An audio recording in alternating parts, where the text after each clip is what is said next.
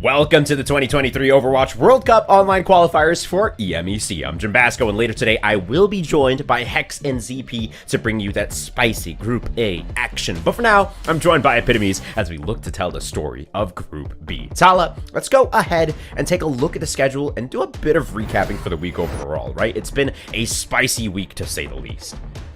Yeah, for sure. I mean, week one, I feel like we got a lot of our expectations measured, you know? Over in Group A, we have Spain, who is currently in the top three and positioned to make it out of playoffs here at the end of week one, though that could change today depending on how Group A performs. But over in Group B, we have a very competitive group. We've said it once, we'll say it, many times again. And, Norway, Saudi Arabia, I think we expected this from them, but the fact that there are only 2 spots just makes it all the harder to let go of some of these other teams. Like, we've been talking a lot about Sweden. Sweden seems to always be a name that is in our mouth, and they've just consistently seemed to just fall short of our expectations. Finland, on the other hand, a team that is performing exactly as we expected, but on that very first day might have had the odds stacked against them playing against Saudi Arabia.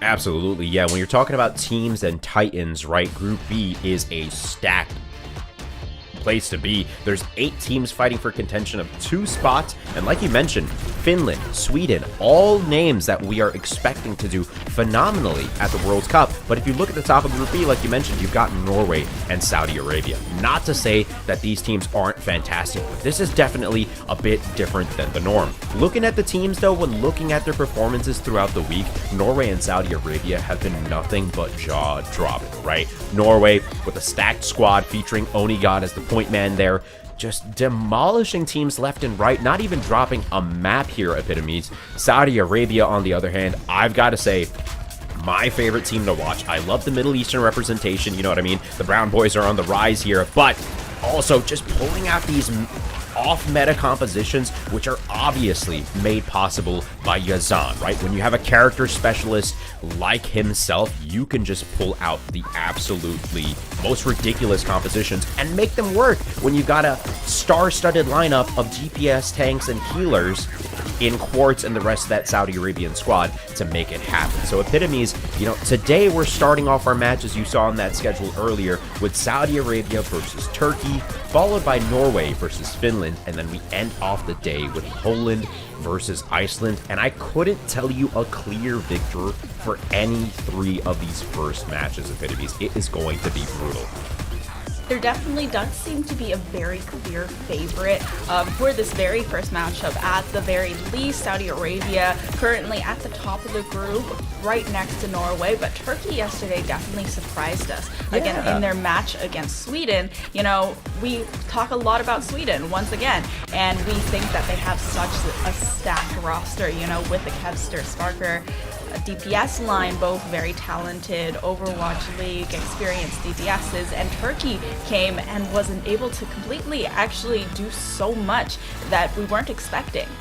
Yeah, and I think that's the key. I think this Turkish team, if you're looking at the matches they've played so far, right? Day 1, they play versus Poland.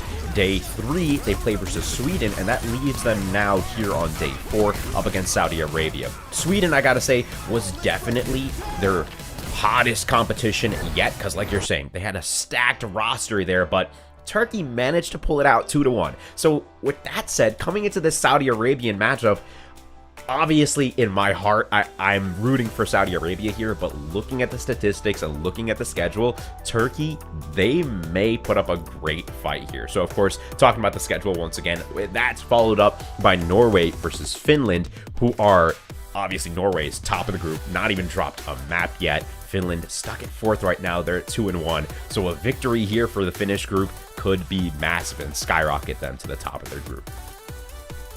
Yeah, I think Finland is really looking for this match against Norway. Not only does it bring Norway down, it skyrockets Finland up and makes a statement to the entirety of Group B that they should not be underestimated, and that although they're in the middle of the pack right now, they don't intend to stay there. And obviously seeing Norway being given some really good competition as well will showcase their abilities even further. So I am looking forward to that matchup for sure.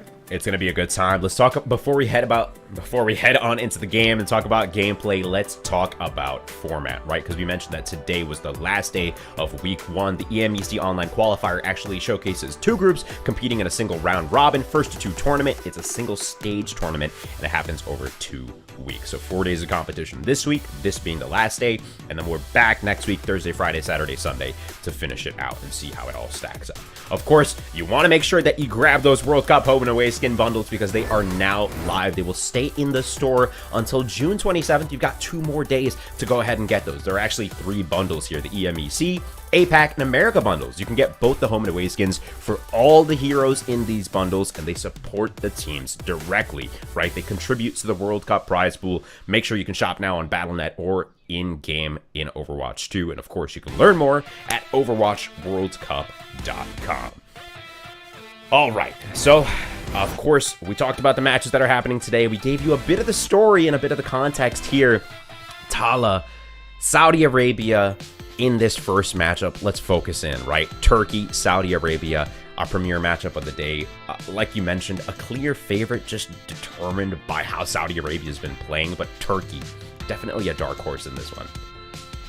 Turkey has proven themselves that they can come into a match being the underdogs and still win it all out. I mean, there are a few more unknown names over on Turkey's side, but obviously you do have Lethal as that London Spitfire DPS coming in to try kind of spearhead that squad. Romani, another known name in the collegiate Overwatch scene as an UCI player. So Turkey do have some really big names that could potentially help them make this match against Saudi Arabia very competitive and very close. Yeah, let's get down into the details, right? Let's go ahead and take a look at the rosters for both the star-studded squads. We're talking about Saudi Arabia versus Turkey. Let's own in on Saudi Arabia first. Of course, we're talking about KSA, Yazan, Quartz, Surmajed, and Haku, right? Of course, CB, a huge fan of that Twisted Minds core, which we've seen do so much work in the 4 days of competition so far. Epitomes, when it comes to playmaking ability, what are you looking for out of the Saudi Arabian team? Saudi Arabia, when you are looking at Saudi Arabia, you are always talking about Yazan and that Haku duo with the pharmacy compositions that come out. And it doesn't really even matter what map that it comes out on because he is such a specialist on that Pharah. But Quartz is kind of, you do not want to underestimate Quartz because if you allow Quartz to get away with anything, he will punish your team very heavily. So do not let Quartz as a DPS get away with anything for free. This entire squad is just so stacked and they work incredibly well together from what we've seen so far, and they do a good job of enabling each other to make bigger plays even if they themselves aren't going to be that hero, that playmaker. Absolutely, and I love the storylines that have been developing for Saudi Arabia as well. Of course, we'll talk about those more in a second, but let's own in on that Turkey squad. We're talking about Romani, Lethal, Nefren, Muzo, and Farouk. Of course, another stacked squad, and you mentioned Romani earlier, right? A player from the US playing for UC Irvine, has a lot of collegiate experience, but is also from Turkey, so was able to play for the World Cup team, and it's awesome, you know, getting this representation from all different levels of skill here on this Turkish squad, Tala. And I'm really excited to see what the first map is going to be.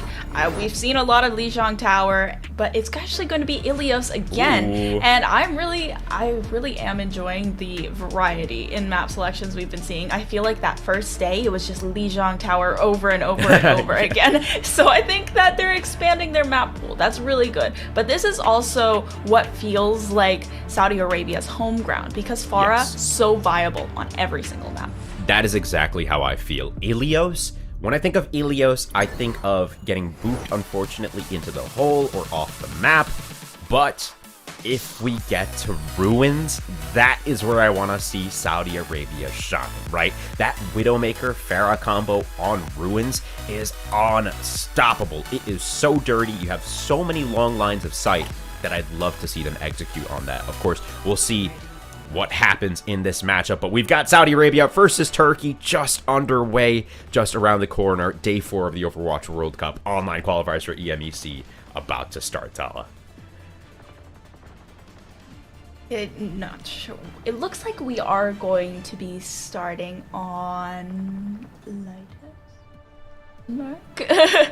Very big question mark here, but it looks like it is going to be Lighthouse for that first map, and it seems that we are not actually seeing the Widowmaker first, and instead it's going to be the Ashe from Quartz. But Nefren is going to match that Ashe, and there are a lot of birds in the sky here with the Yazan and Lethal heading on to the Echo and Farah, both of them having that Mercy in their back pocket as well. Yeah, it's so interesting watching this Echo pick come out as people try to contend with Yazan's Farah. It has been so hard, and Echo is a good alternative, but you're seeing the problem she struggles with, right? At range, she really can't do damage, and that burst, if she doesn't complete it all the way, just gets sustained out by that Mercy. Now we're seeing Yazan through the window here, gets the first blood of the map, and trade it back out. They do take down that tank from Turkey, though, so it's going to be a little bit more difficult for them to engage on the point. Seeing Saudi Arabia get that first touch, Lethal does finish off Quartz, and there is a possibility for that resurrection, but it's used to bring back Sir Majed instead to have that extra sustain. Unfortunately, it doesn't do enough. Oh, okay. Muzo gets knocked off the map, though, and KSA coming back in with a big pick onto Nefren. They're still able to hold on to the point and contest this pretty heavily, but Lethal dishing out so much DPS, especially with Farouk behind him. Now Turkey flipping point.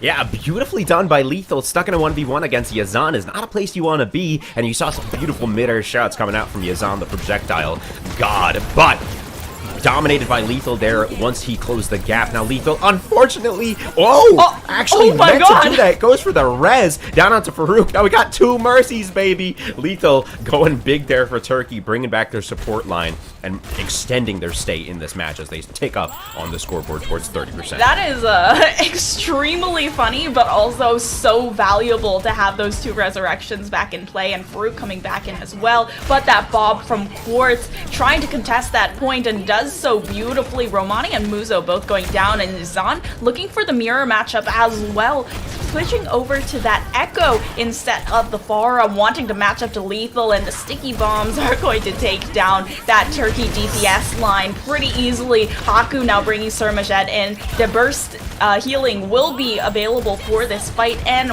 Zan does go ahead and use the duplicate. Doesn't get to get the ultimate from it, but ooh, the sticky bombs once again onto Nefren. It's still that Bob that might be able to contest this fight for Turkey, though, as Saudi Arabia is leaving KSA on the site. They have to go to use the Valkyrie. Both support ultimates expended, and the Rampage as well from Saudi Arabia in order to try and win this one out, as the anti-health does fade away. Romani still gets real low. Sir Majed looking for that pick, but it's still Turkey that finds all the blood.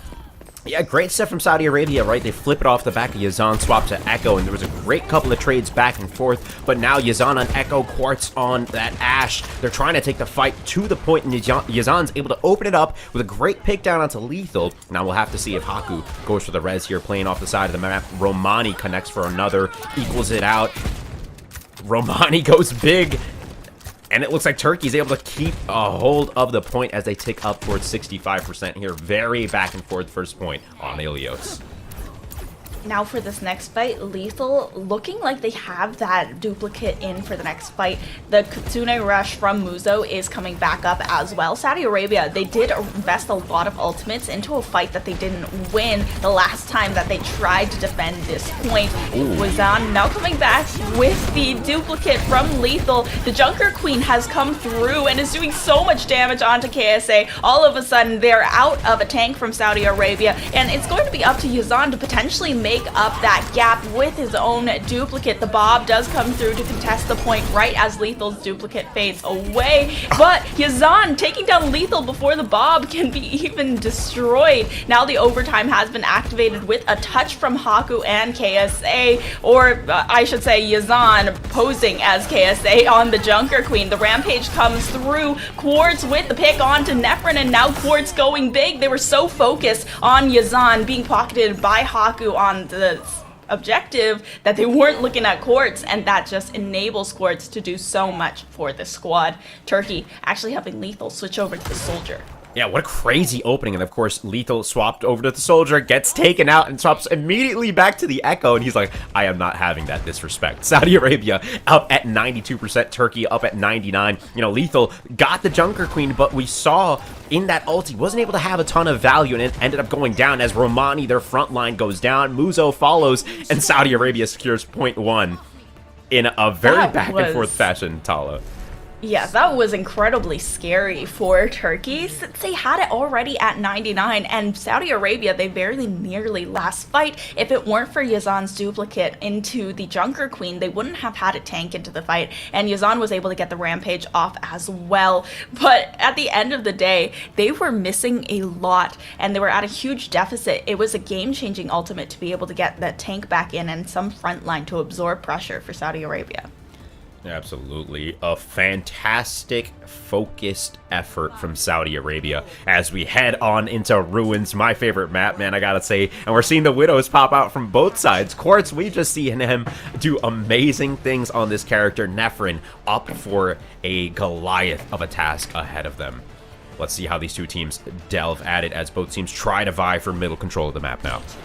And it's going to be a question of, I feel like this Widow is more going to be looking to deal with the Echo Mercy rather than the other Widow, but it's just up to the target selection. Oh, Quartz, that is just an excellent shot from Saudi Arabia's Widowmaker, and Yazan up ahead with the harass. They don't have that hit scan anymore to try and deal with the Echo up above, and as Nefren is coming back into the fight, the entirety of Turkey gets staggered, going to have to regroup while Haku brings back Yazan, of course, loyal pocket Mercy to have that Echo back in. Yeah, loyal day one right there, but of course, Quartz just opening up with that pick onto Nefren, and of course, Yazan following it up. That just puts Saudi Arabia straight on the point and taking up towards 15%. Now, Quartz playing the point man here, trying to isolate this Widow 1v1 while the rest of the team fights on that left bridge side. Quartz is going wide towards the right and is looking for some more action, Tala. Romani trying to swing around this corner and get the damage off onto KSA, both of them getting really low, but this mirror composition, a lot of burst healing here. The focus for Saudi Arabia is trying to get Muzo out, since Farouk is very concentrated on keeping Lethal up and getting Lethal to do that DPS for Turkey and kind of be the playmaker here. But the duplicate from the Echo on Saudi Arabia's side, Yazan, transforming into a secondary Junker Queen just as KSA takes down Romani. This is just too much health for Turkey to shred through, especially with Lethal down, and they have to regroup once again in their spawn. Man, what an impressive composition, right? Talk about the speed boost that you're getting from Surma Jed, and you're getting from that Junker Queen. Should Echo double up on the Junker Queen too? You've got so much gap closing potential, and with Quartz dealing damage from afar, Yazan closing that gap on the Echo, going for the 1v1, and once again epitomes Quartz has just been able to shut it down this game so far. Ooh, Quartz really trying to take down Lethal and focus that fire on their DPSs. Once again, here's the Valkyrie from Farouk on Turkey's side, and that's basically one of the first ultimates they've been able to build up to. Now with 3 ultimates to fight in the next one. However, Saudi Arabia has 3 ultimates of their own, and the Valkyrie has been activated by Haku, trying to get a lot of sustain down onto this team. Okay, Lethal has turned into a Mercy once again, perhaps trying to make sure that the rest of the squad can stay up, and a resurrection potential. Muzo does fall, so I think that Lethal might look for it, but is knocked out of it before they're able to even get a res off. That overtime has been activated, but it's Muzo that's doing the contesting. Yazan goes big for a third time on Ruins, and this is not surprising at all as Saudi Arabia locks in the win on Ilios. Man, I want to say not surprising at all, but after that first half of the map, I was like, oh, Turkey's here to play, yo. And then really it came down to Quartz and Yazan putting on a show, just shutting down every fight before it could even reach the boiling point. And like you pointed out, Tala, the Mercy Echo, I don't know what's going on there, but I don't know if the strategy is working just yet. Turkey gonna have some time to think about it before we head into the second map here, but Saudi Arabia looking so dominant over this squad.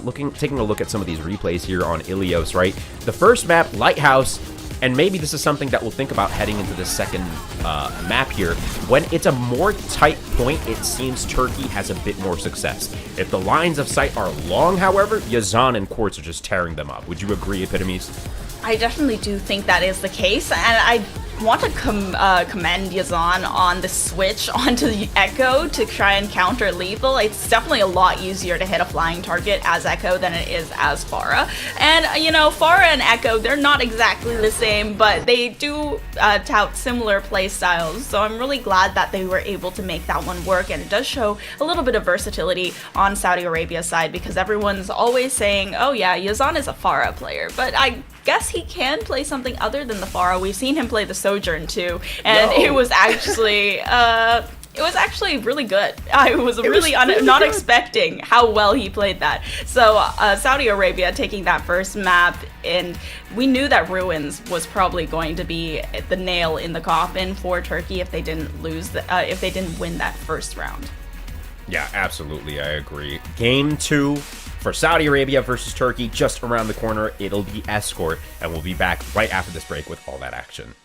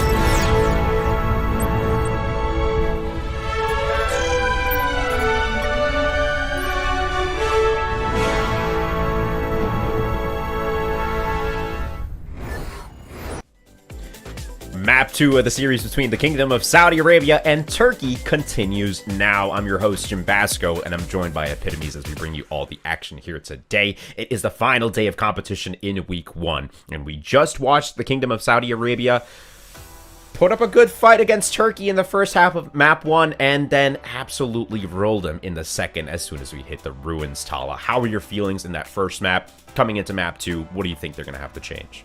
Turkey during that very first map of Lighthouse, it just felt like they were doing so well. It felt very strong from them, and then as soon as they headed to Ruins, where Saudi Arabia was kind of on their home turf, they kind of fell apart. They weren't even able to get a single tick onto that objective, and it felt solid. Saudi was so dominant in that fashion. But now headed on to Turkey's pick of King's Row. Haven't seen this one in a while. Definitely am very excited to see how this one plays out.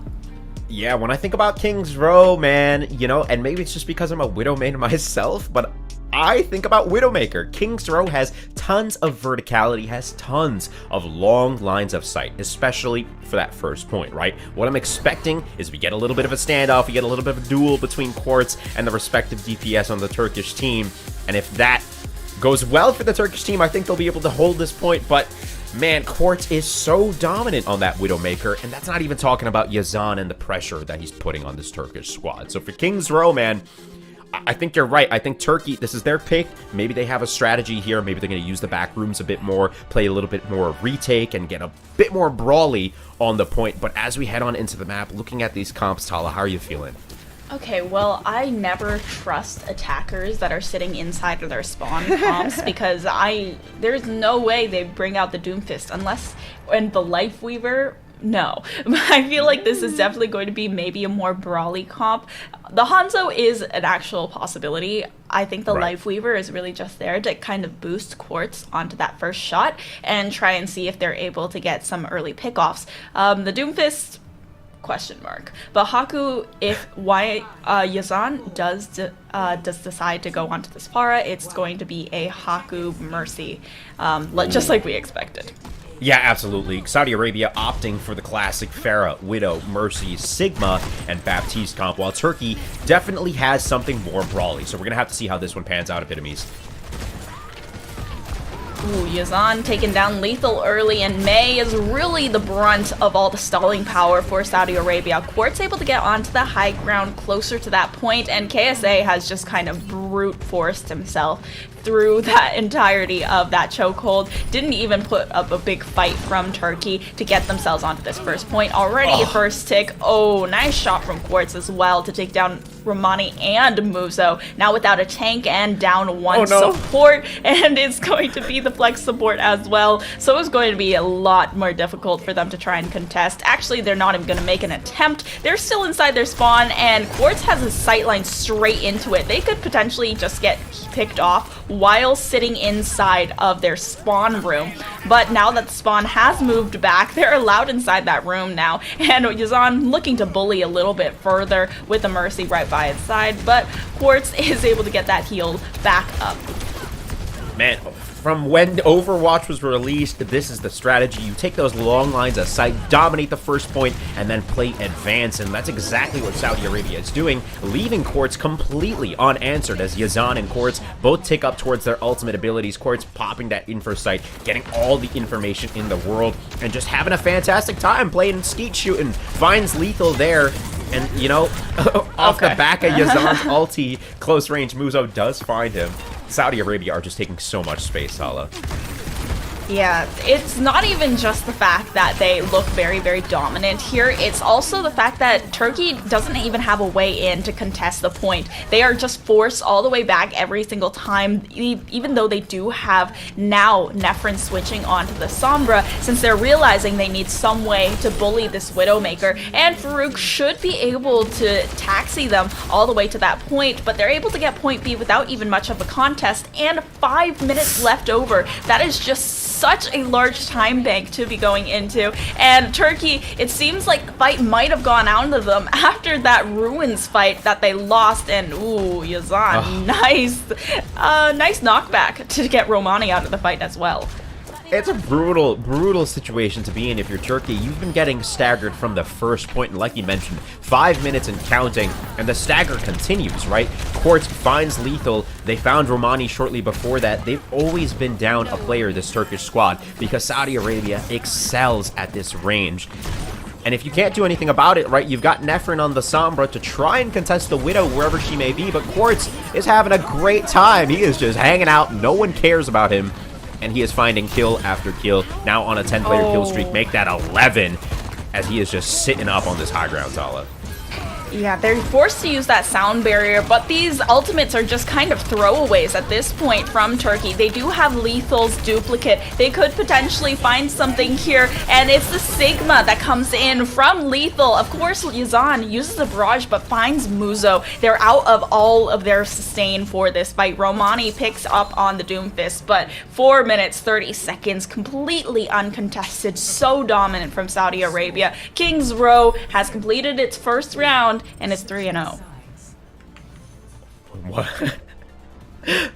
You know, when it comes to picking maps, and I'm playing against Saudi Arabia, I want to try to pick the map with the least amount of long sightlines. King's Row was not the map for that, and Yazan and Quartz just put on a show there. I gotta say, though, as a spectator, as a viewer, as a lover of the game, that was just good to watch, right? This is how you play King's Row. Now, on the defense, I liked what Turkey was doing on their defense, right? They tried to play a more brawly composition, but they just got picked off too early. They weren't respecting the domination that Quartz and Yazan could put out, and we saw how that went. Now, looking at the compositions here, Turkey looks like they're going to opt for that Genji, something a little bit quicker on the attack, and obviously they've still got a little bit of time to change up on that end, but Saudi Arabia sticking to what they know. They've got Yazan on the Echo, they've got Quartz on Cassidy, and they're working with KSA on Diva, as well as Ana Mercy backline. Lethal playing a flex DPS now, though, onto the Genji instead. I think fully expecting for that Widow to still be a huge problem, but Quartz is instead on the Cassidy. So I don't think that they're going to be able to get as much value from the Genji, but Sir Majed is probably a huge weak point in this composition. With the Mercy as a secondary support, you are missing out on a lot of peel for that Ana, so that Lethal can still be a pain in Saudi Arabia's back by harassing that secondary support. Absolutely. Let's see how that Cassidy can do on the job, the task of protecting that Ana, as Yazan and Quartz actually goes down as Romani closes that gap, finds 2 in a row. Man, that gap close is good from Turkey this time around. They've got the speedy closing potential, and KSA finds himself hacked, left without abilities here, and bled out as Romani with those melees. And the rest of Turkey really just make quick work of Saudi Arabia, maybe taking control of the tempo in that fight and turning it up a notch. Yeah, that Junker Queen really forced the tempo a lot more than Saudi Arabia expected. Now switching back onto the Pharah, Yazan back to what he knows, and we were talking about how dominant that first capture was from Saudi Arabia. This was just as dominant. 5 minutes and 30 seconds to force their way over to point B, and Nefrin is really looking for a huge hack on KSA. That Diva was made really vulnerable by Nefrin's first hack and really helped the team fall apart. Yeah, KSA swapping on over to the Junker Queen, hopefully to deal with some of that aggression a little bit better. You got to respect that bleed. It does a ton of damage, and with it being available on so many of Junker Queen's skills, you really want to keep that distance. Lethal, though, and the rest of this Turkish squad doing a great job playing on the point. Quartz dived in the backline. Lethal tries to get to the Mega and goes down. Yazan on this Pharah pick is doing so much gold damage for the Saudi Arabian team, Tala. And this is obviously what we wanted to see from Yazan, and it shreds a Junker Queen so quickly. Haku does go down, unfortunately, but not before Quartz is rezzed, brought back into the fight. Even though this Pharah is hacked and without a Mercy pocket, the entirety of Turkey looking to just regroup instead, as that Mercy is able to join the team. Right, join the team, re-up, regroup. Let's see if we can retake control of the point here. Saudi Arabia using the verticality of this map, right? We talked about this early on. Pharah succeeds because she can play around the corners and the rooftops. Nefrin with the hack, with the EMP, close range, it's going to connect. Can they follow it up, though? Turkey struggling to find a finish as Romani with the ulti connects onto Quartz. Tala. Can they keep it up? Yeah, this is a nice pick to take down Quartz from the fight. The Cassidy forced the play a little bit closer. Huge Suzu there to take all of the anti-health off of some of the Turkey's players, but it's not going to be enough. Muzo, unfortunately, unable to keep Farouk in the fight. They're missing that little bit of extra DPS and sustain that the Lucio would offer, and once again, stalled out at this first choke point. The payload, however, is pushed up very far, but it's just slowly making their way back to where Turkey has been stalled. Beautifully done for this Turkish team, where they struggled on Ilios, but having a lot more success on the first point of King's Row. However, the Saudi Arabian team, with a dominant attack, Lethal finds Quartz in the back rooms here, up top. On the hallway, down a dive onto Surma Jet, gets deflected off by Yazan. Beautifully done, and Epitomes, they are going in. Yazan with the ulti, close range, finds two, and Nefrin returns with one of his own, but the Saudi Arabian squad is staying high in the sky. Just too much distance for the Turkish team to finish him off. Honestly, even that barrage didn't even take out the both of them, and the sound barrier just came out a little bit too late from Farouk, and Farouk is going to pay for his sins by being sent back to the spawn room. Nefrin, however, now taking out Yazan's pocket. Haku going down, so Nefrin is really trying his best to just harass this DPS line. And we actually saw that Lethal is really going for Quartz as well. They're getting really close to this checkpoint now, and it seems like the Quartz, tired of being harassed on the Cassidy, going to go back onto the Sombra instead. Oh, huge EMP. Lethal follows up to it so quickly and without any hesitation. Now only KSA left over. Quartz goes down quickly after. Lethal, what a nice combination of that, those dashes and the EMP. Just so well done. Yeah, beautifully set up.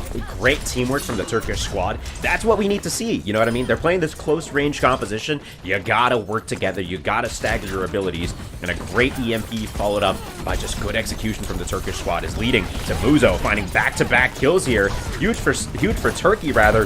This is a big point. They're getting a lot of space right now. They've got one player on the payload as they continue this pressure onto the spawn. Turkey backing up just a little bit now as Saudi Arabia regroups. Yeah, this Genji has become a huge sore spot for Turkey, and Nefrin's been left unchecked as well. Saudi Arabia, they're kind of focused on harassing these supports, and it's a little bit hard to catch out the Genji as Farah, and there's a blade that comes through. Yazan goes down with a helpful shot from Muzo. KSA is going to be able to trade back onto Romani, and Haku has this resurrection in the back pocket, and that's just the power of the Mercy. Even though Yazan is brought back into the fight, it wasn't strictly necessary, with Saudi Arabia seeming really dominant in that last one. Definitely, yeah. Turkey realized they had to cut their losses. They go for the reset there and are trying to regroup. But you gotta give it to Lethal, right? That was a great try, a great attempt with that Dragon Blade to deal with these mosquitoes up in the sky. However, just too mobile, too good. And now we're seeing Quartz back on the Widow as Yazan has that barrage ready to rock Epitomes.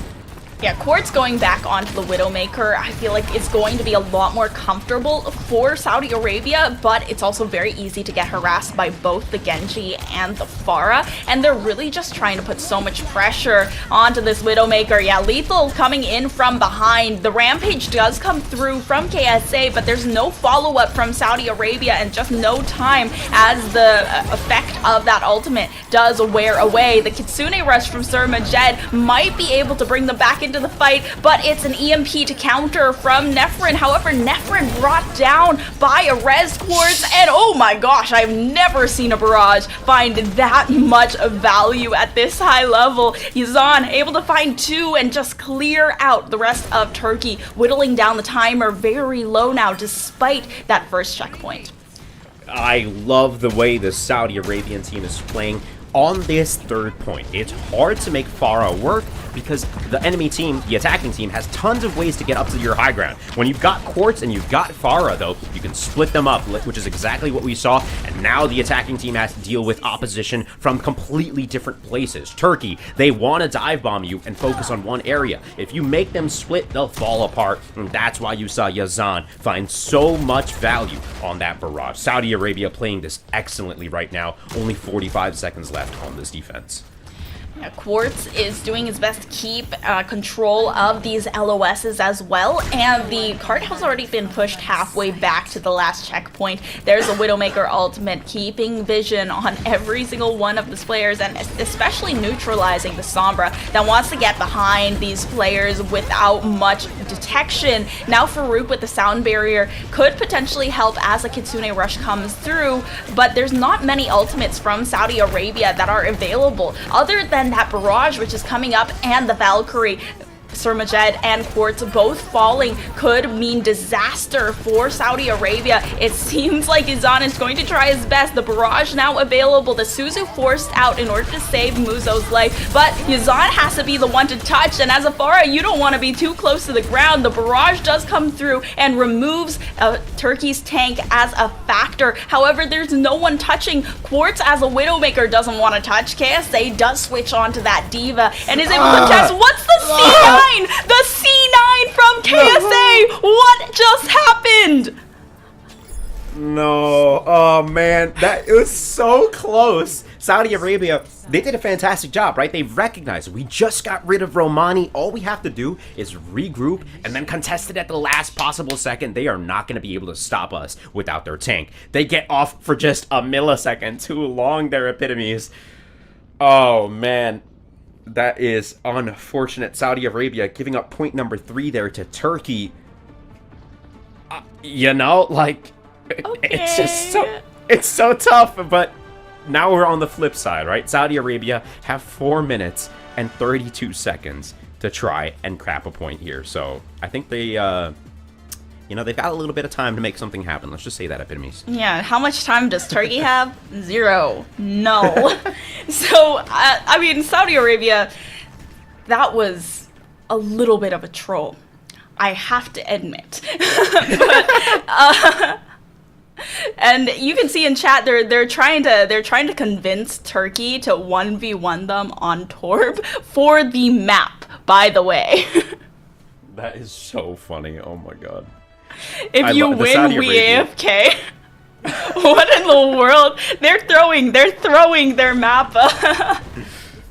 They're throwing their map. And Yazan is actually on the Torb. Like, Torb, he actually wants to do it. Look at them. They're actually doing it.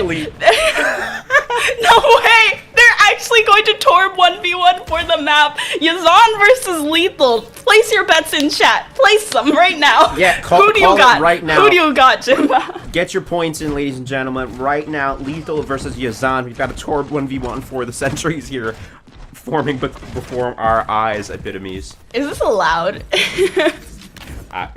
Let the players play, baby. This is the World's Cup. Sometimes we see some off-meta compositions. Sometimes we see... Oh my god, what is happening? What are they doing? Yo, they're going at it! Oh my god, wait!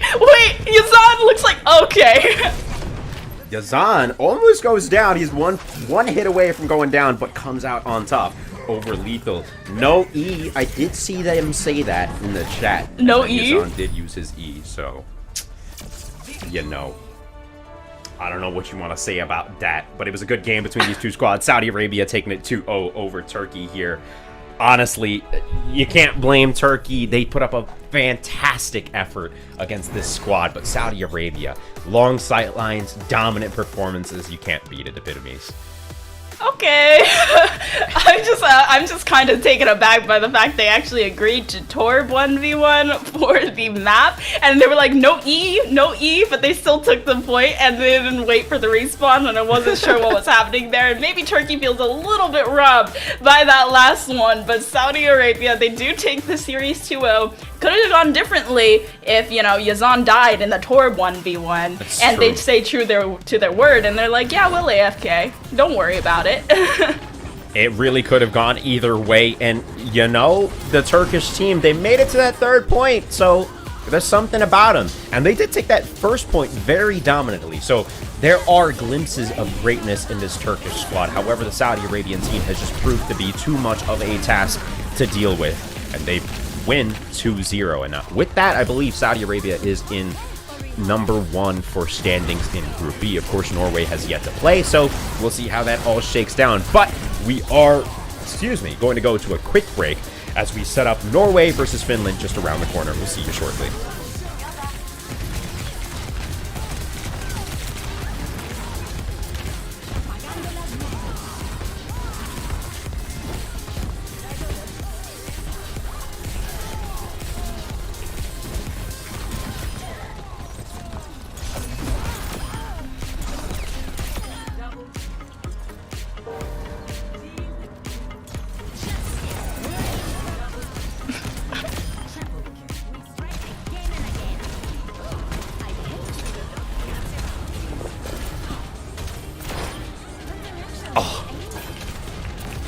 gorgeous mid-air shot.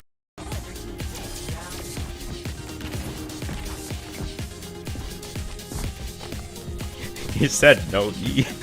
He did say no E. He's still alive. I don't know.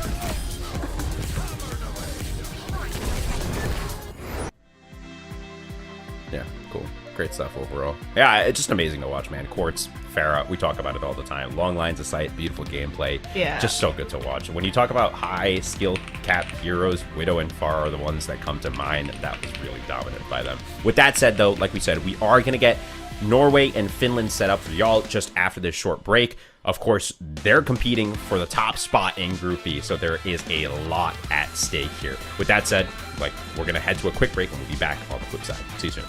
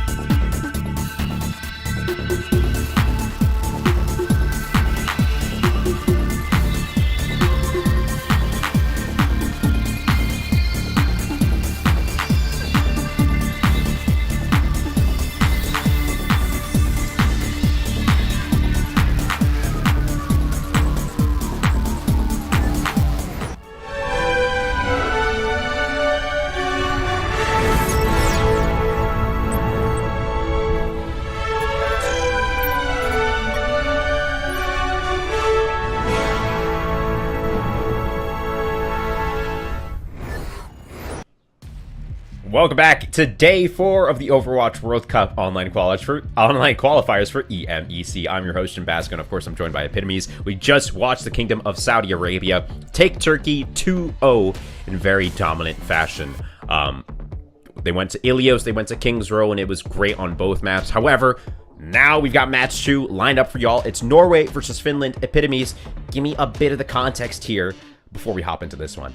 So Norway versus Finland, I feel like this is definitely a very close matchup. Norway at the top of their group right now. Finland a little bit more in the middle of the pack. They have only played 2 matches so far and did go down to Saudi Arabia in the very first day, but they are coming back for the crown of Norway, who is in position to get out of the groups and into the playoff stage so far as it stands at the end of week 1. Both of these teams having a lot of talent on the both of them. I've heard some people jokingly call Norway Oni God's retirement home because he has been part of the Norway World Cup team every single year that the World Cup has been played, and he is just doing such a phenomenal job of playing so far.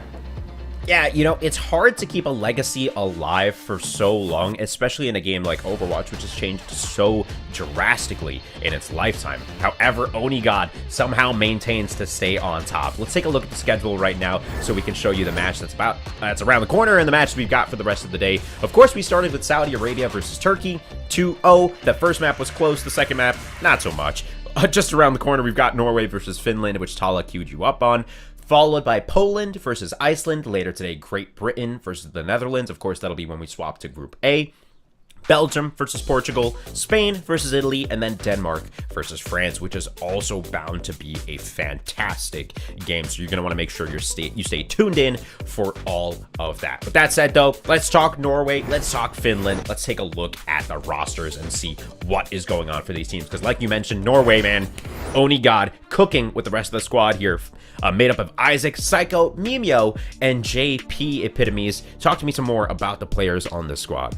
I think Psycho is definitely a super underrated DPS thus far. Onigod obviously being talked about a lot of really good projectile and hit scan play. Psycho on the Tracer has been a huge threat, but yesterday or the day before, I'm not sure which day it was, we did see Psycho take out an Echo in combination with Mimio's Mercy, and that was also really entertaining and just a really strong combination between the two. A lot of EU contenders talent on this team. Mimio also a veteran of the World Cup, or having previous played alongside Onigod. So this is a stacked roster. Stacked roster to say the least. They are the only team in Group B to not have dropped a map, and in Group A, the only team that mirrors a similar result is France at 6-0 as well. So Norway are coming in with a lot to prove, but Finland, like we mentioned, currently they're not in the cut to make the top 2 of Group B. They are currently 3rd. So Norway and Finland vying for contendership in the main event, right? With Vistola, Sauna, Cloud, Mickey, and Masa. I gotta say, this Finnish squad, especially Vistola, have become some of my favorite players to watch. They are just so damn good, Epitomes. Yeah, Vistola on the Diva, it definitely feels like he's going to be quiet for like the majority of a game until all of a sudden it's just all Vistola, and that's the only name that you're seeing running up the kill feed and in your faces. And this DPS line for Finland's squad is also incredibly talented. Sauna, currently playing for Florida Mayhem, obviously so much experience that can be brought into this roster. And still, Masa as well, last playing for the Vancouver Titans. Once again, another Overwatch League talent. Yeah, absolutely. So much veteran experience on this squad. But of course, they're going up a team that is no slouches themselves. With map number 1, though, we are headed to Ilio. It's one of my favorite maps in the game. Lots of versatility in terms of compositions we can see on this bad boy.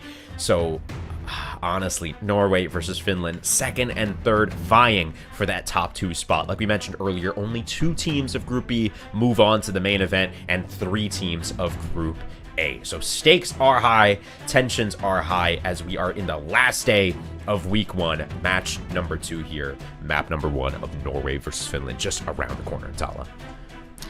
Ilios once again. Norway and Finland, I feel like these teams are so evenly matched. It definitely did feel that Finland, right, they had the cards stacked against them in that very first day, and even then they were able to make those matches really close against Saudi Arabia, who we just saw, and obviously they do have the talent. The talent is there, maybe a little bit of antics, a little bit of C9 antics, a little bit of Torb 1v1 antics, but the talent, it's definitely there, and you can see it. So now we are looking at, Finland versus Norway. I'm really excited to see what Norway brings out. We've seen Norway does a lot of VOD review, a lot of studying up and homework on their opponents, and because of that, they bring out comps that maybe aren't their most comfortable or the most meta, but definitely do counter the characters that the other team tends to pick. Yeah, and something that I've been seeing teams do recently, which we actually just saw Turkey try to pull off in their set of matches against Saudi Arabia, is that faster pace, more brawly composition, right? There are obviously a lot of options for the compositions you can pick here. Long range, you can go with the Pharah Widow, make it work, whatever your heart desires.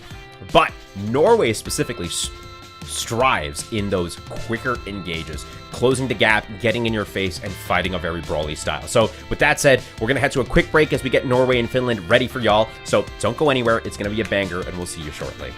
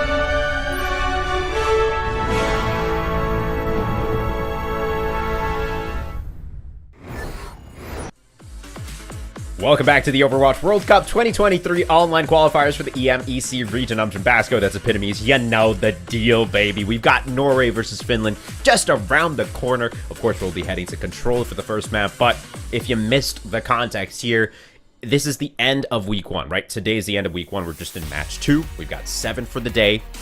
Currently, only 2 teams will be making it out of Group B to go to the main event, and only 3 teams will be making it out of Group A.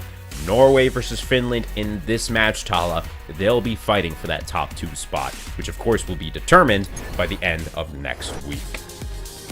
Yeah, and they're always in good position, or Finland is already in good position. They might be middle of the pack now, but that could change with just one match. And Norway as well, they are always at the top, and they have done their homework, or I'm hoping that they have, because they have done it for every other matchup.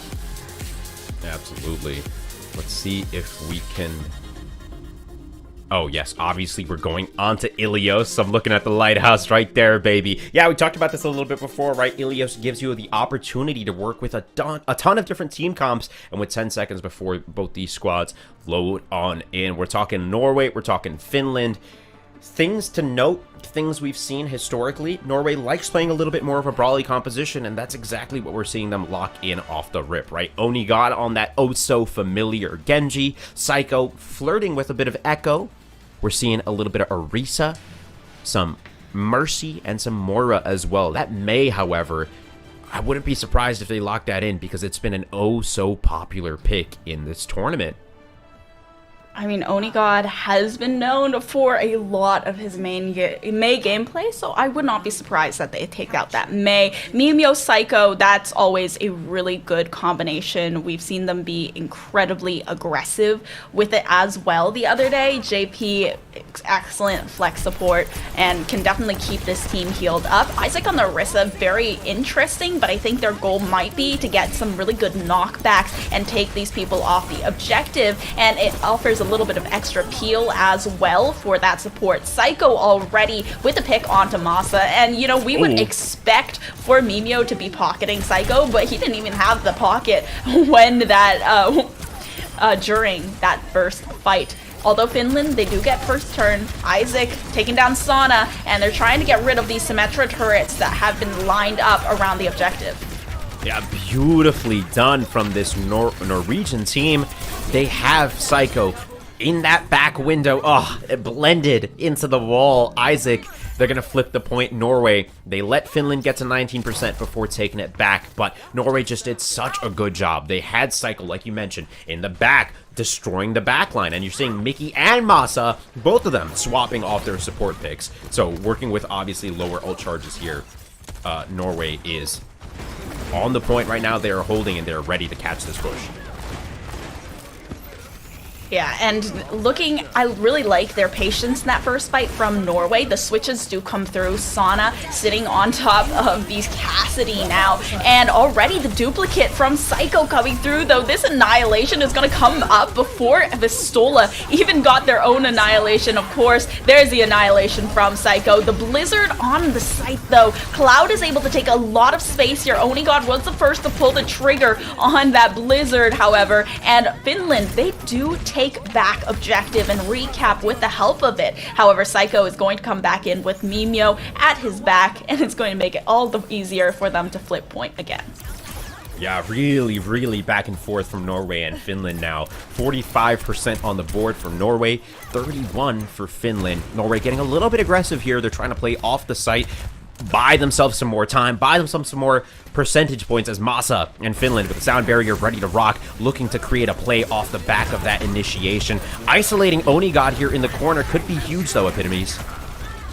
Yeah, Onigod going down early could change the tide of this fight. Okay, Masa almost took down Onigod, knocking him off the map, but it's not even going to matter. Isaac only catches the Immortality field with the Terra Surge. Mimio immediately bringing Psycho back, though, and able to escape the damage, and they're still contesting this as well, but Finland are very quickly going to turn this after Norway get to 80%, especially with Onigod going down. Now, Psycho's still on the high ground, but if Psycho goes down, it's not surprising that Mimio is going to be quick to follow. Lots of ultimates to turn the tide of that fight, though, with both the Annihilation and the Amp Matrix.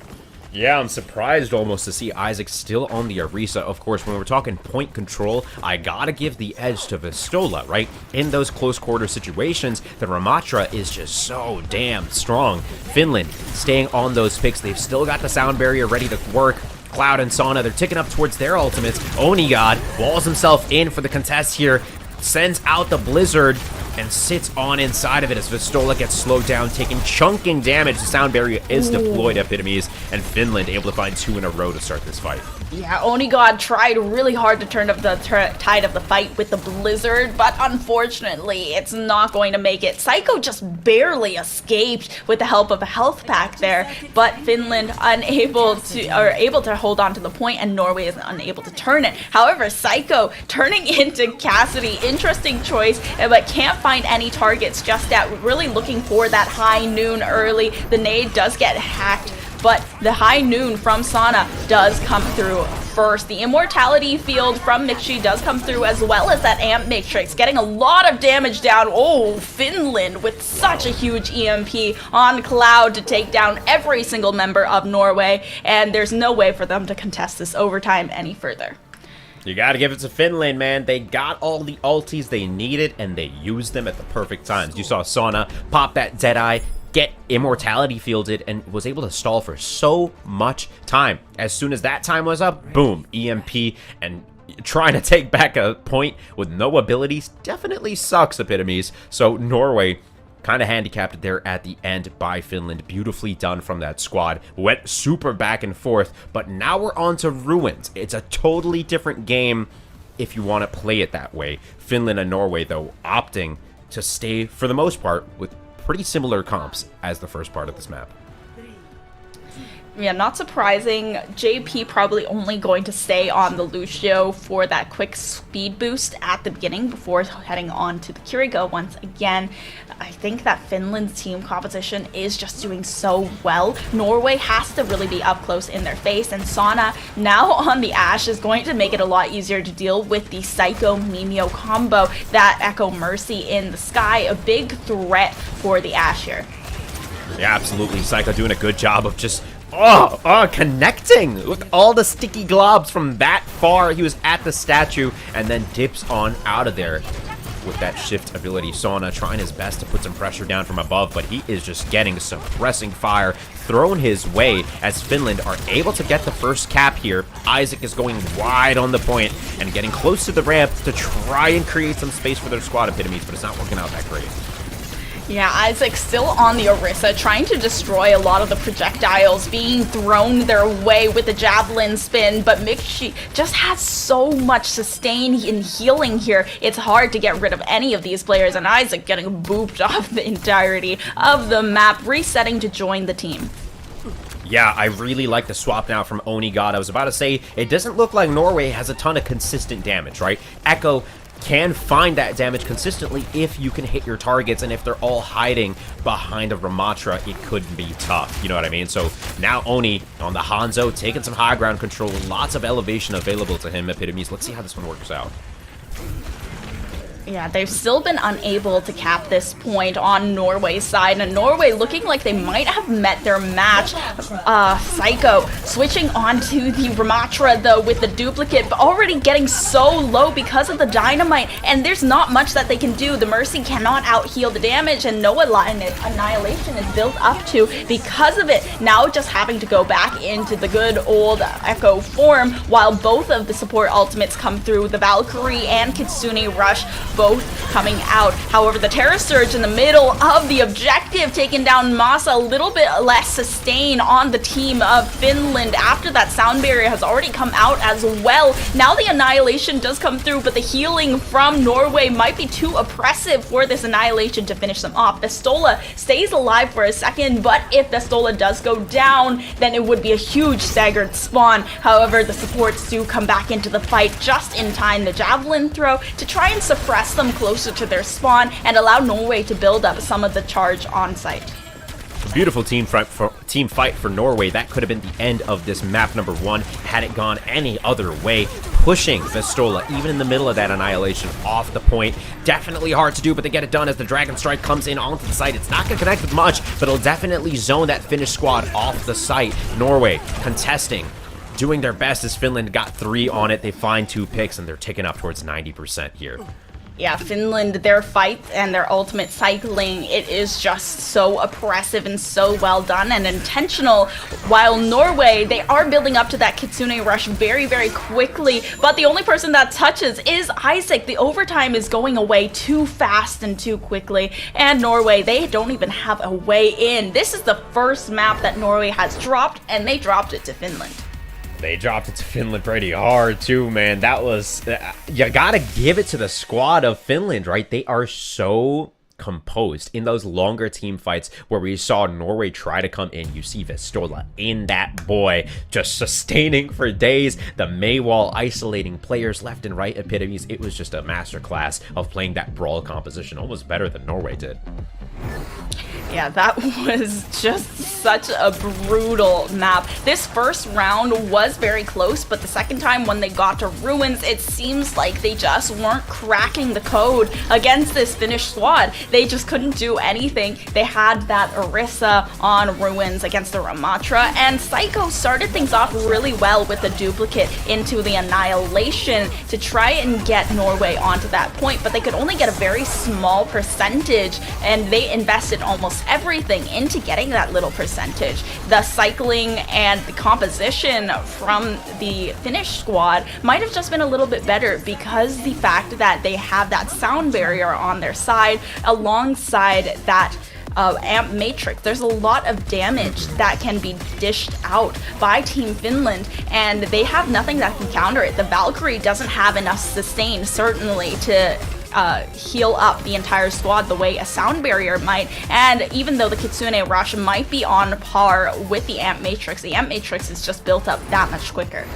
Yeah, I have to agree with you. I think Finland did a fantastic job of playing a very similar comp and forcing Norway to go to the point and try to get them off, but they also had their Ashe and their BAP, like you mentioned, on that high ground, slightly out of the way. So should Norway take the fight to the site, they are getting damage dealt to them from afar. Amp Matrix, Ashe damage, those nades, and of course an inevitable bob here and there is hard as hell to deal with. So Finland 1-0 in this matchup. We will have map 2 after this short break. Don't go anywhere. It was a great game, and I'm sure it'll get even better.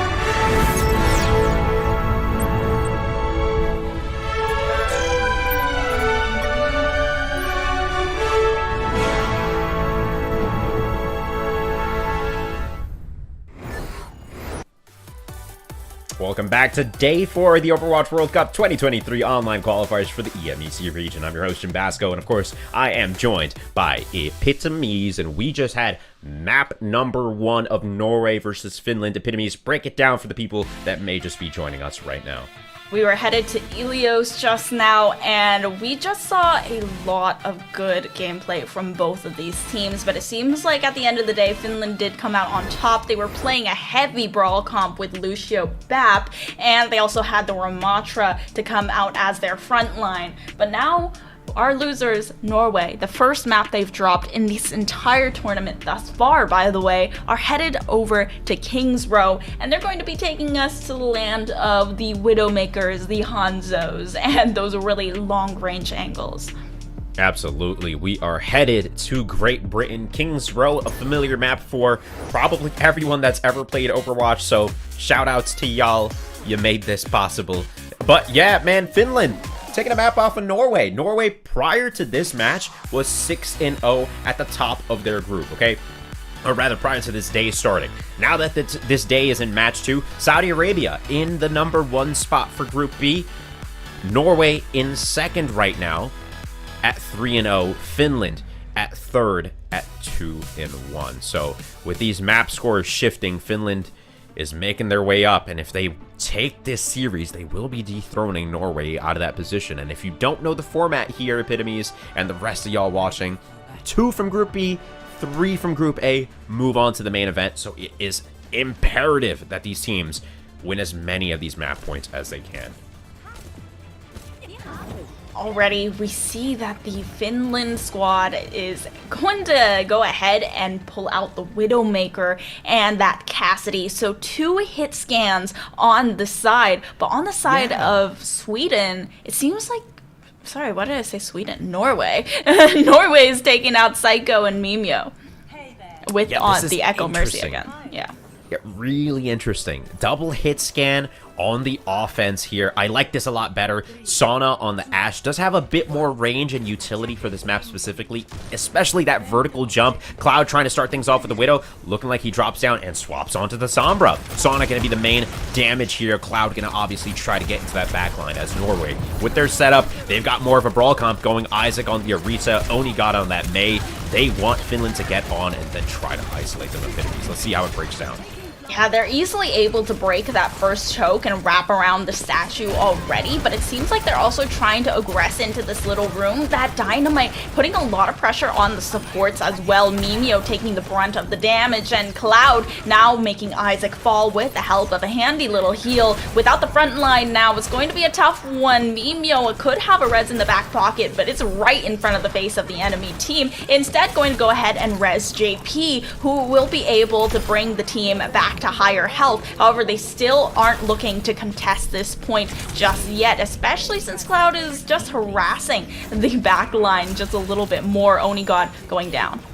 Yeah, beautifully done from Finland. A swift and simple take from them. Cloud and the rest of the squad create space by going into the back line. Vestola and Sauna, the ever-present moving forward front line for this Finnish team. Taking space around the first corner here, imperative, but of course Norway responds. They flirt with the high ground idea for a second. Isaac trying to get the spin to win going, defending that mega pack as Sauna tries to clear out that high ground. Norway setting up on this first corner here with the Mei wall going up. Of course, that Amp Matrix is ready. They're trying to force the positioning out of Norway, but I don't think they know where Psycho is. Psycho is literally just in their backline. It's an Echo flank. Echo flank, and with that ulti ability too, he could go huge here. Psycho spotted out by the Sombra though, diving in onto the site itself, takes the fight up into the sky. It is so hard to deal with an Echo that's doing damage to your back line, but Psycho not able to find a ton, wraps back, connects with the team, and takes the Ashe. That Ashe is definitely a good pick, building up to that Bob so quickly and even able to get a 6th player, but just as it's about to come up, it goes away. The duplicate is knocked out of Norway. The Terra Surge does come through for a second, but Isaac doesn't find anything because of that sound barrier. It's the Blizzard to come through. Onigod, however, taken down easily by that Annihilation. Vestola being able to kept up with it, Immortality Field, and the rest of the healing just comes through quickly. The sleep does come come through from JP, but they're gonna have to back up since they cannot contest without their front line. JP actually getting a lot of pressure being put onto him for this entirety of the match, being that sole Ana with a lot of heal, but the onus of the healing is on JP. Absolutely. Mimio stuck on the job here. Psycho gonna be their ride or die as Finland forcing Norway down onto the Ramatra as well. This is a better composition, but Onigod and Psycho running this double duelist. They're struggling to put up damage, especially with Mickey running that Amp Matrix, but Oni finds it at range. A beautiful headshot. Pressure down from Masa, keeping him on his back foot. Finds all the supports as well, and Masa's like, I'm gonna get out of here. That was not a great spot to be. Yeah, and Psycho now finding the Stola, leaving their tank out of the fight. They're going to want Finland to disengage. Kite on back. Psycho going up overhead with the glide. Can see a lot into Finland's spawn though, so able to get some early damage down and potentially some suppression fire to ensure that they don't get too far. Psycho gets low, but of course Mimio right behind him with the heals. Finland grouped up yet again. 5-on-5 action. Norway positioning themselves on the high ground. Of course, Psycho ulti in hand. Mimio, Rez, ready to rock as Finland and Sauna specifically close to that Bob. It looks like they're wrapping around the left side here, Epitomes. Will they be able to take this fight? Psycho having that duplicate ready. The Bob does come through. Potentially a Bob from Psycho available, especially as Onigod goes down. They're going to want that 6th player in. Psycho does find Mickey, and without the burst healing from the Baptiste, it's going to be harder to keep Finland's team up. Sauna still up though and firing away. Sound barrier comes up just in time, and there's the Ramatra to come through from Psycho, but the healing needs to be there. They need to find some way to keep the annihilation on Psycho coming through so they can have that extra ultimate in the back pocket. Or it doesn't seem like they're going to need that annihilation at all. Finland successfully kiting away, so at least they don't have to go and reset. They keep and hold on to their lives. What a disgusting game from Norway so far, right? Echo doubling up on the Ramatra. They brute force Finland off that side. Vistola and Cloud, though, on the Finnish squad. We're watching out for these two players. Both ultimates ready to rock. Onigod about 70% of the way to that Tracer Pulse Bomb. Finland has an opportunity right now. Of course, both Ramatras going at it. Onigod up in the sky, trying to get some more percentage points, and then we'll want to go for the stick here as Cloud finally builds up that Blizzard as well. Yeah, this Blizzard could be a game changer. They're still contesting very heavily, and the Blizzard just comes through. Isaac is hiding behind the shield, actually survives for a little bit longer, and Mimio, what was that? Trying to go for a really risky res right in the face of Finland, and unfortunately Norway, they're gonna fall one by one after that Blizzard completely isolated Isaac. Yeah, connections are found for the Finnish squad as Onigod with the Widow swap on this 3rd point. I gotta say, I like the idea, but Sauna at 99% to that Bob, it is gonna be brutal. Both Mimio and JP, the supports for the Norwegian squad, have both their support ultimates ready. This could go either way, Epitomes. Yeah, and it's all about the power of those support ultimates. You have the Valkyrie being used after the Bob was thrown by Sauna, but it's trying to just go for the sustain of the entirety of this squad when you really want to be looking at that damage boost to try and deal as much damage as possible. Huge anti-nade from JP though to take down Masa, and now Psycho able to find Vistola. At the end of the day, Isaac does come back into the fight quickly with the help of that handy little resurrection from Mimio, and Norway, they are looking to be in a good position, just need to shave off another minute to prevent Finland from the full cap. Honestly, that was the best possible way that fight could have gone for Norway, and now they've set themselves up for a good 3 more fights. With a minute left on the clock, you got the Echo ulti, you're about to get the Ramatra ulti, you got the Nano. If they stagger their ults properly, they might be in for a fantastic defense here. Let's see how it pans out, Epitomes, as Finland takes the fight to them. Sound barrier is getting picked up, and that Amp Matrix just around the corner as Isaac starts things off with the Annihilation. The Annihilation is so huge from Isaac. Even though the sound barrier was coming up like you called, Masa just couldn't build it fast enough, and with the tank already out of the fight, it wasn't even worth it to invest at the end of the day. The entirety of Finland getting wiped, and now 30 seconds left over. If Norway is going to be able to hold this, Finland Finland is going to look for that overtime hold for the full cap.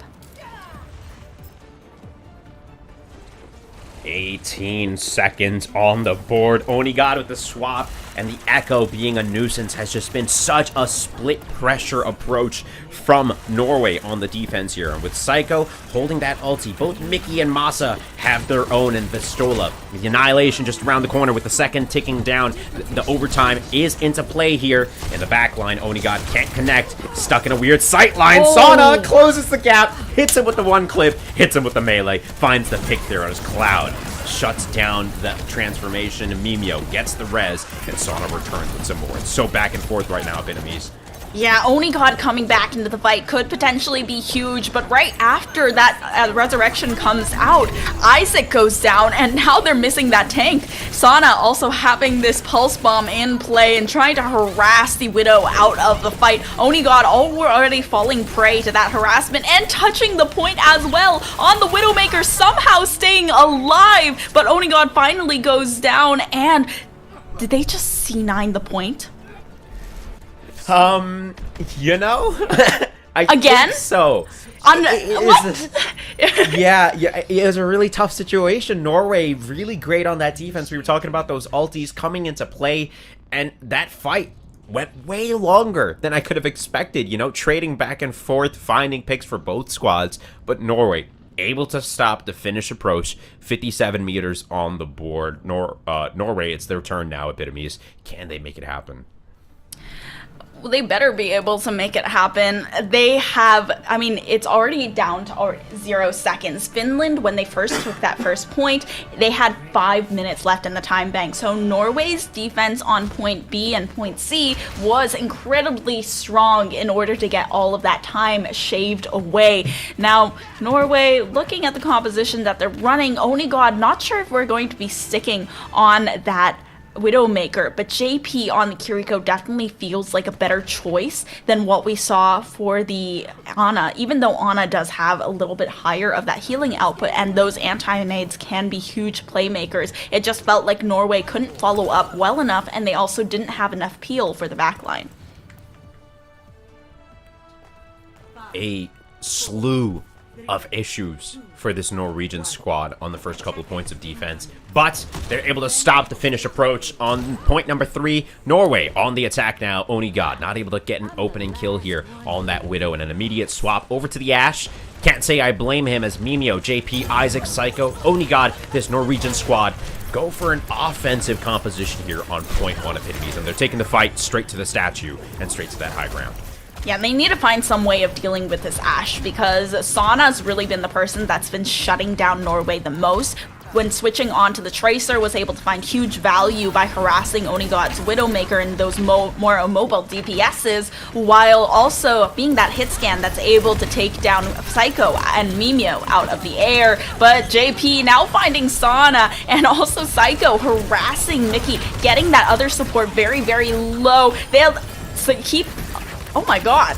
They somehow survive with the immortality field, but Psycho isn't going to let that one slide for long. Now 3 minutes left over as they cap that first point. Man, the burst damage that comes out of Psycho's Echo is Psycho. It's sicko, it's crazy. And, you know, whenever I play Echo, it doesn't look like that, man. You know what I mean? It just does not have the same value. Psycho working so well with JP and the mobile damage dealers of the Norwegian squad that they're able to shut it down first point. 5 minutes still left to take it on into the second as they escort that payload out through this bridge and into the first couple set of turns here. They're able to just push through this first choke, but Finland's already regrouped. Norway didn't surge ahead to try and take that kind of space, so they will have to fight their way through this choke since they can't suppress Finland further. However, they do have the Kitsune Rush. Annihilation has been pulled out to counter on top of the amplification matrix, trying to force a little bit of the positioning and making sure that they can't get through. The Bob from Onigod does come out, but it doesn't find anything because Mikshi quickly eliminates it because because of his amplification matrix. Now with the immortality field out to keep the supports alive once again, Mickey just has such good survivability for Finland's squad, and it's exactly what they need. Norway being pushed back, and Isaac now deciding that he's going to switch on to this Orisa.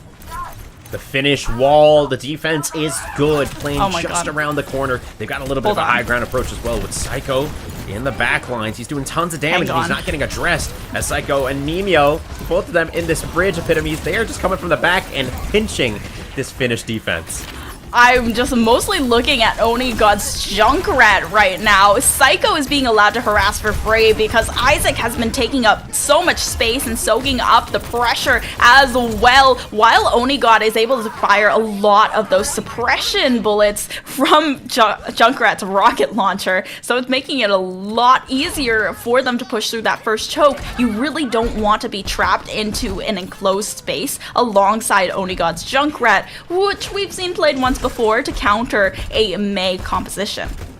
Yeah, if you can blow up that Ramatra and Mei defense, you will have a good time. And Oni God, that is his job. Do the damage so that Psycho can find the finishes. This composition, I really like it. And with that Orisa on the point to just kind of escort it all the way, Sauna opens up with a huge Deadeye down onto Psycho.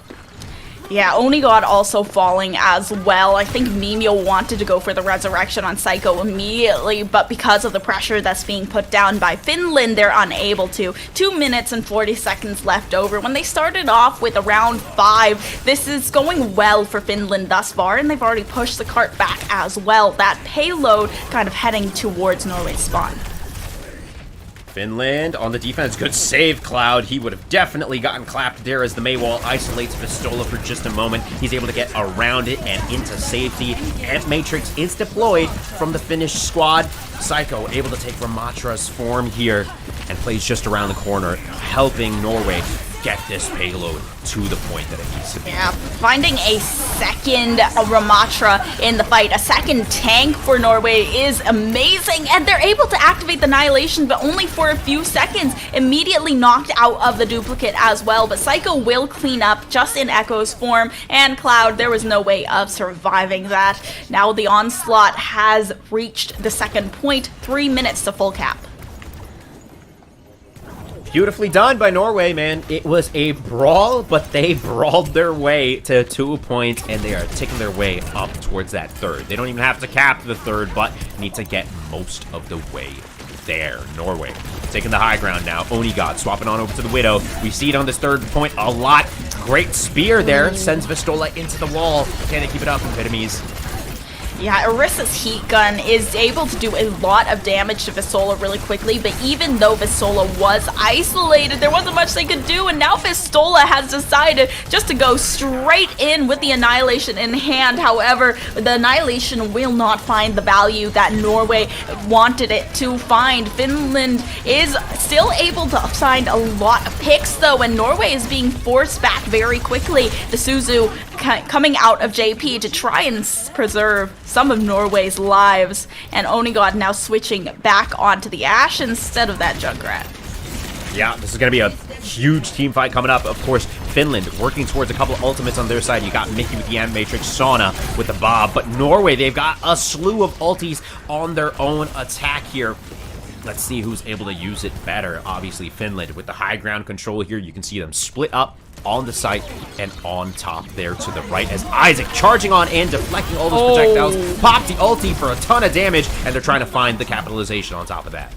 Yeah, the Bob does come out, and Isaac's just going to focus it down while the rest of Norway swarms, realizing the only ultimate that Finland had in their back pocket has been used, and Isaac initiating with that Terra Surge allows Psycho to go ahead and duplicate the Ramatra. Once again, no Annihilation possible for Norway, unfortunately, and Sauna also winning that hit scan battle up against Oni God, but they have Mimio on their side, and Mimio, the Guardian Angel of Norway, will bring back that secondary DPS just as Psycho falls. Norway still in the fight and still prolonging, but looking to kite a little bit further back now. With 1 minute left in the time bank, Finland once again staggers the main support of Norway. Beautifully done, Finland. Sauna with the swap to Widow yet again, you know, just making it work, doing some long-range damage, and now Norway has to obviously respect here. This is critical that they don't get picked off, and they're doing a good job of just toying and putting down some suppressing fire onto where Sauna wants to peek. Forced to reposition now, Finland. They've got 2 ultis. Vistola's about to get that annihilation. And Finland, they play this right. They're about to play some great defense. Norway on the attack, though. Bob to start. The Terror Surge coming out fresh from Isaac once again, and Oni got Bob in such good position. Cloud switching over to that Sombra, looking to take down the support, and JP does fall, but Psycho still a threat alongside Mimio in the skies, and they haven't looked up just yet. Vistola has the annihilation and is going to go ahead and pull it out. Oni God can't do much against it. Switching on to that soldier pick. It's 5 seconds left over. There needs to be some sort of touch. Isaac comes in on the Doomfist and is completely shredded. The overtime has been activated, but neither of them can find a grip or a foothold on this payload. Just wrapping around. Overtime ticking down real quick. Need to touch. There's Mimio with the touch, and the Mercy comes back out, leaving Psycho to defend himself inside the middle of the fight. The duplicate allows for that secondary health bar, and the Mercy still somehow alive after that contest on the payload, but Cloud with 2, and finally the Mercy out, and Oni God alongside it. Kitsune rush forced from JP as Isaac looking to fight in a 1v1 on the Doomfist against the Annihilation, but it's not going to be enough. Finland, they win a second map 2-0 against the top of Group D.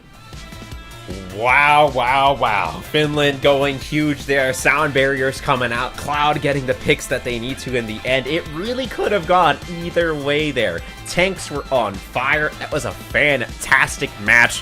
Finland taking it 2-0. Definitely the score does not tell the story, Epitomes. Yeah, that was an insane map on Kings Row. I think it was even funnier is the fact that Finland actually did C9 that point on their attacking side, so they probably could have gotten it a little bit further if they didn't decide to just stop contesting the objective.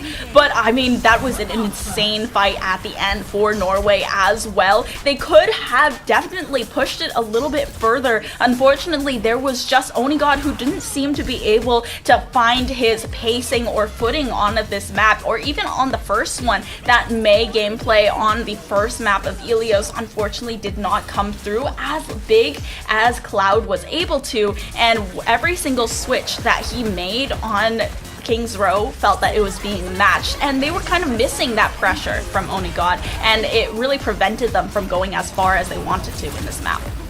Absolutely, man. I am such a huge fan of this Finnish team. Now, I gotta say, Norway were some of my favorites to make it out of this group, but Finland is here to play, man. Cloud, Sauna, this DPS duo is fantastic. Vistola is one of my favorite tank players just ever. You know, I love the aggression. I love the confidence with which they play. And Mickey and Masa are a support duo that are really just unstoppable. How many times do we see them create value and get out of situations that they shouldn't have been able to, right? So Finland, I love how versatile they are. I love their showing here, and Kings Row was an amazing map. That was just match 2 of the day. We've got 5 more in store for y'all, so don't go anywhere. We're gonna head to a short break while we get Poland versus Iceland ready for y'all on the other side. So we'll see you soon.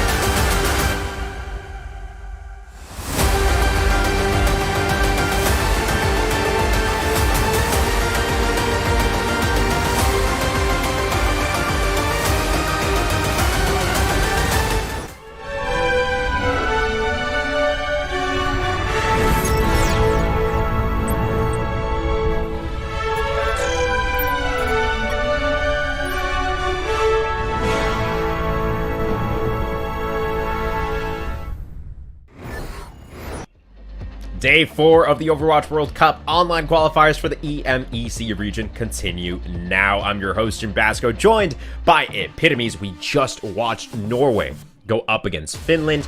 Finland take the set 2-0. Let's go ahead and take a look at the schedule so we can show you what matches we've done already and what matches we still have yet to come up.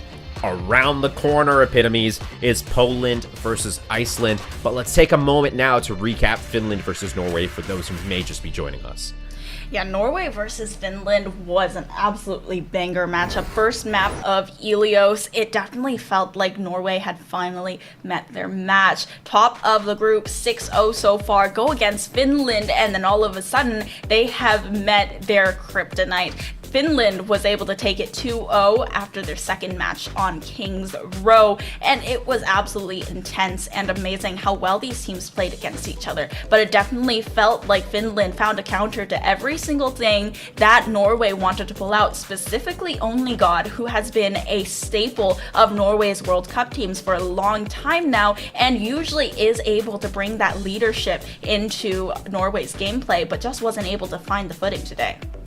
Just not able to find the footing today. And if you're not familiar with the format, right, let's talk about it real quick. This is a round robin format split across 2 weeks. So the top 3 teams of Group A, top 2 of Group B will be moving on to the main event. And if we're looking at standings real quick, in Group A, we've got France, Denmark, and Spain in those top 3 positions. And for Group B, Saudi Arabia and a newly crowned Finland, knocking Norway out of contention for that main event, man. So these storylines are going to continue to get deeper and deeper, and will continue to flip as the action continues later on today, and of course into next week. We got Thursday, Friday, Saturday, and Sunday worth of action. So that all said, we've got Poland versus Iceland just around the corner. Let's go ahead and cue on into that and take a look at the rosters here, right? Poland first up, Forever 774 on the tank, Fake Jake and iCav on DPS, and Flipper and Texol on the support. Epitomes, give us the breakdown here. So for this team of Poland, we definitely see that there are some names that we might know, but they've mostly made their name here in the World Cup. We don't know a lot of them. Like Fake Jake, we know, played in the open division for EU and was previously has experience, but Poland, for the most part, it's just a lot of unknown names. Absolutely, yeah, and Poland, just to give y'all a bit of context, currently 0-2 in the standings, right? They went up against some tough opponents, both in Turkey and in Saudi Arabia. So that being said, players to watch out for, in my opinion, I am a huge fan of Texol. I've been watching him play over the past couple of days, and I gotta say the impact that this individual brings to this team is unimaginable, and I can't wait to see what they do. But like you said, Epitomes, a lot of these players still forging their legacy. Let's flip on over and hop in with Iceland and check out their rosters, because this team, a little bit more experience, you could say, right?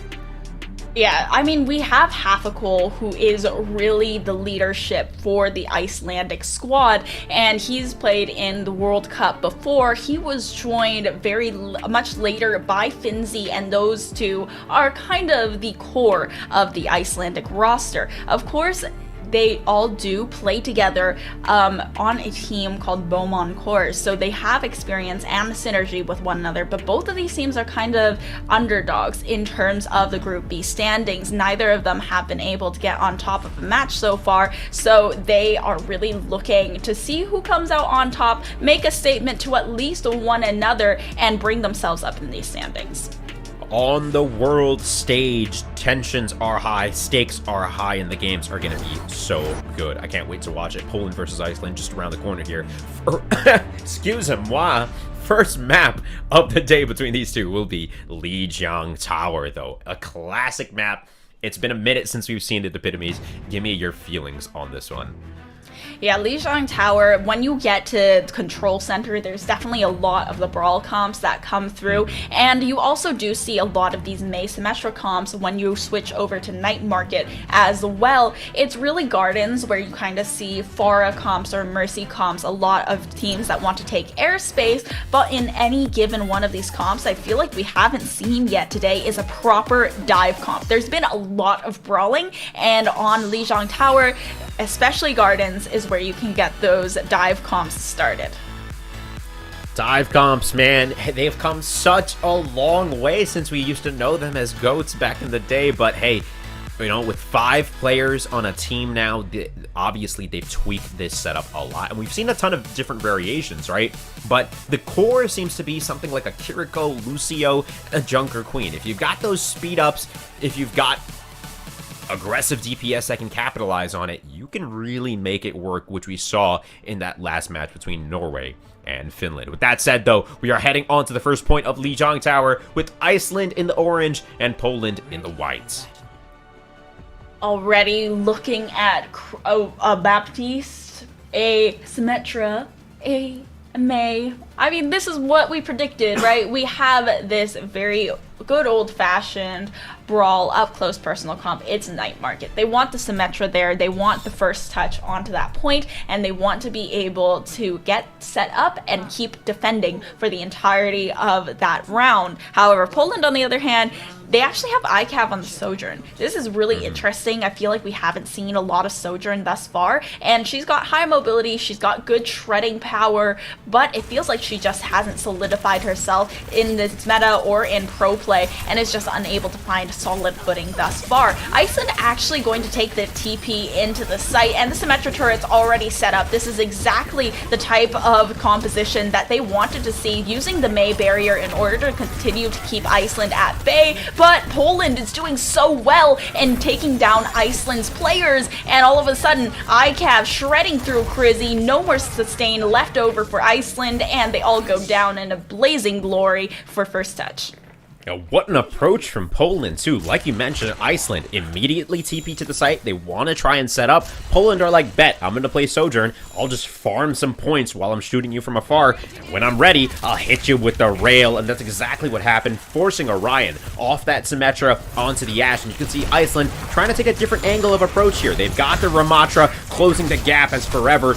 Wow, a great wall to isolate this Ramatra, and the damage comes down as Forever backs on up to provide some cover for his team. Iceland doing a good job of trying to get through, but Poland even better on this defense thus far. Iceland is really taking a full frontal approach to this squad, and with this Amp Matrix, it's going to be a lot harder to force that approach through. They're not really taking any side lanes. They just want to go in through the front doors. There's no sneaking around with this Iceland roster. It's just in your face all the time with the full brawl that they're running, and Poland is going to come out on top with a team kill. Really great aggression, and you can see Poland now getting even more aggressive. They're holding that doorway as the rest of Iceland opts to take the higher ground here. Maybe they go for a little bit of a dunk with the Ramatra shield deployed. They drop down to the lower ground. Of course, Half Equal leading the way here. Gonna try to take first contact and isolate Ramatra. Let's see how it goes with the Blizzard in hand. Well, it seems like they're going to go ahead and use that sound barrier very early, dropping the beat in response to the annihilation from both sides coming out. For Forever completely shredded by Half-a-Cool. There is no chance of that annihilation finding value, and Finland are finally turning the fight around. Okay, Fithark just going to take down Texel, and once again missing that sustain from Poland's squad. So they're going to go ahead and have to run away. Flipper gets so staggered though, and that's going to buy some time for Iceland to build up some stagger onto that objective. Great stuff overall from Iceland to take that point back. Of course, Poland, you can see them just overextending a little, getting into spots that they may not have wanted to be in. Iceland taking advantage of that, taking up towards 25%. They've got a quarter of the score they need to win this map point. Iceland, though, taking a slower approach. They don't necessarily want to fight directly on site, but with the help of a Blizzard, that'll definitely be a good entry, Epitomes. This is an excellent Blizzard from Fake Jake. It cleared up so much space on the objective. It forced a lot of Iceland's players back, but Poland actually have to disengage because of Fithark's pick onto Forever. And now Fake Jake, okay, ICAV and Fake Jake, they really had nowhere to go there. Even with the ice block, Fake Jake gets taken down, and Iceland, they are finding a good rhythm, a good tempo, and forcing Poland to take things a little bit quicker than they might have expected. Yeah, Half-a-Cool with a beautiful Maywall there, just shutting it down for Poland, forcing them to regroup, and taking up, most importantly, on that scoreboard, right? We're up towards 65% of the score here. Iceland forced back now as Poland on the aggressive push here, speed boost in play. Iceland ready to rock here, and Matrix deployed. How does it go down, Epitomes?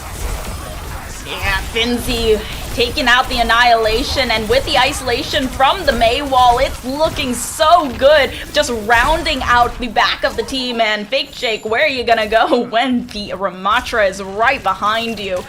Poland falling once again in another consecutive fight as the percentile builds up. They are going to need to go for an overtime fight if this continues. And they make it happen. 96% on the board. Poland, speed boosting all the way to the site. They've got the sound barriers deployed as well. Ant Matrix from Iceland is Futark with a melee, punches ICAF in the mouth. Forever gets rid of the immortality field, and they're going back and forth. This fight could go either way, Epitomes. Forever still alive, but as that Annihilation runs out, it's going to make it a lot harder for Poland to come through with this fight. Oh, Hapacool gets booped off the map by Flipper. What a play, but still contesting is only Forever, waiting for the rest of the team to come back in, and they're actually able to flip the point. Finzi, however, now switching onto the Wrecking Ball. Incredibly interesting pick on the Hamster, and the sound barrier forces the two of them through the entrance and to the contest. Still the overtime fight active, but Futhark very quickly shredded. Crizzy brought down low and backing up a little bit further, and they need a touch. Poland need to find some way back in. Iceland needs to continue the overtime, and it's still ticking. They need the Hamster back into the fight, but Finzi is just 1 HP. Orion is the only one to find a pick, but Fake Jake comes back in with the Genji so quick to return to the objective that there is no way for Iceland to get a proper foothold. Oh my god, almost a C9 there, and Finzi goes down again. Hapacool out of the fight, even with the Tracer, and there is no one fast enough to get back to the objective. 100% to 99. The first round, by a hair's breadth, goes to Poland. I cannot believe it. Finzi on that ball actually bought Iceland so much time. He got to the point and he stayed alive. I just saw him rolling around on the edges of the screen for so long, and he was able to touch time and time again. So Iceland, they were fighting in that one, brawling it out till the very end, but Poland, Texol, the rest of the squad just finding so many picks. It wasn't just the DPS, it was across the board for Poland. So beautifully done. They take the first part of this map, but just barely. That was so close, and now headed onto this map of Control Center.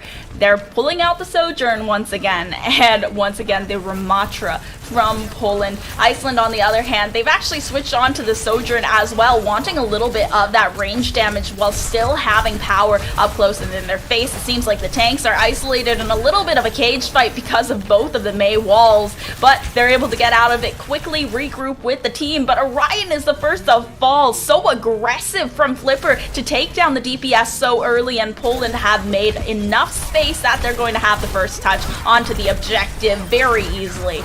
Fake Jake finding 3. What in the world?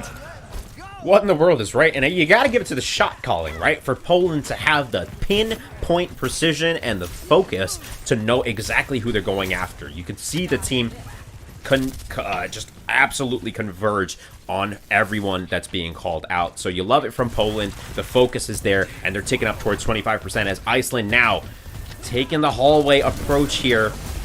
They're running that Sojourn too to try and contest with ICAV, but that May wall proving to be so problematic as Iceland tries to get in. Poland shutting them down in this close range. Oh, and Hapacool falling early. Forever just having so much power up close and in their face, and the Annihilation in the back pocket if necessary. But it's just the Nemesis and ICAV spamming down with the railgun in the back. A consecutive fight, one for Poland, and much more percentage built up on the Control Center. Beautifully done from Poland. 55% on the board. They've got 4 ultis to work with. Flipper building up that sound barrier. And Iceland on the attack here. They've got an Ant Matrix, the Annihilation just around the corner. And the Ant Matrix from Poland on the defense here gets popped, forcing Iceland even further back. Great stuff from Poland to not pop them all immediately. ICAV now, he's next up. Annihilation popped next. And Poland fighting in the hallway. The wall isolating the players. The sound barrier deployed, but it may be too little too late. Epitomes. Oh, this actually could turn the tide of the fight, though. They have this overclock in the back pocket, and the sound barrier saved every single member of Iceland. They're still contesting on the other side of the May wall, though, and trying to climb all over the control center objective. Texel wants to kind of contest, but Half a Cool will clean up the support, and Poland waiting for a regroup after getting to 95%. Brutally close for Iceland. Brutally close is right. This can go either way at this point. If we're looking at ultis, though, Orion ready to rock with the Sojourn ulti, Flipper and Fake Jake ready with the Blizzard and the Sound Barrier. Lots of CC on the side of Poland. Can they make it count? Coming off from the left side here, Fake Jake with that Blizzard denies the area with the wall, cuts it down, and shuts it down for Crizzy as Poland starts strong here. Yeah, oh, nice shot with the Icicle as well. And here's the overclock from Orion to try and contest a little bit further. Iceland is still grasping for straws, though, especially now with Fathark going down. The only player could have possibly gone for a touch. Poland winning this map 2-0. Beautifully done. Definitely a deserved victory there. Poland just dominant. You know, there were moments where Iceland fought back. It was pretty much a mirror composition, especially on that last map there, but just a little bit more composed Poland in those brawl compositions. You can see them just isolating the targets better, a little bit better focused fire. You got to give it to them. Poland looking very solid in that first map. Yeah, that was just a beautiful last fight over on Control Center. They looked a lot more dominant once they were in those really enclosed quarters, and Iceland never really seemed like they wanted to take a side path. They didn't try to adapt their team comp around as much unless it was kind of a panic switch because they knew they needed to get back to the objective very quickly. We saw very briefly the hamster ball as well, so it was definitely a tough one for Iceland to crack. Yeah, absolutely, and I think I respect the decision from Iceland to just make the choice to swap and try and get on the point because that's what they needed to do. But overall, they're going to have to think a little bit harder about how they want to approach it, right? Things that we've seen from other teams is they opt for a split composition like we see on Ilios to try and diverge this brawly comp and try to split up where the attacking team is going. But really, the answer is difficult, and Poland is giving this team so much to think about as we head on into map 2. All over map 1, though, you got to give it to Finland, man. They really, or rather Iceland, they're really trying a lot, and they're finding so many of these opportunities that you can see glimpses of how good they could be. Yeah, Fathark has definitely come in with some really clutch beats as well. I really want to highlight those support players over on the side of Iceland. They are forcing a lot of positioning with the amp matrix, and it makes them really easy, even though if they lose their tank, even if they're at a deficit, to come back into the fight full force and even survive a little bit longer, wait for the regroup, while still having that prolonged battle over on the objective. So now headed on to Iceland's own home ground, Poland might have a little bit of struggle. Poland may have a bit of struggle. We're going to have to see. Like you said, we're heading into Iceland's map pick. Game number 2 just around the corner. We are on the last day of week 1 of the Overwatch World Cup 2023 online qualifiers, and we'll see you shortly after this break.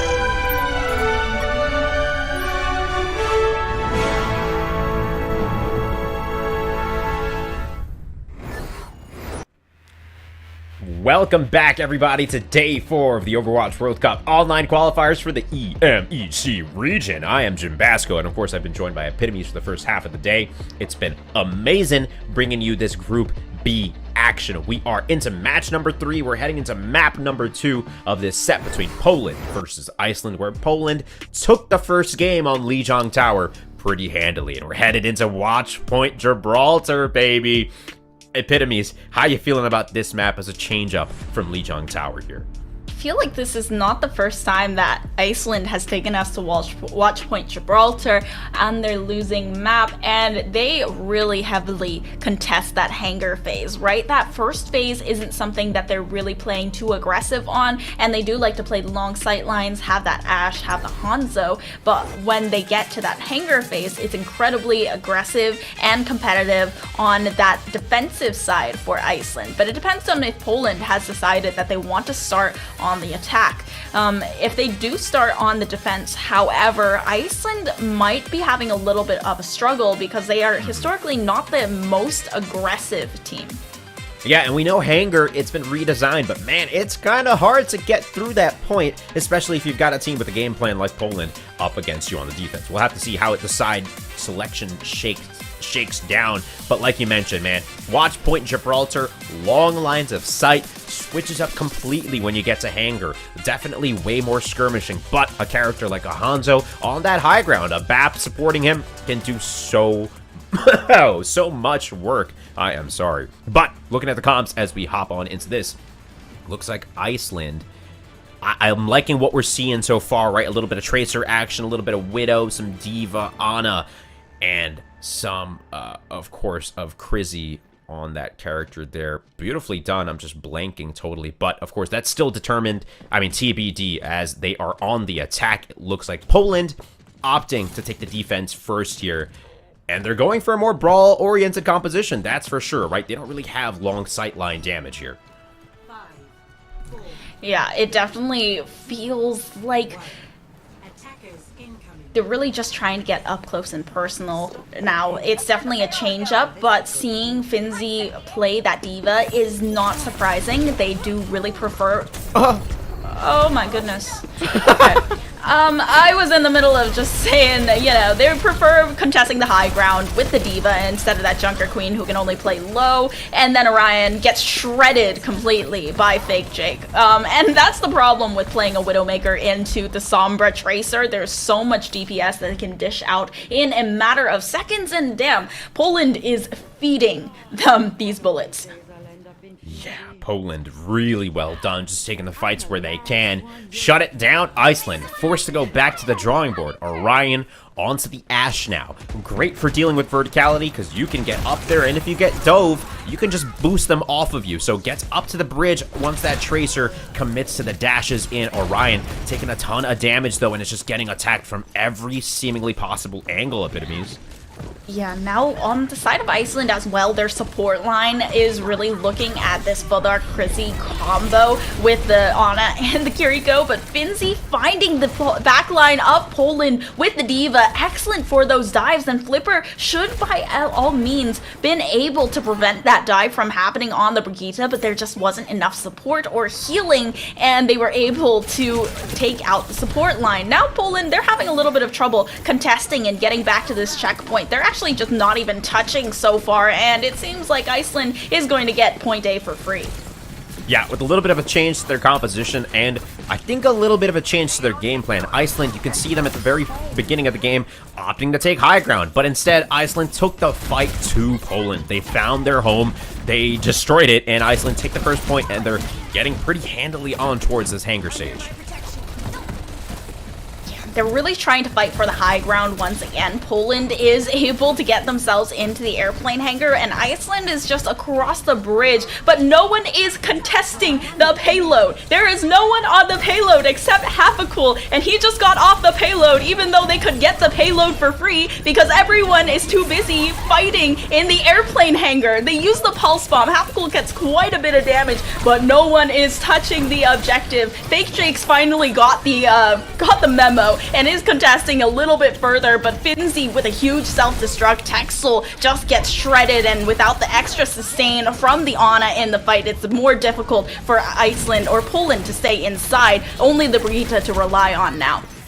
Of course, and that Ashe is forcing Poland to just split up so much. Of course, the bomb that she tosses and blows up does damage initially and then damage over time. That ticking damage can burn for so much as bomb is deployed from the side of Iceland. Poland getting shoved out of this fight as they're getting attacked from really every angle. And at this point, Finzi finds himself in a tough place, but has created so much space for his team, it might not even matter.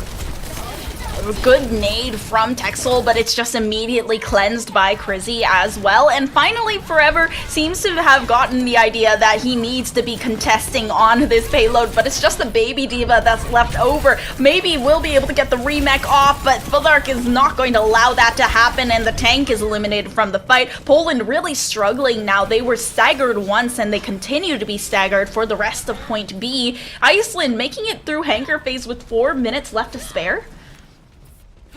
4 minutes and 15 seconds left to spare. That is a lot of time. Epitomes, Iceland is cooking right now, and with this high ground control coming out from Ashe, it needs to be answered, and there it is. We were just talking about it. Fillion now onto the Hanzo, takes the high ground, takes the fight to the DPS, and comes out on top as he demechs Finzi as well. It looks like Poland have figured out how to put a stop to this, at least momentarily.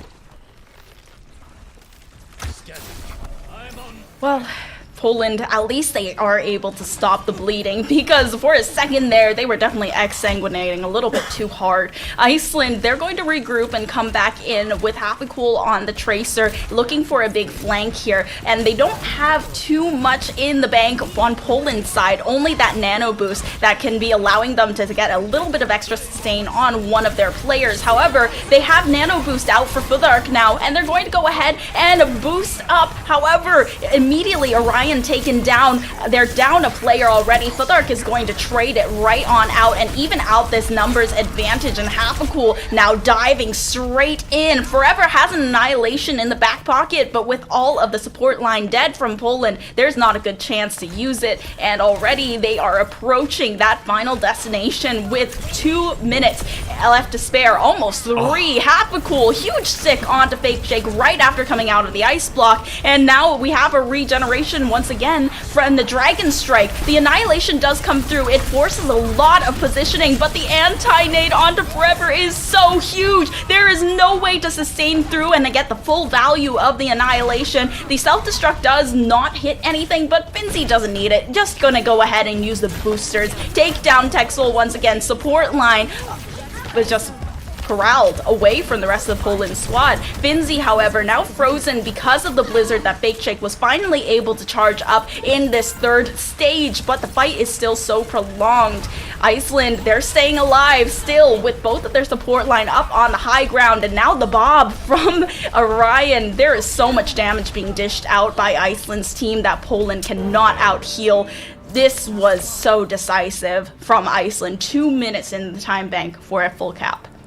Yeah, that was great to watch. Iceland finding a dominant streak once they swap over to that Ashe all the way until that last point. Poland had a moment where they could have flipped it, like you mentioned, with that annihilation, with that Dragon Strike. But we saw both of those ultis used and really not a ton of value come out of it. Iceland, shortly after those go down, the fight extends for a little bit longer, but the momentum is now in their favor once those game-changing ultis were just completely out of the question. So Iceland, 2 minutes on the clock, man. They have time to spare. Poland up against a mountain of an opponent here in Iceland. Historically, Poland have been doing pretty well, and this is not the way I thought this game was going to go, but Poland, they are in for a fight here now. On the defense, of course, we're looking at Iceland staying with pretty much the same comp, and I can't blame them, Epitomes. Iceland, they looked very dominant on the comp that they are running now. Poland, they had such a good sign of life right at the beginning when they were able to immediately shut down Orion and full stop the push that Iceland was doing at the very beginning. But it felt like they put a little bit too much emphasis on on this high ground because they have that Ana, they have the D.Va who wants to be fighting for those long sight lines and just being very up close and personal, especially with the boosters on the high ground. But they were kind of letting Hafacool push all the way through Hanker phase by himself, no contest at all until the very end, and then by then it was a little too late. Now Poland looking to turn things around, and immediately it's going to start by focusing down that support line. Yeah, beautifully done from Forever to just take this space. You know they're going to be contesting this high ground, so why not just start the game up there? Out the bridge, through the door, the pressure is on, and Iceland already forcing Poland to try and regroup. Or rather, Poland doing a great job of forcing Iceland to try and get off that high ground and play somewhere else. It's going back and forth. They're able to get the payload moved just a bit, and under the bridge it goes at this point as Iceland makes their presence on the cart itself. Poland trying to take the high ground, and they're a little bit split in their efforts. Yeah, they need to get this cart past the underpass if Poland wants a better chance of contesting past the choke, and they are really fighting hard for the high ground. Once again, Orion, though, on the Ashe, that's really the queen of the high ground in terms of the heroes that are in this this matchup right now. Filion, however, meeting his match in Hafacool and able to take down and neutralize the enemy Tracer, spamming a lot of damage down onto the backline of Crizzy, but with the support line still alive, Finzi is doing a great job of staying alive. Forever, on the other hand, not so much, but the baby D.Va does persist and subsist, trying to get the remake. Okay. Finzi, yeah, shuts it down there. Iceland on the defense here, being just so annoying. Hafacool with a great stick there down at the Texel, and Filion stuck in a tough spot, you know, wants to create value, but just can't seem to find an opening, and instead opts to back on up. Poland regrouping here and rendezvousing in this right side hallway. Let's try to take the high ground yet again. Iceland on slightly higher ground, though, and Orion connects down onto Filion from across the map. Yeah, not allowing the Tracer to get up close and personal is going to allow Iceland a lot of wiggle room with Orion having the Bob in the back pocket as well. Hafacool has been really good with the pulse bombs every single time, finding a lot of value on the back line as well. Finzi spamming down Flipper, and then Texel goes down quickly to follow. There is not a lot you can do when you're being dosed so heavily. Only the Kitsune Rush and Nano Boost use. Actually, I shouldn't say only. Nano Boost, Kitsune Rush, and Bob used to win that fight, and Poland are stacking ultimates now with all 5 in the bank. Yeah, that's scary. Fake Jake with the EMP ready to rock, too. You're going to see an initiation from that EMP, followed up by, hopefully, a slew of kills for this Polish side. Let's see how this one plays out. Epitomes as they're taking the high ground. Poland ready to rock as the D.Va bomb is deployed from the Icelandic side. It connects down onto Texel, eliminating that Nano. Yeah, and I don't think that we're going to see the same value out of Forever's D.Va bombs, so the self-destruct is out of the pockets now of Poland. They still have these 4 ultimates left over, 60 seconds left, and yet to use it. Fake Jake could be huge with this EMP, but they are just getting staggered so heavily. Need to find a way to regroup, and it's going to be all the way back in spawn. The time is ticking, and the pressure is definitely on. Iceland completed this incredibly fast. Okay, regrouping now. Crizzy in a very advanced spot. Crouch walking here up the staircase, trying to go for the execute down to Filion. Can't connect the katana just yet, or rather, can't connect the shuriken just yet, but is pushed off and is back to a teammate, back to safety. That's some of the, you know, potential that you can have with Kiriko, right? With so much damage coming out of that primary fire, beautifully done. Orion shuts down Filion, and Fake Jake finds Crizzy as they go back and forth here, contesting the high ground Epitomes. Yeah, with every single ultimate used from Poland, it feels like they should be having a lot more impact than we're currently seeing, but pushing this D.Va into the little room and isolating her from Featherak is going to make it a lot easier to try and eliminate the tank, but they're not going for the touch once again. There's a contest from Finzi, and still a lot of players here on the high ground. The Nano to heal up Finzi and make that so the damage of the blasters hurts that much more. Hafacool is an unknown factor for Iceland, though, and they're just not noticing the Tracer shredding through the back line. Finzi also forces the Brigitte away. Now Iceland with a decisive victory, making the map score 1-1. Yeah, that was awesome. Iceland, they had a little bit of trouble at the very beginning getting started against Poland. They swap over to the Ashe, and they do not stop. Poland just unable to answer. You know, this split aggression from the defensive side of Iceland was just so good to watch, and you could see the Tracer struggle to make any value as he just got shredded from every possible way. Epitomes, that was great. Yeah, Iceland, they came alive during that map, and Poland, it just looked like they didn't have any way to answer what Iceland was bringing, and it felt like they were very, very shaky on this Watchpoint Gibraltar map specifically. So Iceland knew their enemy, and they knew their own strengths, and they played to that very, very well. That Genji voice line, man, it's class. Is that Master Yi or Genji?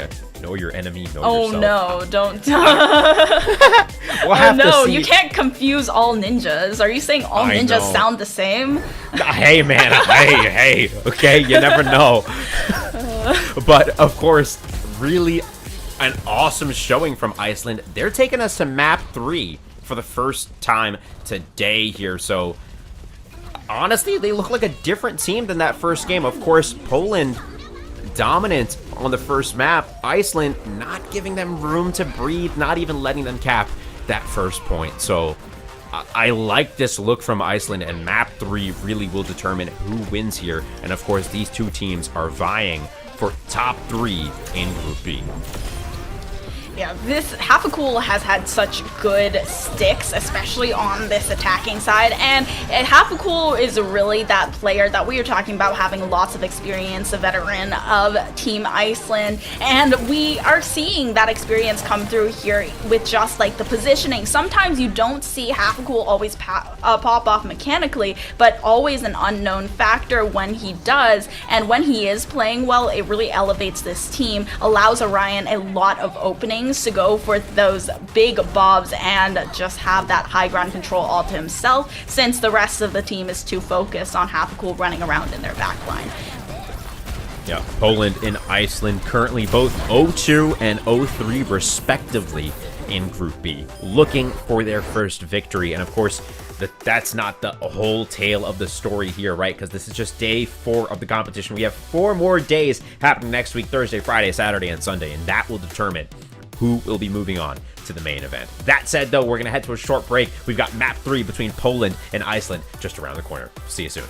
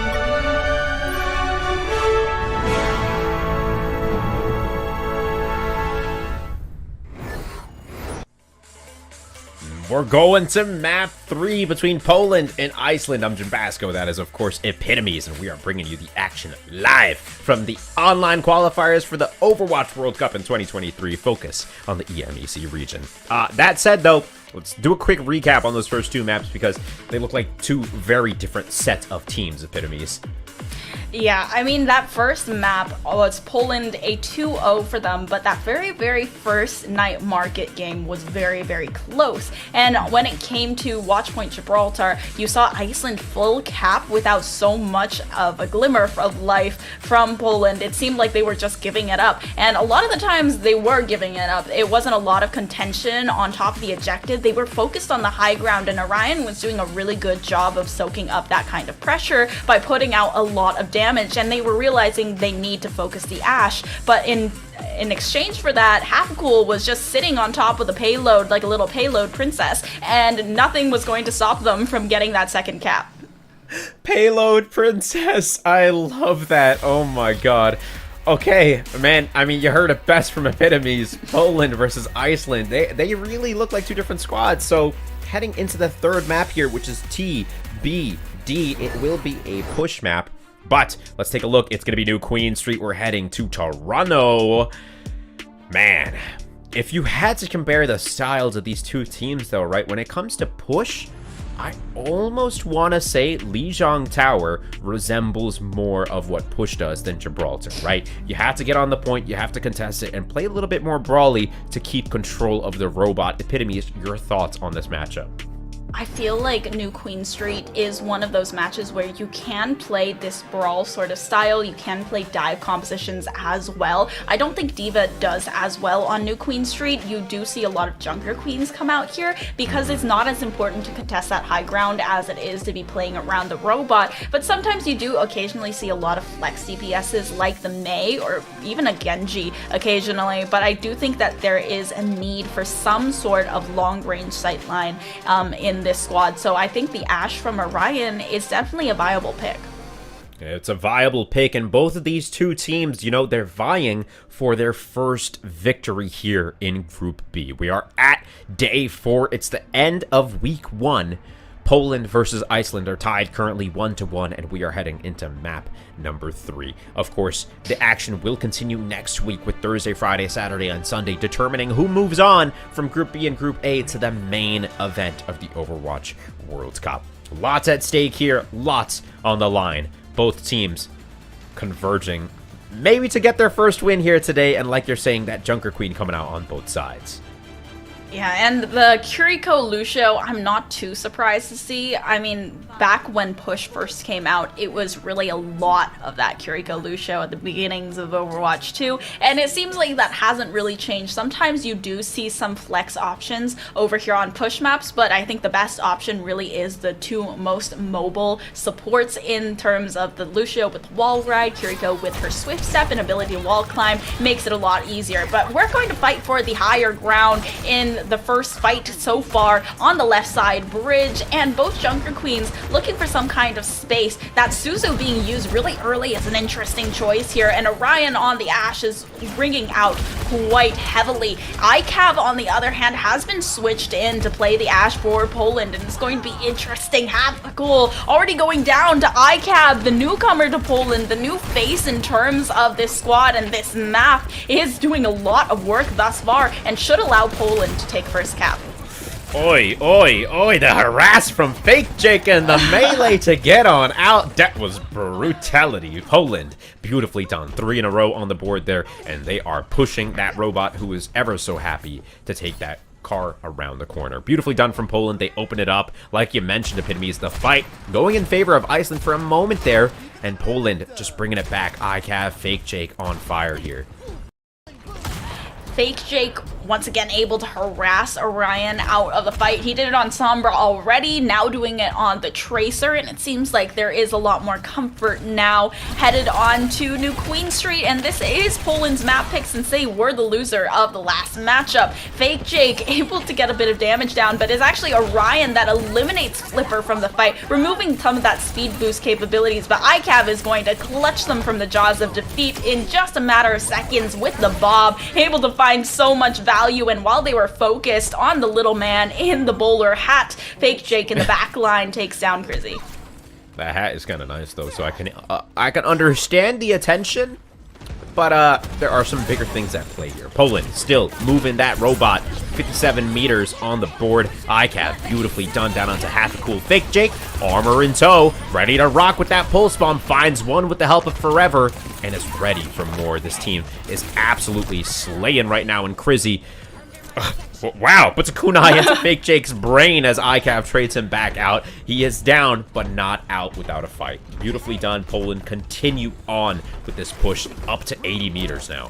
I think Poland lost a little bit too hard in Watch Point Gibraltar, and they are not letting it slide because it's 7 minutes. They've already passed the first checkpoint, halfway to the second one, and while they are backing off a little bit now and allowing Iceland to take control of this robot, they are still getting a lot of damage through. Orion has the Bob, and Finzi just has... Finzi just got the Rampage up, but Fake Jake with the Pulse Bomb taking down Orion, and now that Bob is not a factor in this fight. They're going to go ahead and use the sound barrier a little bit earlier, but the overhealth has already faded away, and the Rampage from Forever hits too. ICAV and Fake Jake clean things up spotlessly and flawlessly, finding the robot once again as Crizzy goes down to the Jagged Knife, and they're gonna go push a little bit further while Iceland regroups.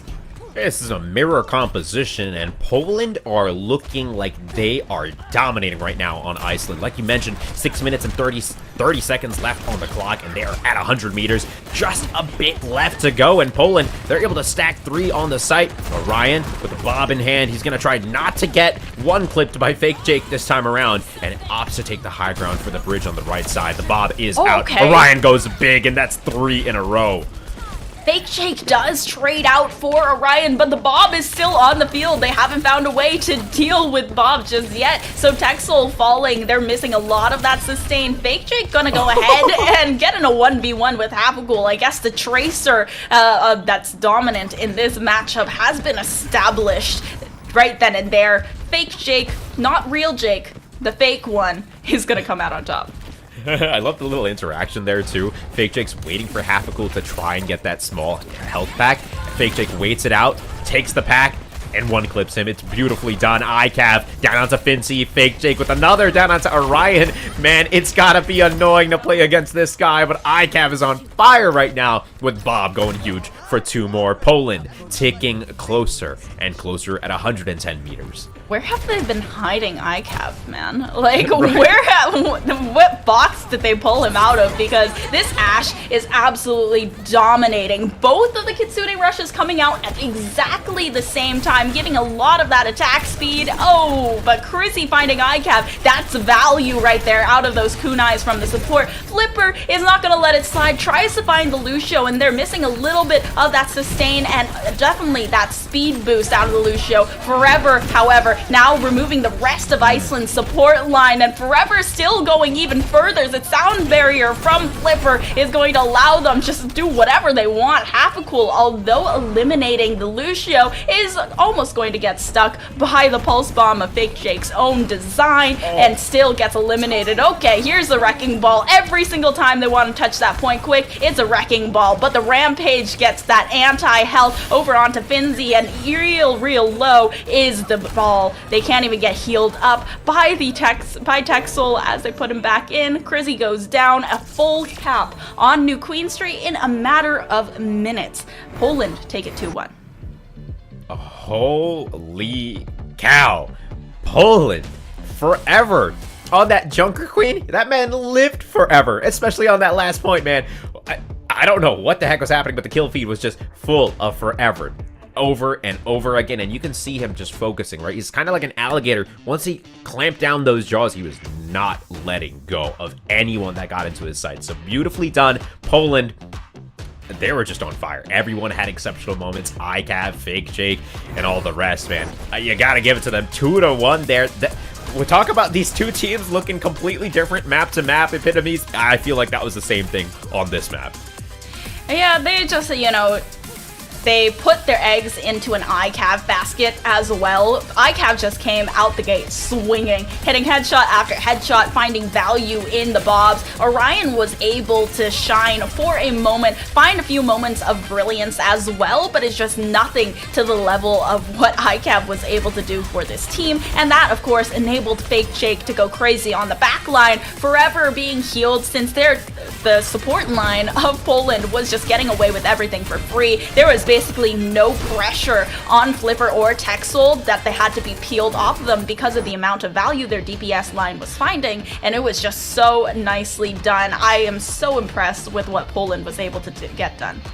Extremely impressive, to say the least. Poland 2-1 over Iceland. They're getting their first victory in the group. There is still a long way to go for both of these teams, of course. You're going to want to be in the top 2 of Group B to make it to the main event. But with that said, we're going to head to a short break. Epitomes, thank you so much for joining us for the first half of the day. And it was awesome to cast with you, and I'm happy we got to do it here. But of course, we'll be bringing on Hex and ZP shortly after this break to bring you all the good Group A action. So we'll see you shortly.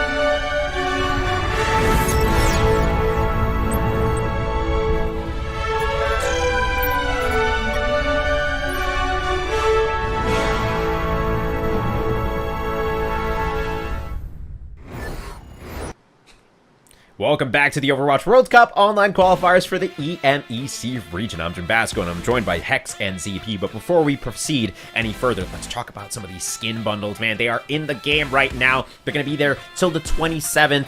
The home and away skin bundles, they are live, ladies and gentlemen. There are actually 3 of them that you can get. The EMEC, the APAC, and the American version. You get both the home and away skins for all the heroes in the bundles, and they support the teams directly. They contribute to the World Cup prize pool. You can shop now on Battle.net or via the Overwatch 2 in-game client, and you can learn more at overwatchworldcup.com. All right, let's rein it back in. Great Britain versus the Netherlands. ZP and Hex, how has Group B been treating you? Of course, you've been able to spectate the first half of the day. How you guys feeling? ZP, let's start with you. Yeah, I mean, overall, some interesting matches here so far. Obviously, just got done with Poland, Iceland, where Iceland, again, punching a little bit ahead of where we thought they might have been, but, all in all, I'm really looking forward to the United Kingdom, Great Britain, Netherlands match that's coming up here, just because, it was going to happen at least one time. Look, I'm excited for it just because it's a consistency check on Great Britain to go, we know they're good, but can they perform against a team that, on paper at least, is, a little bit weaker?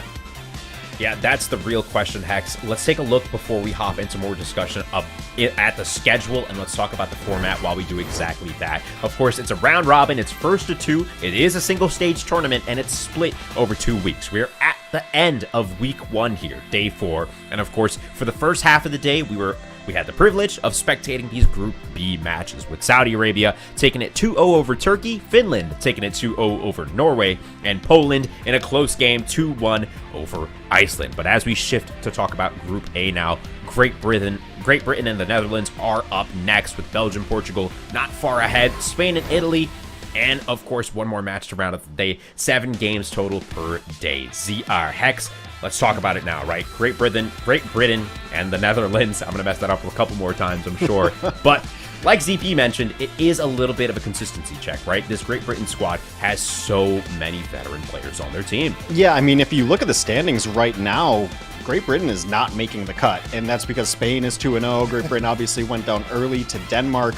Denmark, I think, not surprising people necessarily, but I think people expected Great Britain to end up winning that one. But yeah, so it's kind of a critical game because Great Britain can't go down to 2 losses. 2 losses is almost a death sentence in Group A. Obviously, they have the talent to get out of it. I would expect them to beat the Netherlands. And Great Britain hasn't really been tested that much yet outside of Denmark, right? Because they beat, I think, Portugal and Belgium. Both those teams are kind of struggling, but a loss to Denmark still a little rough for them. Going forward, the Netherlands, they've lost to Spain and France. I think the loss to Spain was a little surprising, not to France. And they beat Italy. So, like ZP said, it is a consistency check. You want to see if Great Britain is on the right track here. But as the standings go right now, they are on the outside looking in to qualify out of Group A. Yeah, that is a good point you bring up, Hex. Group A, only the top 3 move on, and the top 3 right now, of course, we're diving into those games now, but France, Denmark, and Spain, with the UK and the Netherlands trailing behind, Italy, Portugal, and Belgium closing out that group. So with that said, Hex CP, I leave you all to the match. It's going to be a banger, and I'll see you guys on the flip side. Yeah, and as we get into it here, I fully expect Great Britain to bounce back. I mean, Denmark, arguably, you could look at them and be like, hey, they're the best team in the group. They very well might be. I don't think the United Kingdom is going to drop 2 matches in a row, but it always comes down to the fact that even if you have a bunch of good players on your team, how consistency plays out is very important. If you can't put it together over and over again at the same level, you're going to drop matches and you're going to drop out of the tournament. So that's why I need to see from the United Kingdom right now is just, can they continue to play at a high level? Well, I mean, they're too talented not to. I mean, they had a get-right game against Portugal, right? So they were able to get something done there. So Maimon and Jakaru, I think, had some of their better games yesterday. I think Jakaru was unjustly panned, I guess, after the Denmark loss. A lot of people were like, oh, feeding, kind of a bad tank, this or that. It's the way tank play works is if your team's not playing well, you're going to look the worst out of them. It's just always that case. So that might have been a team issue. I think it looked a lot better yesterday. I think Maimon is kind of making a name for themselves too. And obviously the 3 fellas on the right have already their names made for them. Kai, Backbone, Funny Astro. We all know how good they are. Funny Astro, I mean, for the last couple of years, you could say probably the best Lucio player in all of Overwatch.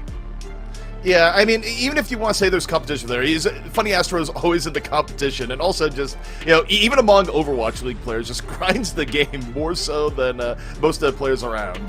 Just an absolute terror, whether it be in the Overwatch League or just in your ranked games. But yeah, I mean, this is a team stacked with talent, but you look to the other side here for the Netherlands, right? And you start thinking about what options do they have going forward. Tap really was impressive the last time we casted him, Hex, where you think about what was being done on the May. That's one of those things that maybe can act as a check towards Kai at times. We'll see. A10, known quantity in the scene that's been around for a while. Never quite made the Overwatch League, but still very good. Don, of course, did get to the Overwatch League. Strong tank. I mean, there's definitely big bright points on this Netherlands team.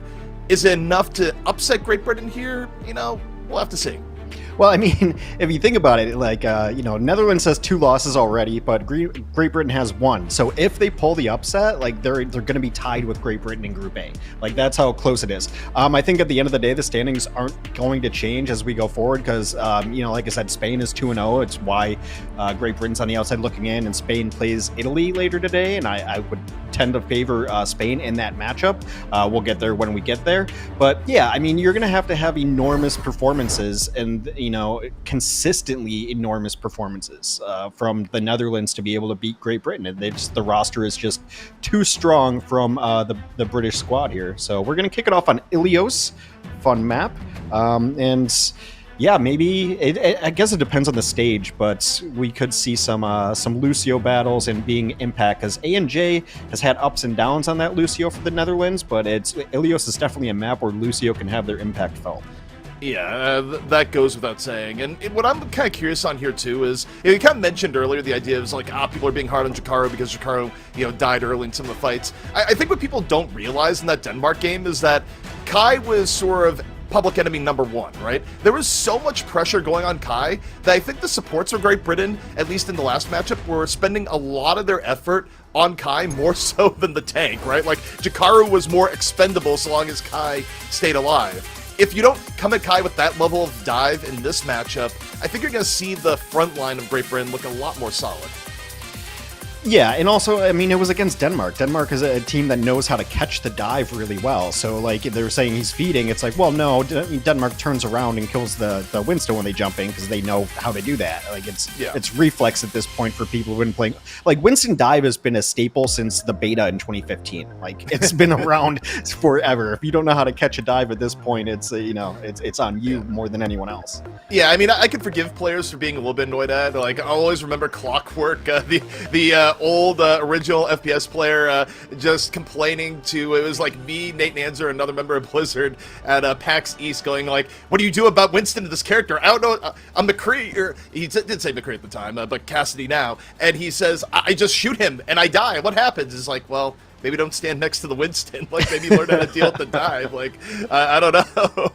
But, yeah, it's been a consistent part with an Overwatch as you go back in time. Yeah, so we'll see what these teams want to run. We're both going to have sims coming out here for both sides. I mean, it's been fun to see that we're kind of like in this Echo meta. An Echo without a Mercy here for Great Britain. We'll see what Maimon can get done. That's going to be a lot on Backbone to keep him alive. And then we've got a Reaper Tracer on the other side of things. And definitely an interesting tank matchup with the Queen. Already pretty bloody. Both teams trying out, but the Netherlands have no supports already. Maimon was able to get to the pack, grab 2, and this fight over before it begins. We were just on the overhead cam for a second, and suddenly both teams down supports. Yeah, I don't really know what happened. I was just talking, and then all of a sudden it was over. So yeah, they do get Maimon at the end, but really nice dive to get in there, and there's really not a whole lot to be able to deal with Maimon here. So even without a Mercy, it was almost as though Maimon was getting healed by the Lucio. So an interesting dive that I did not predict was the Lucio Echo combination, but yeah, I'm all for it here. No switches from the Netherlands. You kind of just chalk up that first fight to bad luck, but got to deal with Maimon in the backline. No one's even looking. Yeah, also, Bionade comes in pretty early, puts Netherlands in a tough spot. Maimon gets a Kiriko in the back, gets the Reaper! Yeah, that was a freebie. The explosion just happened to splash on over. As Backbone says, take a nap. Maimon, though, is just absolutely on a roll. Now finds A&J, finish off Dawn with the aid of Kai. It's been Maymon's map. We've just been living in it. Yeah, I mean, didn't really need to use the duplicate there. It already done enough damage to win the fight, but didn't want to die. And then just for good measure, it's like, well, I've actually got more kills on Junker Queen than you do now. Ha. So, yeah, this is... technically correct. Yeah, this is a little bit nuts. Netherlands still not going to make a switch off of it just yet, but you don't necessarily have to switch. But what the Netherlands have been doing is going really far forward, especially the Reaper going in and just like kind of teleporting in. But then Maimon has just harassed the backline. They just need to pay attention to where this Echo is. Netherlands' biggest upside here would be if Tap can land a pulse bomb. Of course, Kai can do the same in turn, but we're looking at Tap. To the backline, gets the stick. That's a nice start. Gets both Maimon and the Ana. Maimon, wrong place, wrong time. Big play from Tap. Makes it 3 before it's all said and done, but just walks into the pulse bomb at the end. Still, Netherlands with a little bit more presence on the point here. We'll see if they can turn it into a capture, because I do think Kai's going to stick around and delay. Astro's coming back in. He could beat... the point not capped here just yet. Okay, they're gonna let go. I mean, no need. Like, you can stall out, but for what point? You really only just need to win one more anyway, so stalling out and giving her life is just going to delay the inevitable. They're going to regroup anyway. The initiation with the beat does come in. Everyone gets a bit of it. Don tries to use Rampage to switch tempo a little bit in the fight, but Buddy went down super early. Maimon found him, and Kai just working the back line. Chikaru super healthy on the point. It's going to be a quick reflip here from Great Britain, and Netherlands very much running out of time here. 93%. They're not going to have Don back for the recontest, if it even happens. Yeah, and I mean, like, I would imagine this Winston could just play Bouncer right now and pop the Primal if they so choose. That's exactly what happens. Chikaru does get the Primal. Yeah, and this is where they have to go with that tank to start things up. Kai lands the Pulse Bomb onto the Reaper, just a little bit extra. And yeah, this is really, really good cleanup from Great Britain.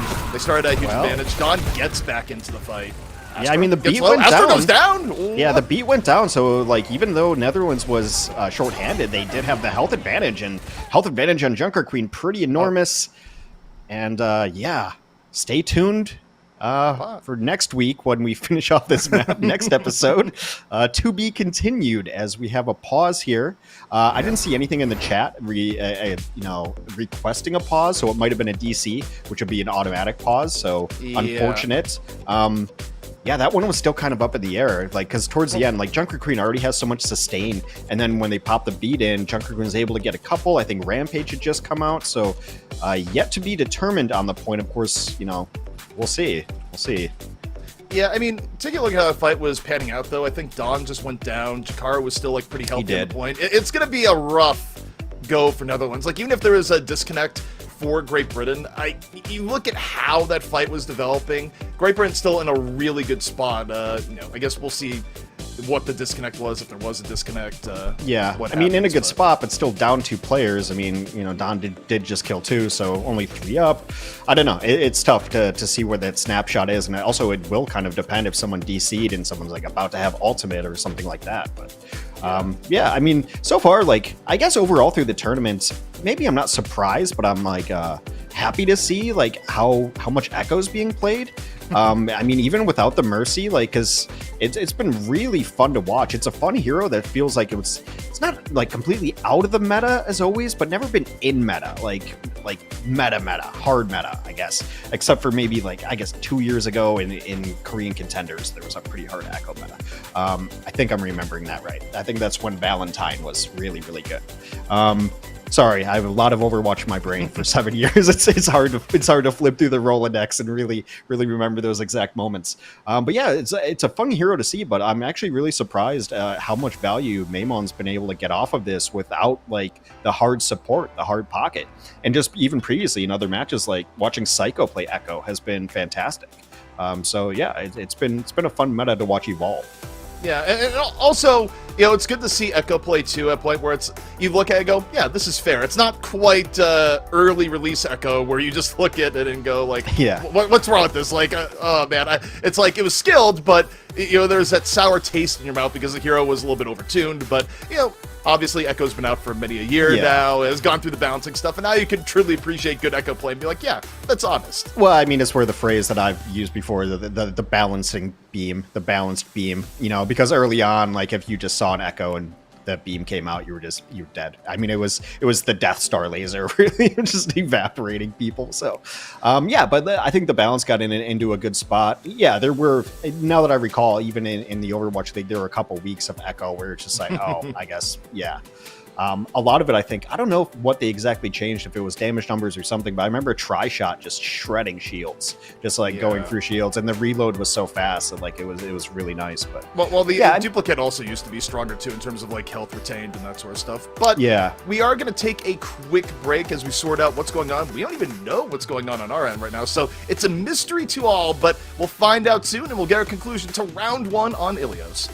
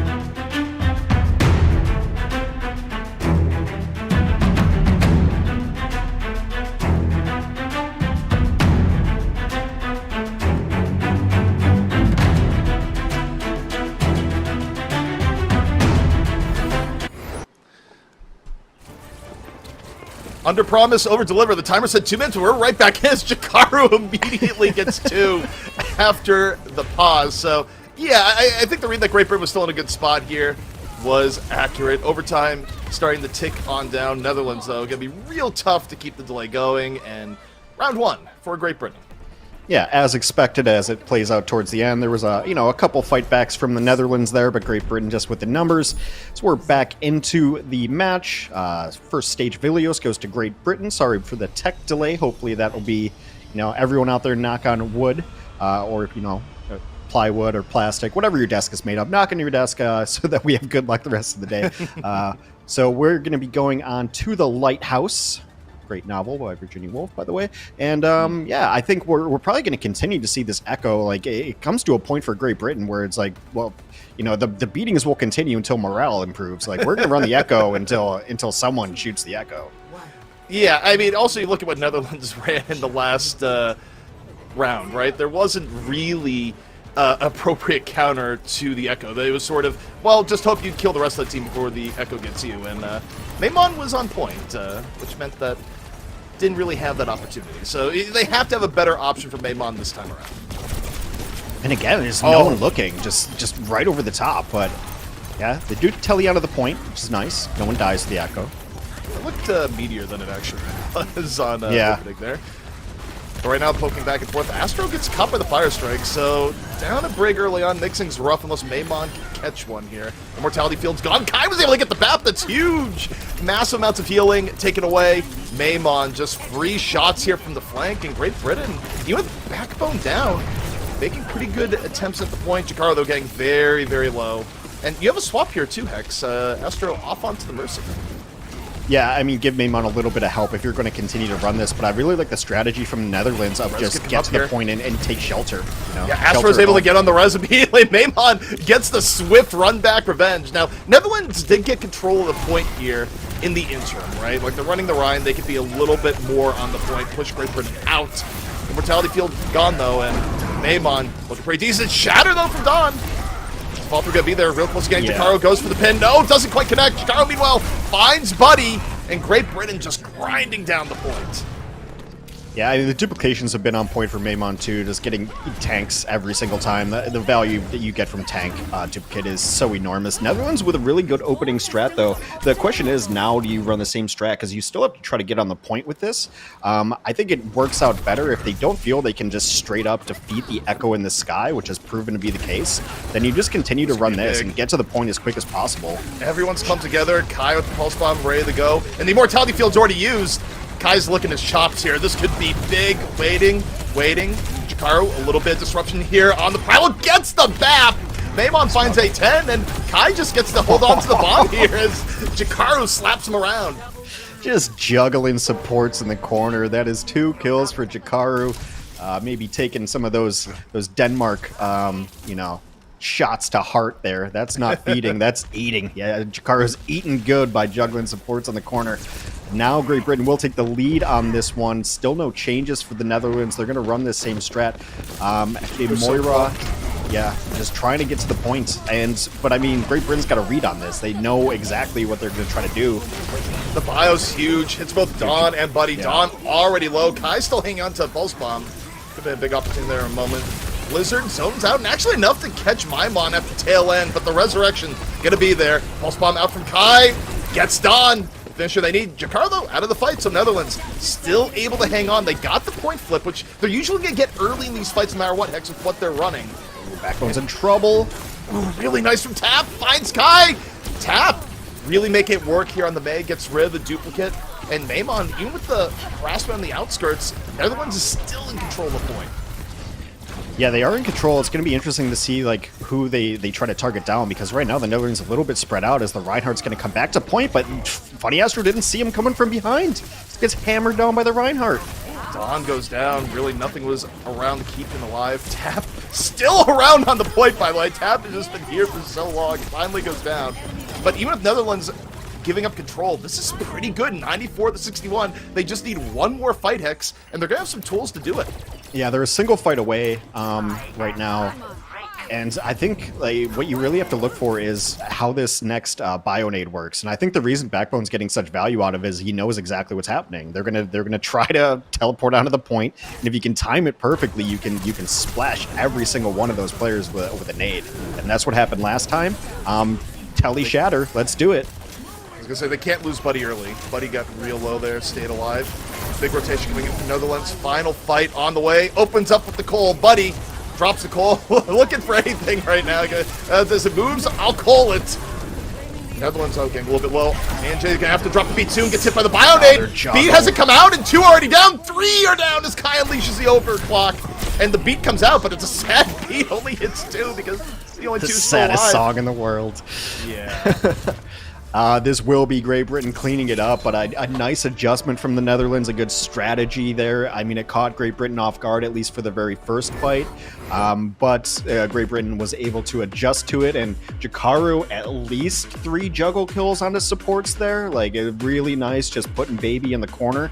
Well played there. And, I mean, it's kind of tragic that last fight just never got to set up correctly. You saw the Netherlands try to go from one side and find an angle, but it was cut off, and then try to find another angle to get in with the teleporter. It was cut off, and they just they kind of got body blocked and body checked by Great Britain every time they're trying to use their strategy. So a good adjustment by the Netherlands to run the strat, a good counter adjustment during the play by Great Britain to prevent them from really getting set up again after the first gambit. Also, again, I'll just go to the support ultimate usage at the very end there, where I get you're trying to stagger it, look for max value, but A&J dropping the Pete after 3 are already dead. Clearly, the point was a little bit earlier there, and the timing was just all sorts of off. And you make a mistake like that versus Great Britain, you're probably not going to win. They're just too good. Yeah, I mean, that comes down to it, right? When you're facing off against these very talented rosters, is that you, as the opposing team, has to play perfect, whereas Great Britain can make a couple mistakes, and then Kai will hit 3, or Jakaru juggles 3, and, it just kills people. So that is kind of the edge that the teams with the stronger rosters are playing with. So, yeah, Netherlands just kind of has to outstrat them, which I liked in the second point especially. I thought that was the right strategy to try to play, and we'll see. Now the Netherlands gets to pick the next map, so maybe they have another pocket pick, another strategy they can try to employ to upset Great Britain. Great Britain has to win this match. It's critical. They cannot drop 2 matches and expect to get out of Group A. Well, Great Britain, they take map 1, but the Netherlands, they're still showing a bit of life. Will they be able to bring it back on map 2 and force a map 3? We'll see soon.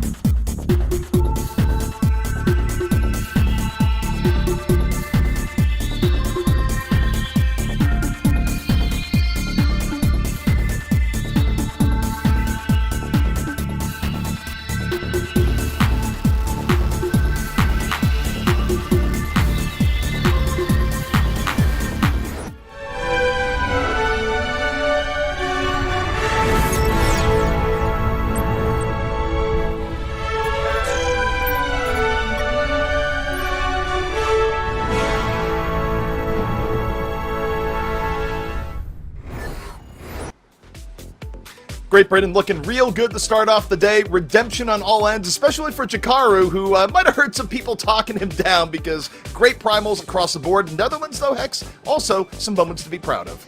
Yeah, I mean, like I said to start the show, it's always the tanks who get all the blame, right? I mean, it comes with it. You get some of the blame, you get some of the credits, so it's just how it goes. If your team is losing, your tanks are going to have bad numbers. They're going to look bad. It's really not as cut and dry as that usually. Sometimes you can catch out a little mistake here and there, but not very often. Yeah, no, it's good adaptation. I think that they're a smart team. Obviously, they're like, well, we can't just go Echo versus Echo. We can't, try to do anything about that. So let's play on the point. Let's play a brawl style that goes towards our better play style, and also the stage helps it out there to be able to shelter on the point. So a good adaptation there. Now they're going to have map pick, and I believe, I know we're going to Havana, but I would have guessed it anyway, because the last time they lost a map was against France, and they went right to Havana as well. So this seems to be their map pick to go to, a favorite strat of theirs. And yeah, I mean, I would find it difficult to want to go against Great Britain on Havana, because Kai can play Widow, and that's terrifying. Yeah, I mean, to an extent, you are playing into a strength of Great Britain here, but also on a completely non-matchup related note, does it ever throw you when you look at this Havana logo here, like a nighttime, like closed streets? I look at this like, is that King's Row? It's like, no, it's not, but Havana, with the nighttime preview definitely just messes with my head a little bit. Yeah, I mean, I like that there's been different night and days as we go through it, so yeah, I mean, Havana is a really interesting map. I mean, just because it is so sniper focused, you would expect, like, at the very least, an Ashe or a Hanzo on first point, especially defense. But the big question is, too, like, I mean, the question you always have to ask yourself on defense is, are we going to spawn hold or not, right? Because spawn holds seems like the least costly of one of the maps to spawn hold on. Because if you do spawn hold, you will still get a fight on A in a not terrible position on defense. So, I mean, that's generally why you see it. And then conversely, on the other side, like, you, as an offense, you have to ask yourself if you're going to have to bust out of a spawn hold. A little bit of compositional questions here. Jakaru saying, hey, are you on Reaper? As a Winston player, I feel like that's a fair question to always ask, right? Like, are you going to have to deal with a Reaper? And, there's not going to be a fair answer here. It's lore accurate. It goes back to the very first cinematic. Winston and Reaper do not get along very well. So it looks like Netherlands do want to spawn hold here.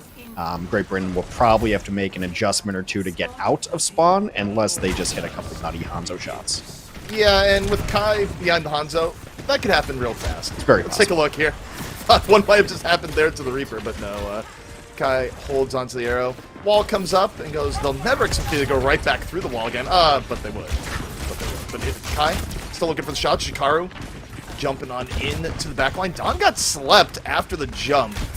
Neither team super wounded here, just yet. That can change in an instant with the Hanzo, with the arrow, but A10 takes down Jakaru, and, this is why Jakaru asks those questions. He gets this answer. Gets the answer if they're playing Reaper or not, in the form of 2 Hellfire shotguns to the face.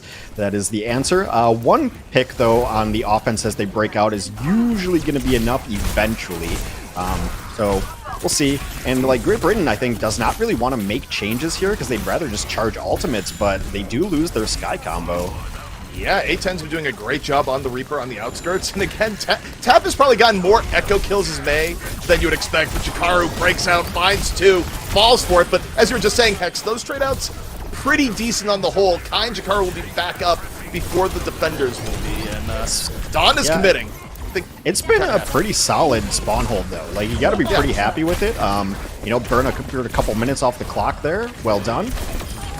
And now, like, and they force out the Echo duplicate too. Yeah, I mean, so well played. But I mean, I think the reason like Great Britain didn't make any huge adjustments was, one, what they were running was like not terrible. 2, now they still have 4 ultimates after breaking out a spawn. Yeah, I mean, you take a look at this, and your Netherlands, you're really happy with how that just went down. But now, as you go back out, don't throw away that defensive momentum you built by getting picked off by Kai or Maymon early on. Maymon, pretty aggressive pressure here from the back. Jakaru moving in from the front, gets Nano, and Maymon gets caught! The Death Blossom, huge from A10. It was on camera, but A10 just dropped down, right place, right time. And look at Netherlands here, Hex. Are they going to go straight back to spawn? They just might. Yeah, absolutely. I mean, you can see why this is their map pick. It really plays well to their style. They wanted to run Reaper on Ilios, and they obviously, I think May is Tap's best hero. Don's best hero lately, at least, has been the Ramatra, and kind of the composition really lends itself to a good spawn hold. Well, this could be huge for Netherlands. They get one more fight. It could be a first point hold. Tap drops the wall. Blizzard in reserve. Right now, just focusing on Jakaru. Jakaru has the primal here just to disrupt out of spawn. A huge advantage for Netherlands, but that's burned. They decide to burn the Annihilation. In turn, they get Kai. And Hex, look at the time. 1:12 left. Could Great Britain get held here on point A? That could sell the map. Small back cap happening here. As the remaining members of the Netherlands do figure out that that's happening. Yeah, it at least forces things back. Uh-oh. A10 gets caught by Astro. That's massive, but okay.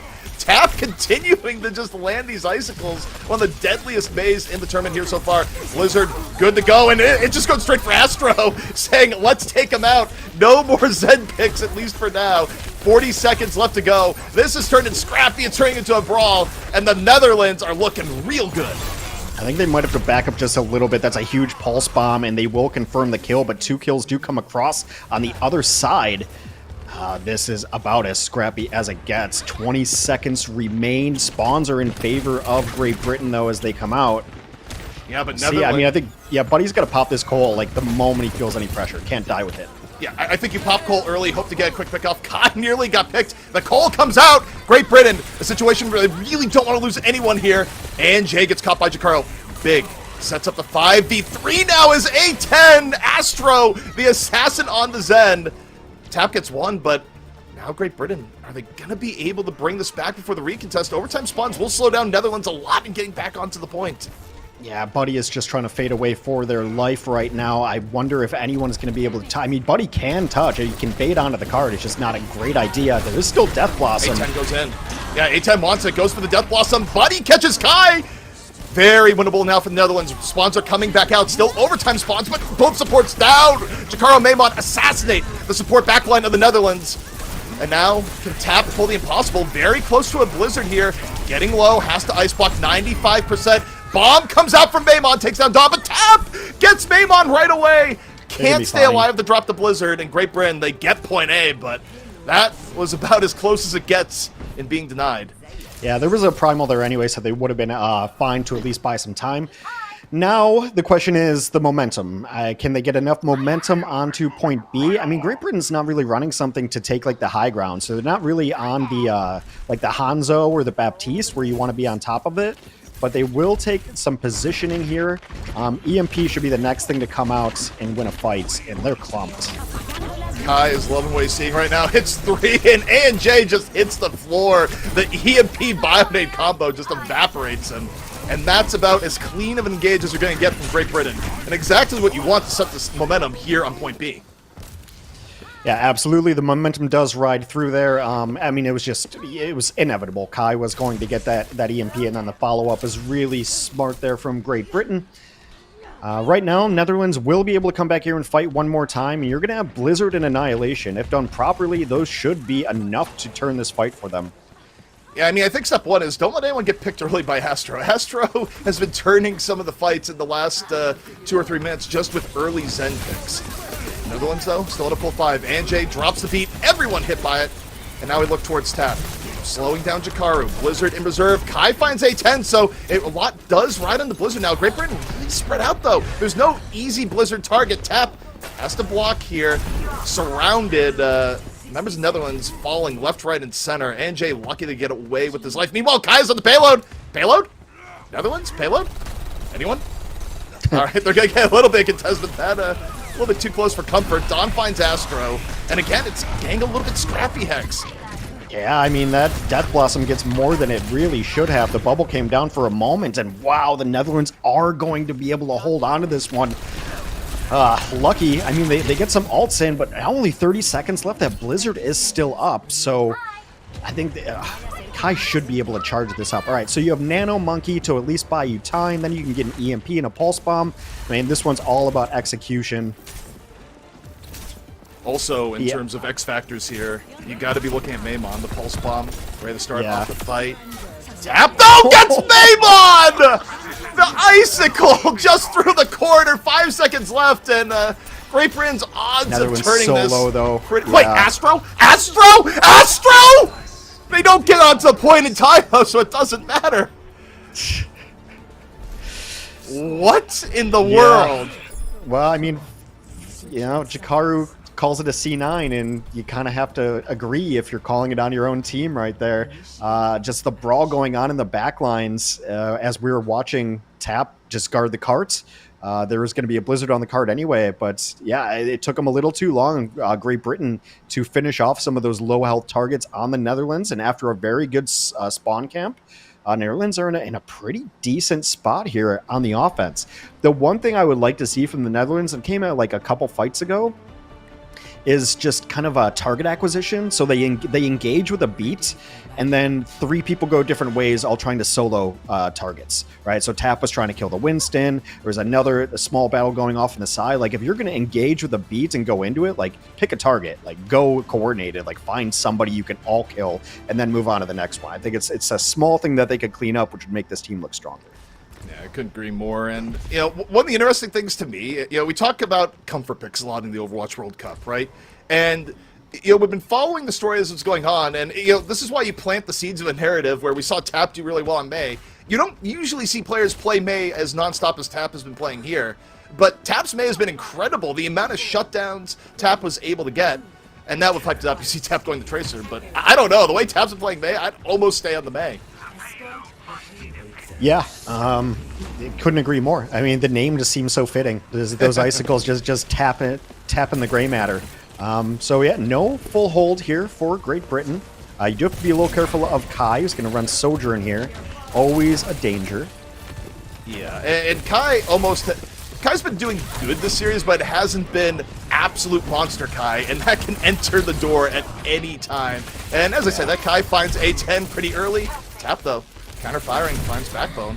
Pretty good to get rid of the healing from Great Britain earlier. And could Tap get Astro here? No, Astro Almost able to had get him, no. quite away.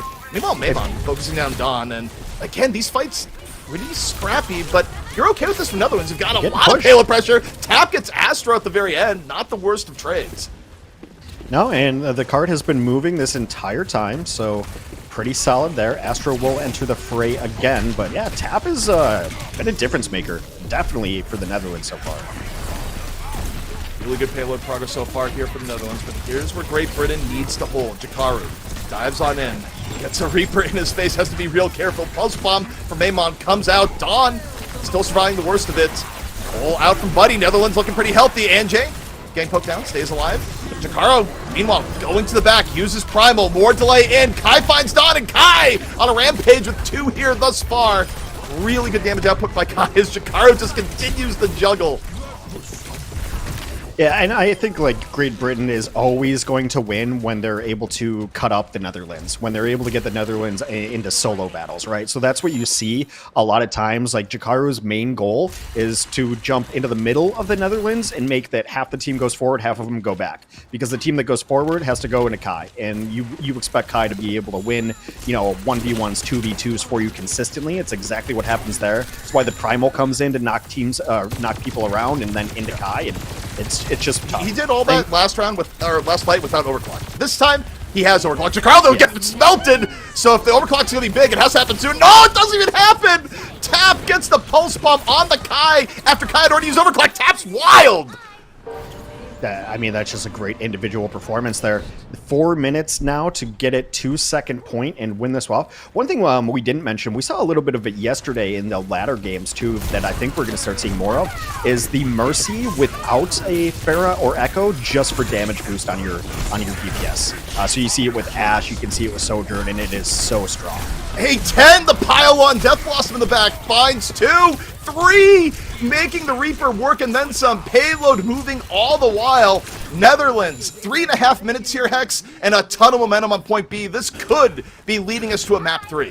I think I'm just connecting the dots now, but isn't A10 the designation for the Warthog? You know, that Yes. plane with the giant cannon in the front? So yeah, the Reaper goes Well, And, the plane just got shot down. Now you bring that up. Kai lands the railgun shot. Great Britain looking to recover here in a hurry. Kai low, taken down. Dawn right over him. And now, we'll see if Great Britain can still hold on. Tap, though, gets the back line, gets Astro. That's massive. Yeah, just getting bullied out of this corner. And right now, I mean, look, the Netherlands bank is empty, so this Nano should be able to do a lot. Like, Great Britain should be able to get in here. Great body blocking, though, but, like, the Primal Nano needs to come in. Yeah, you'd think Pro has Nano right now hanging on to the Primal.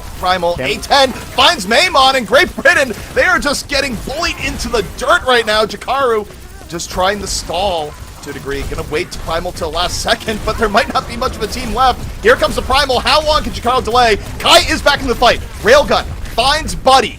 And now, is it going to be enough for Great Britain for Response to come back in? Jakaru's done a great job of delaying. Gets the bubble down. Going to fall finally. The bomb onto Maimon from Tap. Unreal. Kai, though, builds up the overclock. Gets A10. Great Britain desperately trying not to drop this map. Kai with 2 here so far. One of the last ones remaining. Can Kai get another? Tap rolling around. You see Kai on the point. The last remaining. And that's a Netherlands ripping a map away from Great Britain. That was just impressive. Really, really good comms. I mean, look, I thought A10 had moments. I thought, you know, Don staying... there was a lot of instances where Don got anti-healed and slept and everything like that. So give the supports a ton of credit for keeping him alive during that. And then, you know, Tap just had a couple of hero moments, like 4Ks, hitting pulse bombs on the opposing Tracer.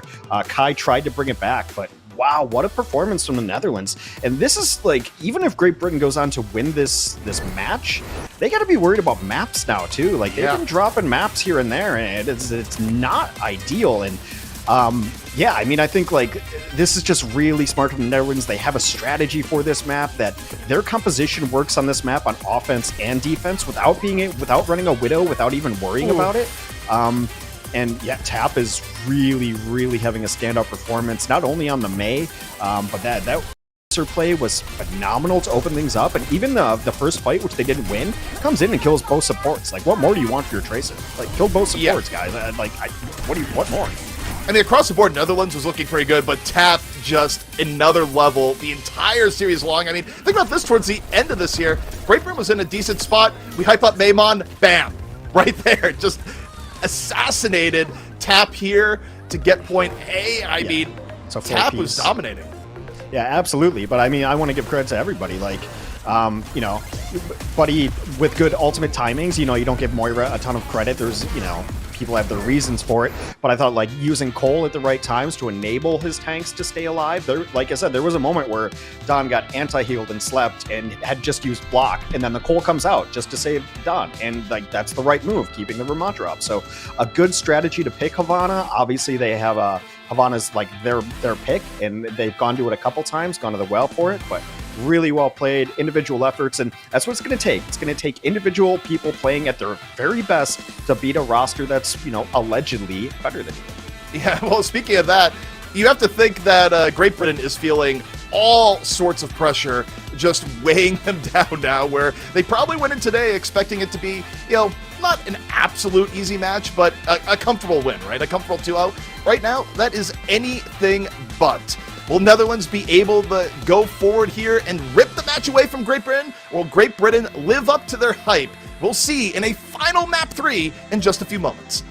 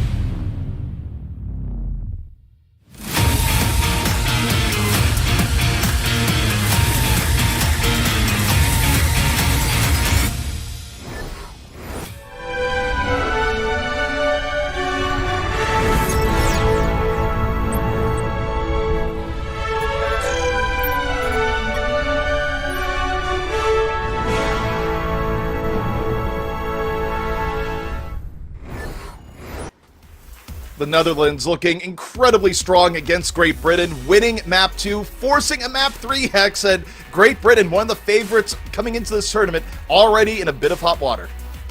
I mean, that's why you gotta love the tournament. You think, like, you look at teams like Great Britain, you're like, oh, easy out of groups. You look at Team Sweden, easy out of groups. I don't know, man. Like, you like, when these teams have strategies and then cohesion to run them, and maybe more time to just grind out practices, then you could be in a little bit of trouble. Coming into this matchup, I said this is a must-win for Great Britain. Like, you can't go down 0-2 in groups. Maybe, I mean, because there's 3 people out of Group A, that it's possible. I mean, I think you look at France, it's almost like a lock out of Group A. But the Netherlands putting on a nice performance on Havana, their map pick, and just a really great individual performances like Tap, and then all the way down the line, I think everyone played one of their better games they have in this tournament. So Great Britain, I mean, part of it now comes down to, like, are you feeling the pressure as we go on to Esperanza? Yep, and Push, obviously, you know, a game mode where we could see one team take a huge advantage much sooner rather than later, and you have to feel like Great Britain, you know, a team that has shown resilience in the past years of Overwatch World Cup. If there's ever a time to have a heroic speech and go, hey, we can't lose this, now would be the time, because yeah, if you let Push get out of hand early, if Netherlands strikes first because Tap just continues doing what Tap has been doing all series long, you might not be coming back, not only in this match, but also the tournament. Yeah, it'll be interesting. I'm not certain that Esperanza really favors the brawl style that Netherlands has been trying to play. I mean, it's Great Britain's map pick, so there are some longer sight lines. You could expect to see Kai on a Sojourn or something like that. I think maybe Coliseum is also in the map pool, where Sojourn used to, like, really be dominant too, but people just dislike Coliseum overall at the pro level at the very least. So this makes sense as a pick. So yeah, we're going to see definitely a clash of styles here. It's going to be Sojourn and Tracer, and the dive of Great Britain versus Netherlands running, kind of the more brawly, faster composition, and Tap is going to play the Tracer instead of the Mei. I agree with that. I don't think Mei has the great utility on this map. Yeah, also, as much as we've praised Tap's Mei, after we saw what Tap just did on Tracer, I feel like Tap can just play whatever Tap wants to play. There will be no criticism here. Not anymore. Yeah, so the jump in comes in, but really no one to find so far. And you see Jakaru, just hunts down A and J, the help of Kai. A really strong start here for Great Britain thus far. Tap gets Kai, but that shouldn't be enough to flip things around, as it's just methodical from Great Britain, just one elimination after the other. Yeah, it's when Netherlands gets split up that they end up having trouble. I mean, Great Britain's trying to split up the Netherlands. That's what you want to do to this composition, isolate and destroy, because the Netherlands are, it's 5 fingers are weak, but a fist is strong. So they need to stay closer together, and just losing Lucio early, and then everyone else is isolated, and you just see it from Jakaru's perspective. It's just, jump here, jump here, jump here. Okay, 3 kills. Neymon working towards the back, seeing what's available. Kai finds Buddy, a quick little railgun flick. And Neymon real close to pulse pumps it up, and could just be going straight to Dawn right after. Tap, though, gets rid of Jakaru. Great Britain still ahead in eliminations, but will there be an answer to Tap here? Right now, Maimon versus Tap. The guy working for the side. Tap's in the middle of 3 people. Yeah. It wasn't quite fair, Yeah, no. Not necessarily the fight that they wanted yet again. Great Britain will move forward here. This is going to be kind of a critical fight, because if Great Britain wins it, they will have forward spawns, and that's very difficult to overcome. And Jay gets caught again. Jakaru just continues to chase the Lucio, and fight after fight. Kai, another railgun shot on the A10, finding the Reaper a lot more consistently. And yeah, Hex, that dreadful scenario you just mentioned for the Netherlands, it's happening, as Great Britain, they are pushing through without a care in the world. Well, I mean, I mentioned Great Britain might like this map because of sightlines. Great Britain might like this map because of what's on your screen right now. Like, it is so good for an Ana. Ana can just sit, like, pretty much alone and get every shot in the world. You saw a great anti-heal come down from Backbone early on. Like, what is going to mess with this Ana up here? You're going to have to send Tap up to deal with it. But, even then, it's going to be difficult. Backbone just relaxing in the back, getting ready the Nano Jakaru, and Jakaru is going, where's the Nano? Meanwhile, Kai has the overclock, looking in. Nano is applied to Jakaru, and Kai's down. Not the best position. You went a little too far. Wait, look at this. Jakaru finds A and J. And, yeah, Great Britain holding on here. But, yeah, they lose Kai early. And Jakaru's looking solid this round so far. Yeah, Coalescence comes out in desperation and then just gets absolutely bopped by the Winston. The Pulse Bomb will come down onto Don. And, yeah, forward spawns will remain. 7 minutes left. And Also, right now, I mean, like, the thing is about the Netherlands that, like, I don't think they have another card to play. I think, like, this is their this is their card. This is their play. This is their comp. I don't think we're going to see changes. It's just doesn't work as well against what Great Britain's running right now. Well, the big change we've been seeing is just the pressure on the A and J. Great Britain has specifically been hunting the Lucio play constantly over the course of this round to the point that's not coincidence anymore. A10 looking for Jakaru. Jakaru, though, gets a lot of support early on. Beat gonna be dropped here. Death Blossom still in reserve for A10 as Netherlands looks for a way to initiate. Great Britain, though, they're just able to disengage the effect of the beat. Gone. Now Jakaru says, I'm ready to play. I'm ready to rumble. Drops the primal. Tap. Gets found. A10 stuck here in the underpass. Has a Death Blossom, but it was now the time to use it. It's a little bit questionable. Looks forward. Sees Kai. Says, I'm spin. But there's a lot of spinning and no winning as A10 just falls to the railgun. Kai's been on point. Well, it's that nightmare scenario I said earlier, too. Like, when Tap died earlier, like, he was trying to go after Backbone up top, but Backbone and Astro were together. And I don't care who you are. I don't care if you're, you know, proper. You're not going to kill Backbone and Funny Astro when they're together. It's just not going to happen up top. So the peel was there for Great Britain, and the high ground that they're taking, there's no one on the Netherlands to be able to deal with it, like, at all. And the reason they're going after A and J is a rush comp is not good when you can't move fast. Yeah. So sorry to break that down in simplistic terms. Bottom eight comes out early, forces A10 the shift. Jakaru hunts down Buddy this time. The dives onto the supports of Great Britain continue to be good. They look at Tap, gets the bomb, gets rid of Backbone. A sign of life as Kai just stuffs it out. Yeah. Hits the shot on the Tap, and Kai's been deadly. Actual ice in the veins this entire round here so far. Yeah, a little late on the peel for Great Britain there. You saw everyone coming back, but just a second too late. You know, Backbone half the time wins those anyway, so you don't have to worry about it. If there's not a Pulse Bomb, Backbone actually probably wins that 1v1. But now Netherlands does finally get a little bit of control here. See about this 1v1. Tap, working on the outskirts. Meanwhile, Dawn, Annihilation, could be used early. Looking for Backbone, punching away, gets slept, then bioed. Backbone, though, taken out. Tap was there, and the follow-through gets Jakaru, and Tap making something happen up on the high ground. Netherlands desperately needed this to get a little bit more momentum on their side. Great Britain, though, that's a big lead they get to sit on here, Hex. I don't think they're feeling stressed at all. I mean, you at least want to get Great Britain out of their forward spawns, right? So, like, that's step one to try to bring this map back with 4 minutes remaining. Yeah, I mean, it's a great job. Like, they realized what I said earlier is that, like, you can't just let Backbone chill up top. Like, you can't. Like, even if you don't kill him, there has to be harassment. There has to be something to make Anna's life difficult. Beat down early here from A&J. A10 gets it wild, but still looking pretty healthy. Jakaru under fire right now. Had the nano, used the primal. Primal fades. Meanwhile, Kai, overclock. Any targets in his sights right now, he's looking. A&J finds Backbone. And Kai spending all this overclock with no targets to shoot at. Overclock fades. Tap finds Maimon, and yeah, Netherlands are going to chase down the robot and likely dispatch Kai and Jakaru here in short notice. They should be able to bring it back. It's just a matter of if Great Britain could take anyone with them. They could not, so the back cap does move the robot back a little bit, which is somewhat of a big deal because they should be able to fight now again, Great Britain, before the forward spawns come in. A10 looking for an ambush. If this Death Blossom got value, it would be huge. You can't, ultimate, you can't always count to do well on. But here we go, A10 looking and waiting.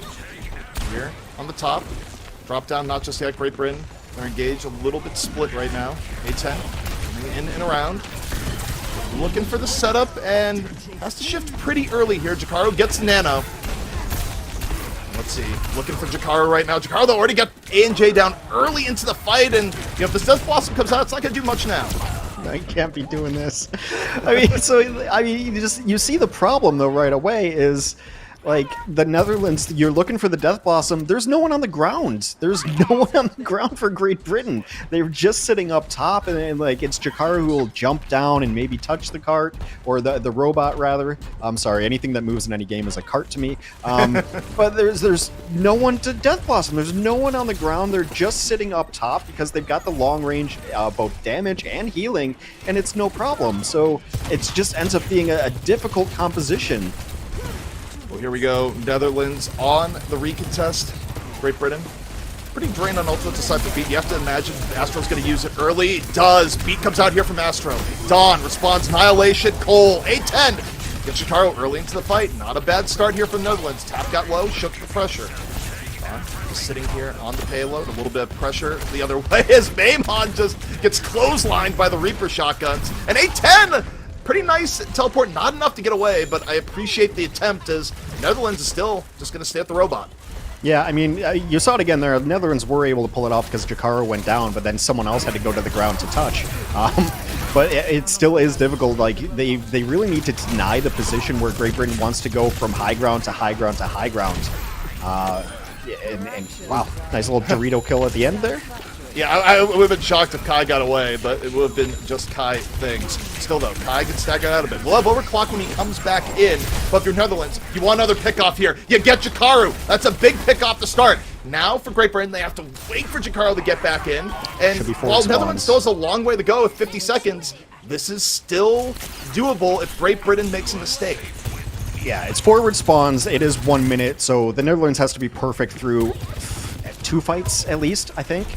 Because the bot goes very, very slow, pushing the payload. Well, this is going to be the hard point here, and what could decide the match. Great Britain coming in with way more ultimate power, and we look to Kai, overclock, ready to go. Looking to the backline, nose tap is coming, forces the recall.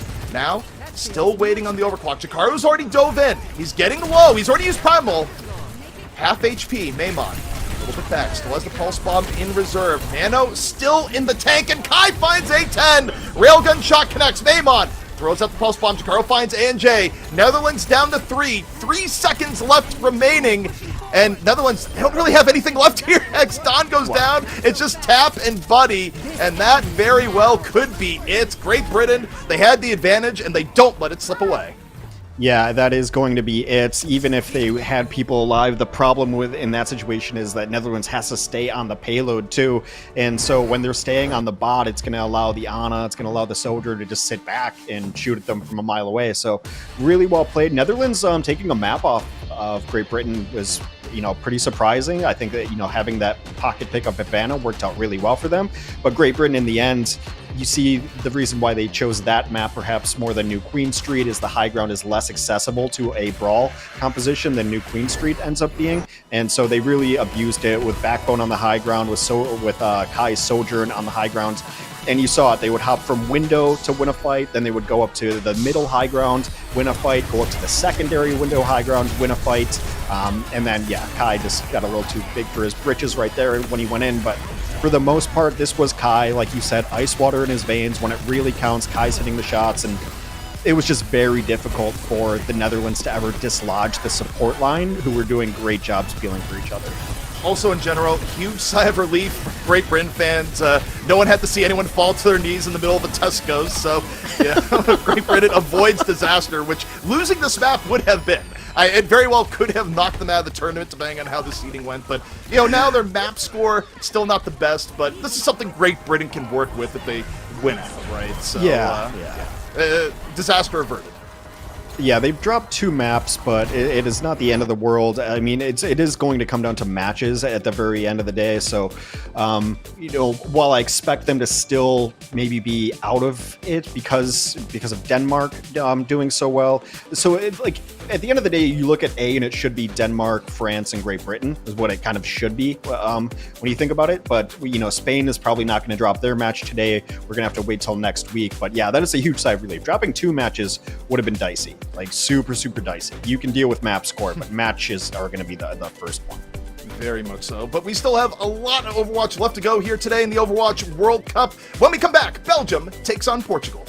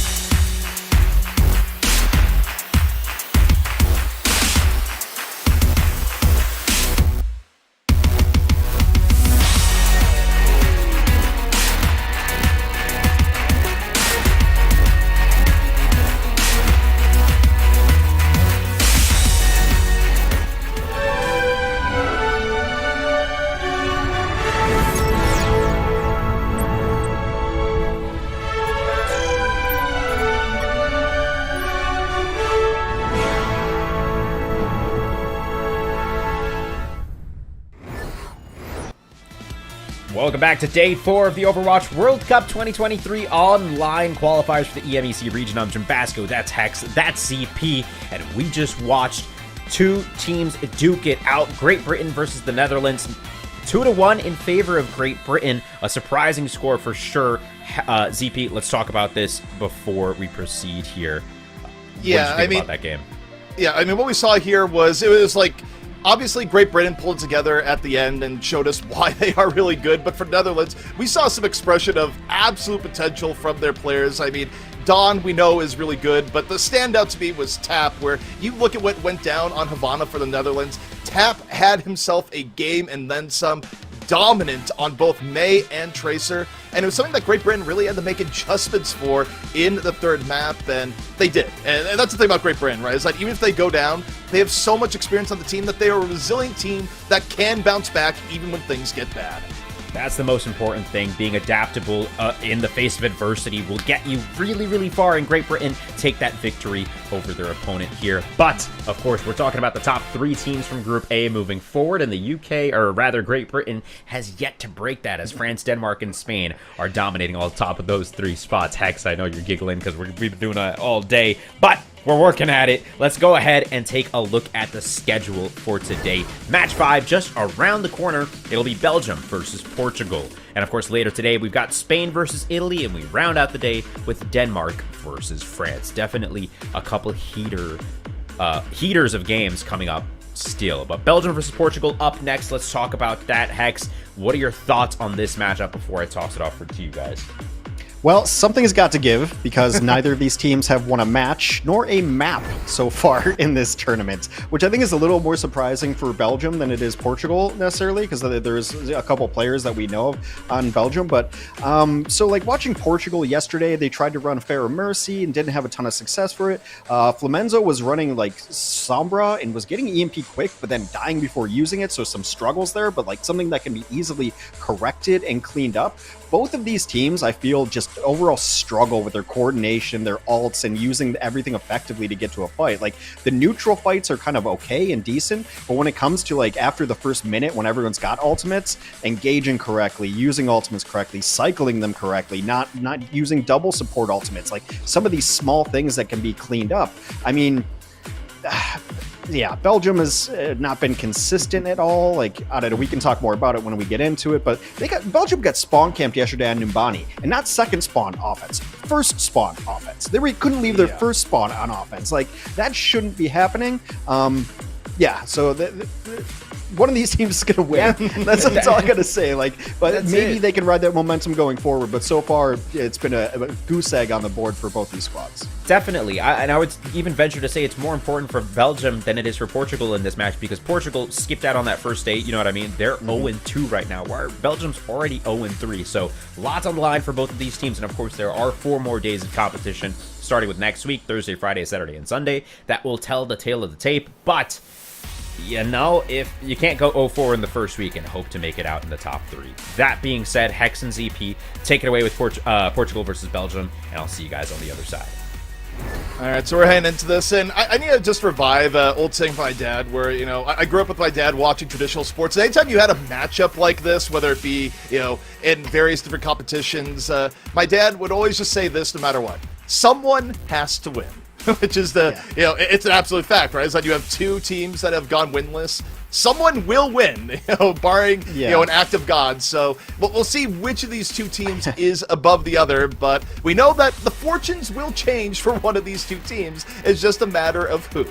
Yeah, well, in the Overwatch League, I think Matt Morello would call these an El Clasico, would be something that he is favored looking forward to. So here's the roster for Belgium. Obviously, Logix is the player that we talk about, as somebody that we know of and who has played in the Overwatch League and has played at a high level for a long time.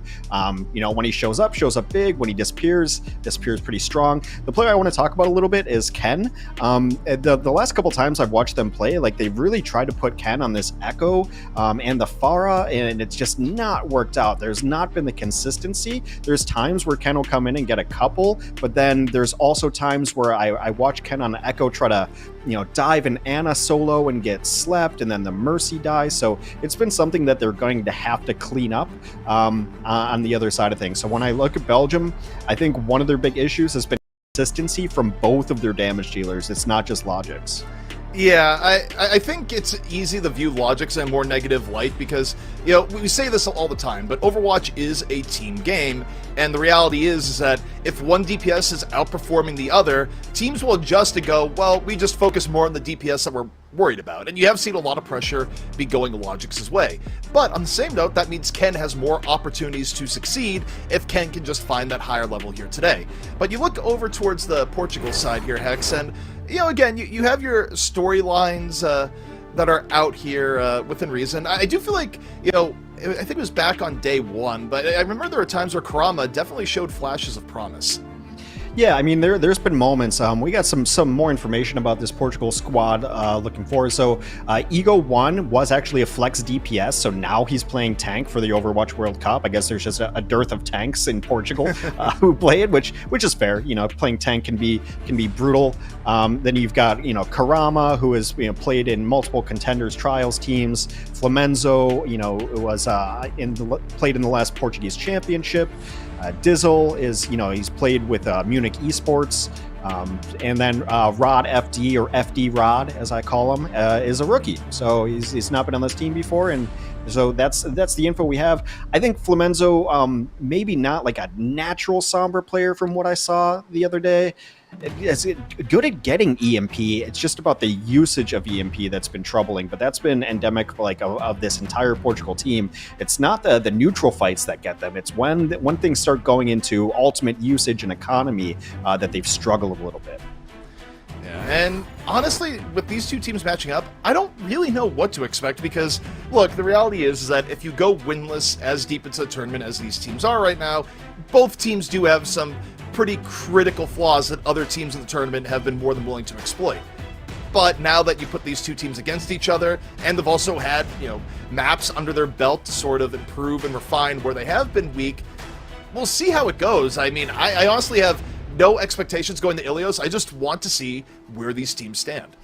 Yeah, I mean, I think we're going to learn a little bit about each of these squads. Like, you know, we're going to learn who's better, I guess. But there's plenty to learn, like if they've cleaned things up. I mean, mostly it's just been inconsistent play and kind of sloppy play on both sides. But you know, like I said, one of these teams has to win. It's just a matter of which one comes out on top. We'll be kicking things off here on Ilios. We'll see what stage it is in just a moment. This is just our pre-roll. It could be anything here so far, but it is going to be here. And Hex, you know, here on the Lighthouse, I believe, it could be no, it's well. Yeah. Yeah. And you haven't said your iconic phrase here yet either, because no one's actually gotten knocked in. Not yet. I mean, one thing to say about Portugal, though, like even though they're 0-2 and 0-2 in maps, is like Portugal is faced off against France and Great Britain, you know? Like, that's not really fair. Also, like, you know, Belgium's played Great Britain, but Belgium also lost to Spain, which is kind of weird, too. So, I mean, both these teams, like, the records are bad, but Belgium lost to, like, Denmark and Great Britain. Portugal lost to France and Great Britain. Like, it's a tough draw early in the tournament. Yeah, but both these teams definitely got, you know, rough matchups early on. But now we'll see how they fight against each other. Ken, here into the air, and we'll see. They've been trying it. Yeah, I mean, Farah has been effective in the tournament overall, at least for one team in particular, but we'll see if Ken can channel that same energy. So far, it's been a little bit quiet as Portugal is saying most of their time here just undercover, not saying the Farah can't shoot us if there's no line of sight. Yeah, I mean, eventually the bubbles are going to break, and they're going to have to go for this. Nice pressure, though, from the Tracer. Logic's got Karama on the ground, though. That's kind of a 1v1 you expect Logic's to win.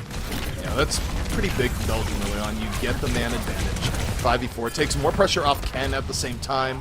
And also Portugal, you're running the Sombra, and while we have seen some deadly Sombras, if you have just Sombra as DPS, you're not having the same pressure that you'd really want. It does put a little bit more pressure on your Tracer. And Belgium, nothing too flashy here. It's just one Tracer pick off and they get the point.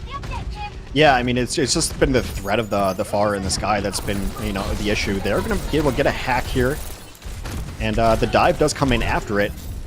Flamenzo gets bullied out, though. Yeah. Logix is getting poked down a little bit. Don't think he went recall. Think he got a health pack instead. Logix and Ken find both supports early on into the fight, and that's going to send Portugal back to spawn. I mean, even with Logix dying there, you're not going to be able to stick around with both supports gone. Just doesn't happen. No. Too many people already gone down. Eagle will fall late in this fight too.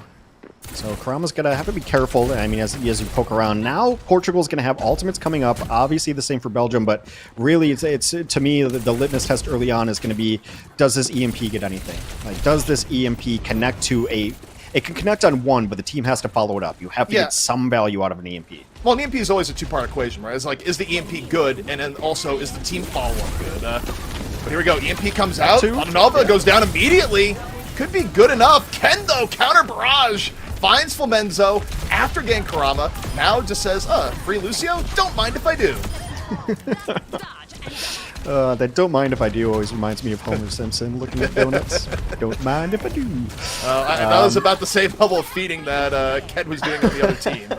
Feasting, if you were. Well, 85% now, and Portugal's going to have to get something to get in there. So they're going to have a Primal Rage, so they should be able to at least touch the point. But like, if you touch the point, you're still going to be just eating damage-boosted rockets right there. Ken One looking tap. real strong here so far. Rocket after rocket. This time gets both DPS. Logic is down, but Ken might be holding DPS Belgium needs right now. As you see Portugal just struggling to delay. They use the Kitsune Rush. They use the beat for 3. Not a beat for 5. Ken in the air, looking for more. And they flip Rama it. is able to get Palm Novas, and this is starting to slip away from Belgium. This went from containable to not so much at all as Portugal lays on 3. Now soon to be 4 as Shia gets knocked out of EMEC. And Portugal staying alive. Yeah, strong cleanup there. Portugal able to flip that one down. The cleanup just not completely there for Belgium. And a nice kill late as Ego was able to take down Chaba. I mean, I think if you're in that position, if you're able to take down the Mercy in this composition, everything should fall right after it. But they've also done a really good job of focusing down the Ana, Patanova. So it's been really solid for them. Again, right there on cue. Yeah, as you said, they're good at focusing on Patanova, the bomb sticks. But oh! Speaking of bomb sticks, the vertical pulse bomb from Logix gets rid of Dizzle. And the res is there, so Belgium still at a full 5. Portugal down their Kiriko. Healing going to be a problem. And you see that as Eco 1 is just getting chunked. Shira finds Karama, and Belgium is methodically picking Portugal apart. Yeah, someone needs to get on this point, and I don't think it needs to be the Fire Mercy. There should be a better presence on the point than that. Eco will... What? Flamenzo gets Logix. Yeah, I mean, Belgium really didn't want to get on the point there. They left all the Logix. Logix actually gets punished for it. Rez comes in, EMP comes out. However, Flamenzo punished immediately post-EMP. The barrage finishes off Ego 1, and surely this is the round for Belgium. It is going to be the round, and don't call me Shirley. Yeah, absolutely clean it up. And Ken is... Like, they've been trying to force this Fair Mercy for the last couple of matches, and it's just been kind of shut down. But, you know, there's nothing against Portugal to really clean it up. And it's also a really good, a very solid map for Fair Mercy because you've got that kind of mid-ground that you can take. There's 2 high grounds in flanking. You can triangulate where anyone wants to come from. So really well done there. And yeah, Ken was just, I mean, you can't say it enough. Like, he's just hitting shots. You can be damage boosted Farah and miss your rockets and no one cares, but he was just hitting directs, cleans that up. Well played for them. Yeah, and, you know, you see Ken swapping off here to the Tracer, it looks like, where this is always one of those interesting things to me where, you know, you think about what players usually play, right? You would expect, okay, Logix will be on the Tracer. But there's like a priority ranking system here, right? Where if they're playing Sombra, they decide, well, Logix will be on the Sombra, and Ken will be on the Tracer. So, yeah, looking at how Belgium allocates their DPS, very interesting to me. Yeah, and the big difference is going to come from the tank and support lines. So Belgium is going to play a little bit like closer with the Brigida. Hacked early. Yeah. Hacked, taken on down, Flamenzo, early DMEC. Shower be able to get away. Oh, it doesn't even matter. Flamenzo finds Ken on the flank. Really solid DPS coming out from Flamenzo on the Sombra. Karama polishes off Logix, and yeah, should be a very quick take here for Portugal. Dive denied by the whip shot. Portugal does have somebody on the point as they try to clean up the rest of this, which is really smart. Jumps into the back line. Don't let them out for free, of course. Yeah, and they're just cleaning up stragglers right now. Yeah, It's nothing flashy. They're just going, well, you're not at 5. We have 5. We're just going to keep holding W and cleaning this up until you go for a full reset. Yeah, any chases you get is just going to stagger out the next fight, and Flamenzo obviously winning this Sombra battle 20% ahead. And, you know, those questions still remain. Are they going to get value out of the EMP ultimates? Right now we look at Karama holding on to the bomb from Enzo. Likely going to open with the EMP, but Karama gets a shot first. Bomb over and in. No, not enough to finish anything off, but the EMP was there right after. Padanova taken down. Both supports for Belgium eliminated. And what was 2 ultimates, not a bad result for Portugal. No, absolutely. I mean, as long as you're winning team fights with your ultimates, the results speak for themselves. Nice stagger there as Pilot Diva will go into the drink. Now Belgium has to prove that they can coordinate their ultimates as EMP and Pulse Bomb are up for them. I think that's just the cycle we're going to see. Yep, then, I mean, this right here, if you're Portugal and you lose this fight and Belgium invests everything, you're still pretty much okay with it. You're way ahead. You like the spot you're in, but they do use Kitsune early to try and set the tempo. Eagle 1, though, goes down! Eagle 1 couldn't get the primal off. Flamenzo, though, punishes Logics. Portugal being down a tank here is going to be rough. They use a beat. It hits 3. Belgium, though, not in a bad spot at all. Ken looking for value on the Tracer.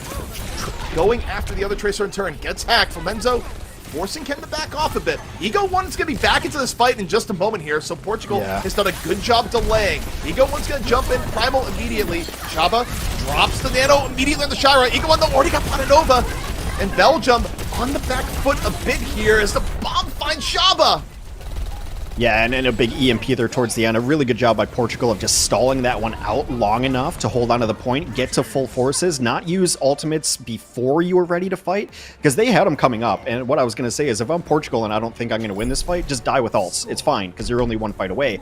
But they were able to delay long enough, but without like throwing in a pulse bomb willy-nilly, without throwing in an EMP before you're ready. Good patience there, good coordination. That's something they needed to clean up, and well done there as we move on to the windmill phase of Ilios. You know, one thing that seemed to be a difference there, and, you know, I think back to Logix. Like, Logix, you know, his best heroes were Tracer and also just, like, raw, you know, single-shot hit scan, right? I feel like in the Sombra v Sombra setup there, we saw Flamenzo getting more value on the Sombra, which is why, like, as we go here into the well, I like the change-up from Belgium here. You're putting Ken on Pharah, where Ken looked great on in the first round, and you get Logix onto a comfort hero. I think this is a very good swap-up for Belgium. Yeah, absolutely. And, I mean, it's a pretty solid map for Pharah. We've seen a lot of teams run it. Pharah and Echo here can be very good, and it's very similar to the first stage, right, where you've got these 3 high points that you can kind of just rotate through and always catch people with splash damage. So, it makes a ton of sense here. Logic's already hacked early, but no cleanup. Logix is able to get away, and right now the question is, what is the answer going to be for Ken? I mean, I feel like if Ken is able to land shots, it should be a winning matchup right now for Belgium, but that is always the question here is, will Pharah kill the team before the team around the Pharah dies? And, you know, it all depends on the lethality of the Pharah and how evasive the other team is. Both teams in a little bit of a stalemate right now, though. Shira, heavy dive coming on in. If Shira dies here, it's huge for Portugal. They do get Shira, and also during that, like, they just put presence on the point, so they're going to be accruing percentage as we go forward. And so now Belgium doesn't really have to go fight. Like, they can just chill. Nice cleanup on the Pilot Diva, though. You don't want to allow a remech. And also, like, that ends up being a huge stagger. Yeah, so we talked about the timer, right, where Pharah is looking for kills. Portugal was able to rope-a-dope there for long enough to get the point and get the tank pressure, but now they give up a few kills pushing in deep. Ken on the assault here once more. Nearly got the Ana, not quite, but this is what you have to look at here. Yeah, Does the Pharah get kills before the tank goes down? I mean, I just think it was kind of a mistake there. Like, they lost Flamenzo going in early. Like I said, Portugal had the point. They didn't have to go in. They didn't have to be aggressive. And then, you know, like, Ego had to jump in, and he jumped in between 4 and gave up their life for it, too. I think they could have played that a lot more passively. Yeah, and what we're seeing here is just all cleanup kills and what was one very, very long stagger. So once more, we see the dance. Does Pharah get eliminations, or does Portugal kill the front line while Belgium waits for their Pharah? That interplay is going to be going in once more here. Yeah, I just want to see the EMP dive work again. Yeah. And again, it doesn't matter which target you go for, as long as you all focus on the one. I think it's going to be difficult to try to get anyone up top. Not that the EMP can't get there, but the follow-up is going to be rough. Bomb for Karama out, not enough to get rid of the Ana. Still pressuring Padanova, in danger. Is any help coming from Padanova? Karama gets pushed out after the bio. How did Brig and Ken gets ripped out of the sky. That was Ana and Brig. I think did Ken get slept? I think Ken might have gotten slept. It's possible. Yeah. We were watching the Ana versus Tracer battle, so yeah, hard to tell. But now Portugal will take control again. Ooh. Sometimes you just go Ana and be like, would you like to be our anti-Pharah? I mean, it's deviously effective sometimes. Good peel there, but really commits EMP. to it. Yeah, I mean, the question is the fall-through going to be there? Like, it got a lot of people, but Garama fell immediately. Ego One went for a little bit of Rock'em Sock'em and gets punished in turn. Belgium likes those trades. It takes two ults and they're just gonna res it. Like that's not the value you want. That's not a good trade. No, and Belgium immediately hang back over to the point. Dizzle finds Logix. Really nice outplay there, but Ken, terror from the skies, grabs Dizzle immediately off the barrage, looking for the Winston. And Portugal, you know, this fight's gone on for a long time. Portugal's been keeping control of the point, even while losing the fight. It has. That's big. I mean, but they have invested ults just to hold on to the point, which is a little bit concerning. Like the Nano Tracer at the end is probably the one you want back. Because, I mean, is there a big difference between like 81 and 89% to 99%? Not really. You still need that one single fight, but 99% now, Pulse Bomb ready. I think they would like to have the Nano back is the only one I would really kind of harp on. But yeah, Portugal a single fight away from winning Ilios. Portugal, it's been a little bit quiet for Karama. No, that's huge. Pananova gets focused down early. Karama still has the bomb. Belgium down a whole lot of healing. Chaba uses Valkyrie early on just as a result of that. Yeah, can they deny the res? We'll see. Logix and Shira, they get the Portugal backline. They just find the opportunity, and Portugal has their opportunity to perhaps slip away. I mean, Karama uses the pulse bomb, but you almost question why. Yeah, I mean, it is going to force out the res, so I guess it takes away a single life. We are in final fight territory. The ultimates to watch here are going to be EMP, and then on the other side of things, there's going to be a Nano for Belgium. Also, this barrage is going to come up too. Nano barrage might be the only way Ken lives through it, but definitely can be a shutout type of ultimate. Menzo doesn't have EMP yet, and time's running out. Logix goes down early. Got whipped by Rod. Ken goes in the middle, goes for the barrage, gets punished. And Portugal looking pretty good as this fight kicks off. EMP used by Flamenzo. Logix rezzed back up. Logix still the opportunity to be the healer or hero here. As Flamenzo, just general pressure right now on the Sombra. Dizzle goes down. Karama finds Logix. Doesn't let Logix get any momentum. Yeah, it is very back and forth. It's 99 to 99. It is a mess, but it's one that Portugal looks to have a slight edge on right now. Wait, did we just C9 it? We did. C9'd it. Belgium wins. Yeah, that a little bit unexpected. They were winning the fight, but the point a bit elusive at the end, as it turns out. As yeah, Belgium grabs it. I really thought it was going to be over when they nanoed Ken, and Ken got hacked immediately, and then had to like hop his way through that room, and then got killed immediately. I'm like, oh well, that's it, right? Because they got Ken down. There's no way you can res that. The nano was already used, and then it just got sloppy from there. I couldn't even tell you what happened. There was a kill here, there's a kill there. Everyone's low. Everyone's diving in on each other. Didn't really work. So. Yeah, I mean, the Fair Mercy has worked better for Belgium this time than it has worked for them previously, obviously. But I think these teams are just very evenly matched. Like I said, both teams came into this without any match wins or map wins. Part of that was luck of the draw. They faced two of the best teams that have gone, that are in Group A, so not necessarily their fault. I also thought Flamenzo did a much better job than yesterday of cleaning up some of these EMPs and getting a little more value. It wasn't 100%. What comes to mind is the time that he hacked Ana, didn't kill the Ana, then EMP'd Ana and didn't kill the Ana, and then they forced like a Nano in to try to do it, and they still lost it. So part of that, and look, it's still not the cleanest play from either of these squads. So, but I have seen some small measure of improvement when it comes to alt usage and coordination. Yeah, I think you nail it in terms of just talking about some of the improvements we've seen, but the reality is both teams definitely have their flaws, and they definitely express in some weird ways in how some of these team fights panned out. I mean, especially the very final fight here on Ilios, where it was chaotic, it was messy, and then it ends with the old Charlie Niner with multiple members of Portugal still alive, because if Portugal could have stayed on the point, it very well could have been their map. So it's also just kind of a testament to how close this has been, even if not close in the most conventional of ways.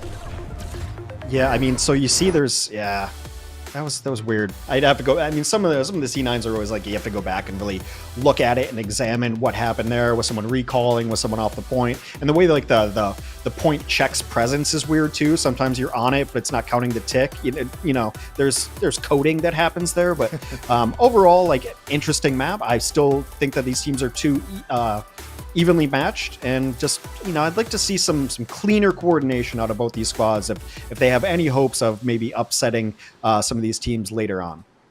Yeah, I mean, this is kind of one of the things too where you want to talk about team morale, right? Where you don't have any wins yet in the tournament, and you're up against another team that also doesn't have any wins. Nothing is more devastating the morale than losing that match, right? Like, so a lot on the line here for both of these teams, and for nothing else, just, you know, national pride alone. But that is map 1 in the bag. Belgium versus Portugal, looking very evenly matched here so far. Will that remain the case? Join us after the break.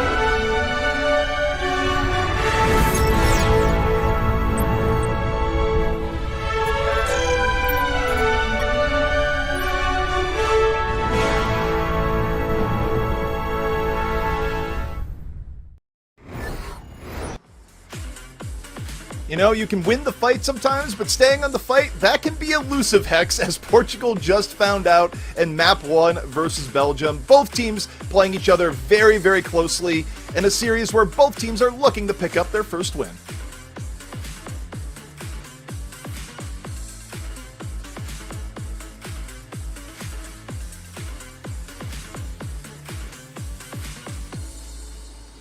Well- yeah, if you read lips, then what I said was, my apologies, I completely forgot.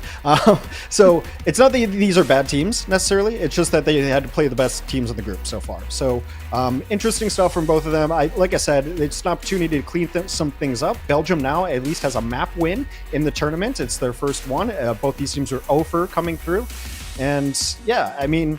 So what's interesting is Portugal gets the next map, and in their 2 previous losses, Portugal has gone to both Blizzworld and Numbani. Now, I don't know if you want to take Belgium to Numbani, because they do seem like they prefer running a Sky version, like whether that be Echo or Farah, and that can be better on Numbani than it is on Blizzworld. So we'll see. We'll see where Portugal wants to go for their chance to pick up their first map of the tournament.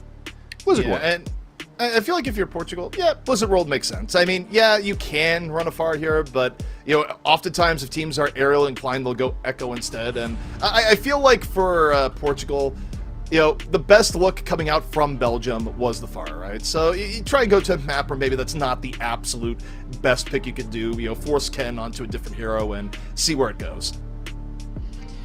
Yeah, and I think it works out. I think that, for Portugal, they seem to really want to run like Sombra Tracer. It seems like that's their bread and butter, Sombra Tracer, and then also Ego on the Winston. Ego being a former flex DPS player, like I think Winston translates really well to people who are new-ish on tank. A lot of it is just about like initiation. Some of the higher level mechanics, obviously, of like bubble juggling and primal juggling can be more difficult to grasp. But as far as just like knowing when to go and who to go on, I think Flex DPS can pick that up a little quicker. So I think that's the composition that they're going to prefer going forward, and this map is just better for it than Numbani. All right. Again, in the Blizzard World, we'll see what Portugal has in store for their map. Definitely think everything we just talked about will play a role, at least in terms of, not having a Pharah get the value that we saw back on Helios. Because you stop and think about it, Hex. The non-Pharah maps, or rather, the one non-Pharah round, singular, was one where Portugal just dominated. It wasn't close. It was 100-0 on the Ruin stage of Helios. So Yeah. we see Portugal coming on. Yeah, as you're talking about, a lot of Tracers, Sombra, Dive, Inclination here, and, well, Belgium. We'll see what they're actually playing when they go out of the gates. Believe nothing of what you see right now. You mean we're not going to see Lifeweaver? Actually, you know what? We are going to see Lifeweaver. We're going to see it on offense. We're going to see Lifeweaver put the lift up, and Ken's going to take a shot from it. I mean, it's the opening gambit here. It's kind of like, Roadhog on Gibraltar. You try the hook right away kind of thing.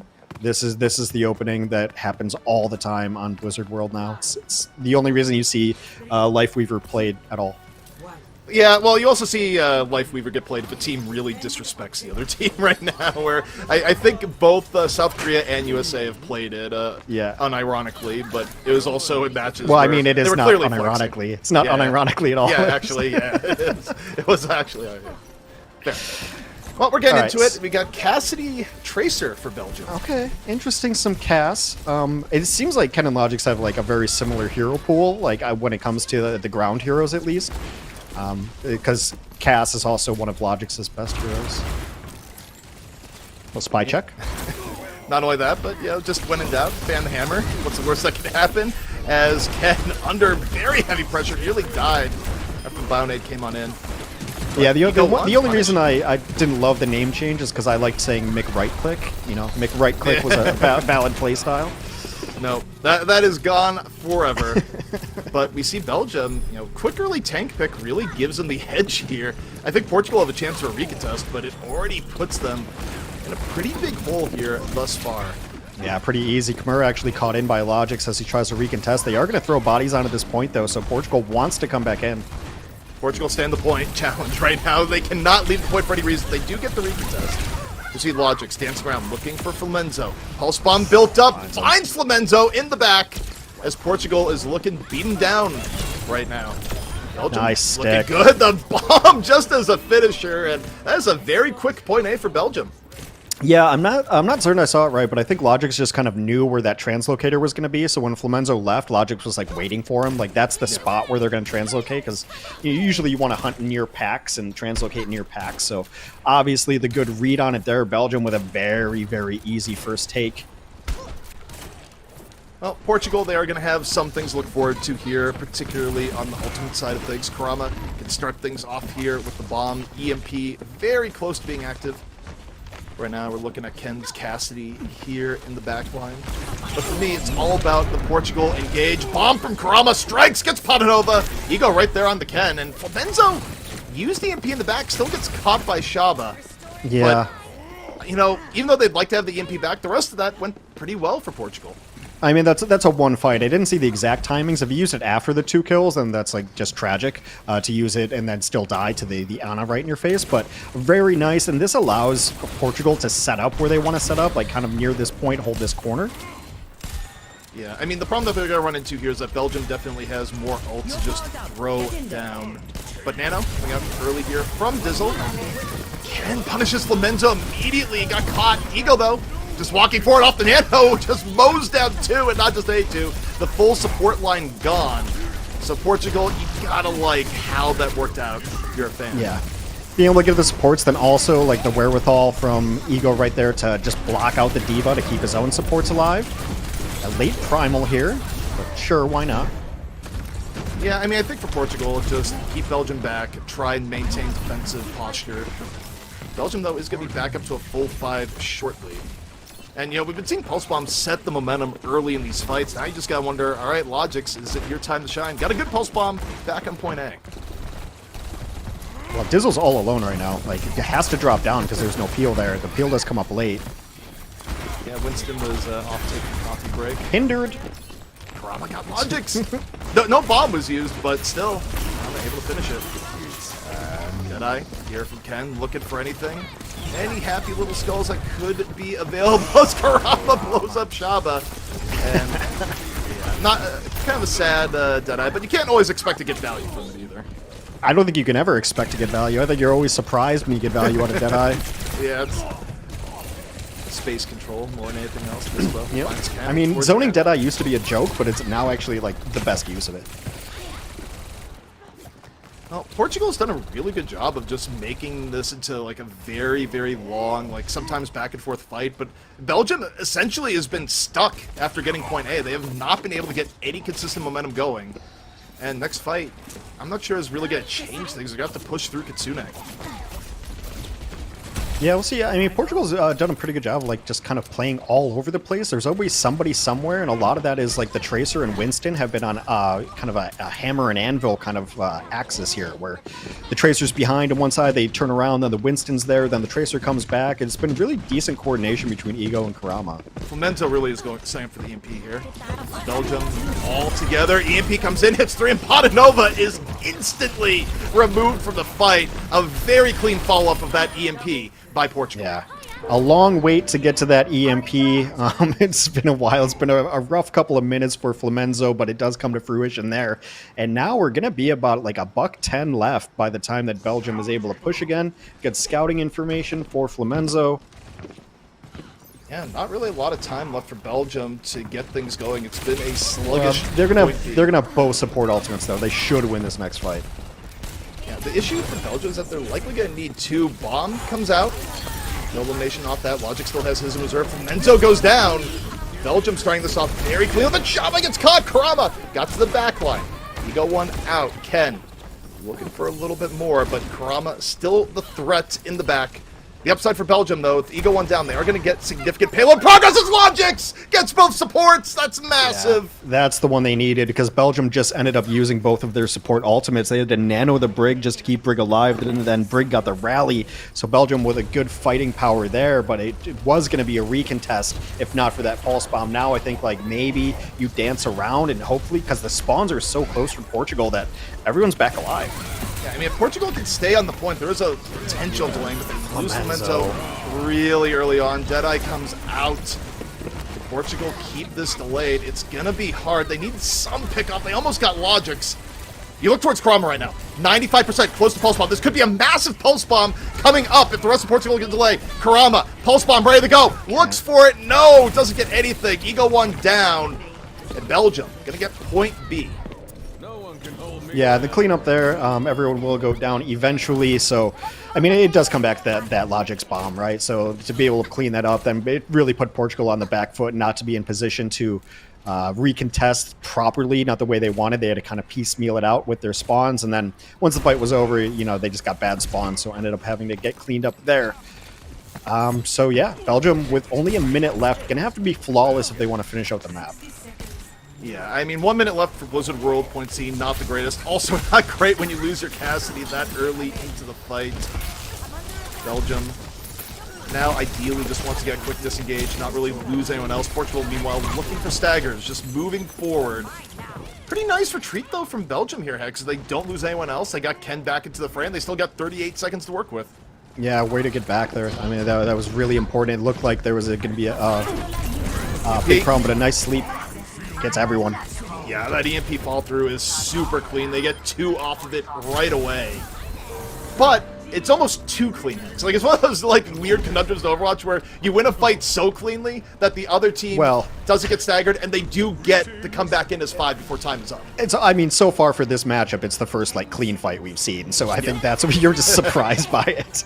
Oh, that's also true. And takes down Ken early on. Belgium stuck with the 4v5 as we go into overtime. Shira just gets melted on the cart as we see Portugal trying to be methodical here. Bomb up from Karama, looks for it, gets it onto Shaba. Logix gets Dizzle, but I don't know if much more is around. As the Nano. Yeah, he's So Nano. playmaker potential is there, but the rest of his team just falling all around him. Logix now, Nano is gone, gets Flamenzo. I think they're fine. Yeah, they can. Respawns are going to be coming back in a moment here too. Logix, surely not another. Looking forward, backs off. Really nice stuff from Logix there, back against the wall. Yeah, I mean, at the very least, it's going to get more progress, and every inch can be precious here. Ken is going to go to the Sojourn. What a great spot for the Sojourn here, actually. Also, be able to take the high ground. Pretty quick build to the overclock at the same time. Ken, though, here on the top, looking to build a railgun shot sooner rather than later. Karama pressuring the back. Logix super close to bomb here. Gets Flamenzo, builds the bomb, sends the bomb, gets Dizzle. A huge play by Logix. The old 1-2. Got the ult build, got the stick, but Karama got to the back line, got rid of Shaba. Shira eats the post bomb for Belgium. A huge play by Shira at the end. Overtime ticks down as Belgium gets it in. That's huge. Flamenzo had the EMP too. Like, I don't know, for as good as a couple of these EMPs were, this was another one of those rounds for Flamenzo that I'm like, Flamenz, bro, like, dude, it died so often, and then dying at inopportune times. There was just, I mean, the inconsistency from the Sombra has been absolutely brutal. You see, like, when they are coordinating with these EMPs, like, there's been, like, on point B and point C, there were really clean EMP engagements, like super clean. It was surprisingly clean. Hex, it's been age-old story of when it's good, it's good. When it's bad, it's bad. And I mean, that's applied to a lot of things where, you know, I think of what we saw from Logix over the course of the map. Normally, when a Tracer is playing at a really high level, it's just a consistent high burn of, you know, pickoffs, pressure, bomb, right? It felt like Logix would have moments of just absolute domination and then would disappear for a while. Then absolute domination and disappear, but definitely ended the map on a very high point with the build, kill, into bomb. I mean, you can't expect anything better. Yeah, I mean, I think if I'm Portugal, like, maybe I stop looking for big EMPs, and, like, it's got to almost be like a Moira play. Like, if you get EMP, dude, just fire it. Just tell us where you are and fire it. Like, trying to wait for these setups has cost Portugal a couple of fights because Flamenzo ends up getting caught out. I mean, give Belgium some credit. They're doing a good job spy checking. Like, especially D.Va is, like, a great spy check tank. So Flamenzo hasn't felt comfortable setting up. But, I mean, there's the amount of times dying with EMP, it simply can't happen. It just can't. Well, we got Portugal on the attack now. Belgium can feel pretty confident. Completing Blizzard World is not the easiest. You just see the long Sombra setup here where, you know, people do check for Sombras back here. It's not as free as it used to be. Logix is checking, yeah. Logix is checking main pack room. Logix is also getting hacked and pressured here by both the Tracer and the Sombra, but saw the pressure coming and was able to get away. Karama, meanwhile, still looking for Logix right now. The 2-for-1 here in the back, still pressuring Logix. Meanwhile, we have pressure coming in from the front, Ego versus Shira, as both teams are about to consolidate right here on the point. Portugal looking to push the issue. Nice Bionade onto both Ken and Shaba. Logix though finds Karama, and Belgium just holds fast. So, yeah, I mean, I'm going to say something that you wouldn't expect. I really like the Torb pick here, actually. Because, like, you know, the players from Portugal that have had the biggest impact have been, like, Karama, and then obviously it makes Flamenzo's job even that much more difficult, right? To try to get hacks going without taking too much damage. Also, like, kind of points out where the Sombra is. So it's just another layer of junk that Karama and Flamenzo have to deal with as they go through. So, like, I like it. Also, you can protect it with the Brig Shield. I mean, essentially, it adds another obstacle to the course that you have to worry about, right, Ken? Yeah. Attacked early on! Nice little rivet to the head of Flamenzo. That's always a risk, too. You know, you associate that more with Maine, but, you know, if the ice has some bite, so does the fire. As Ken just comes in from the back, making Torb look nice right now. Yeah.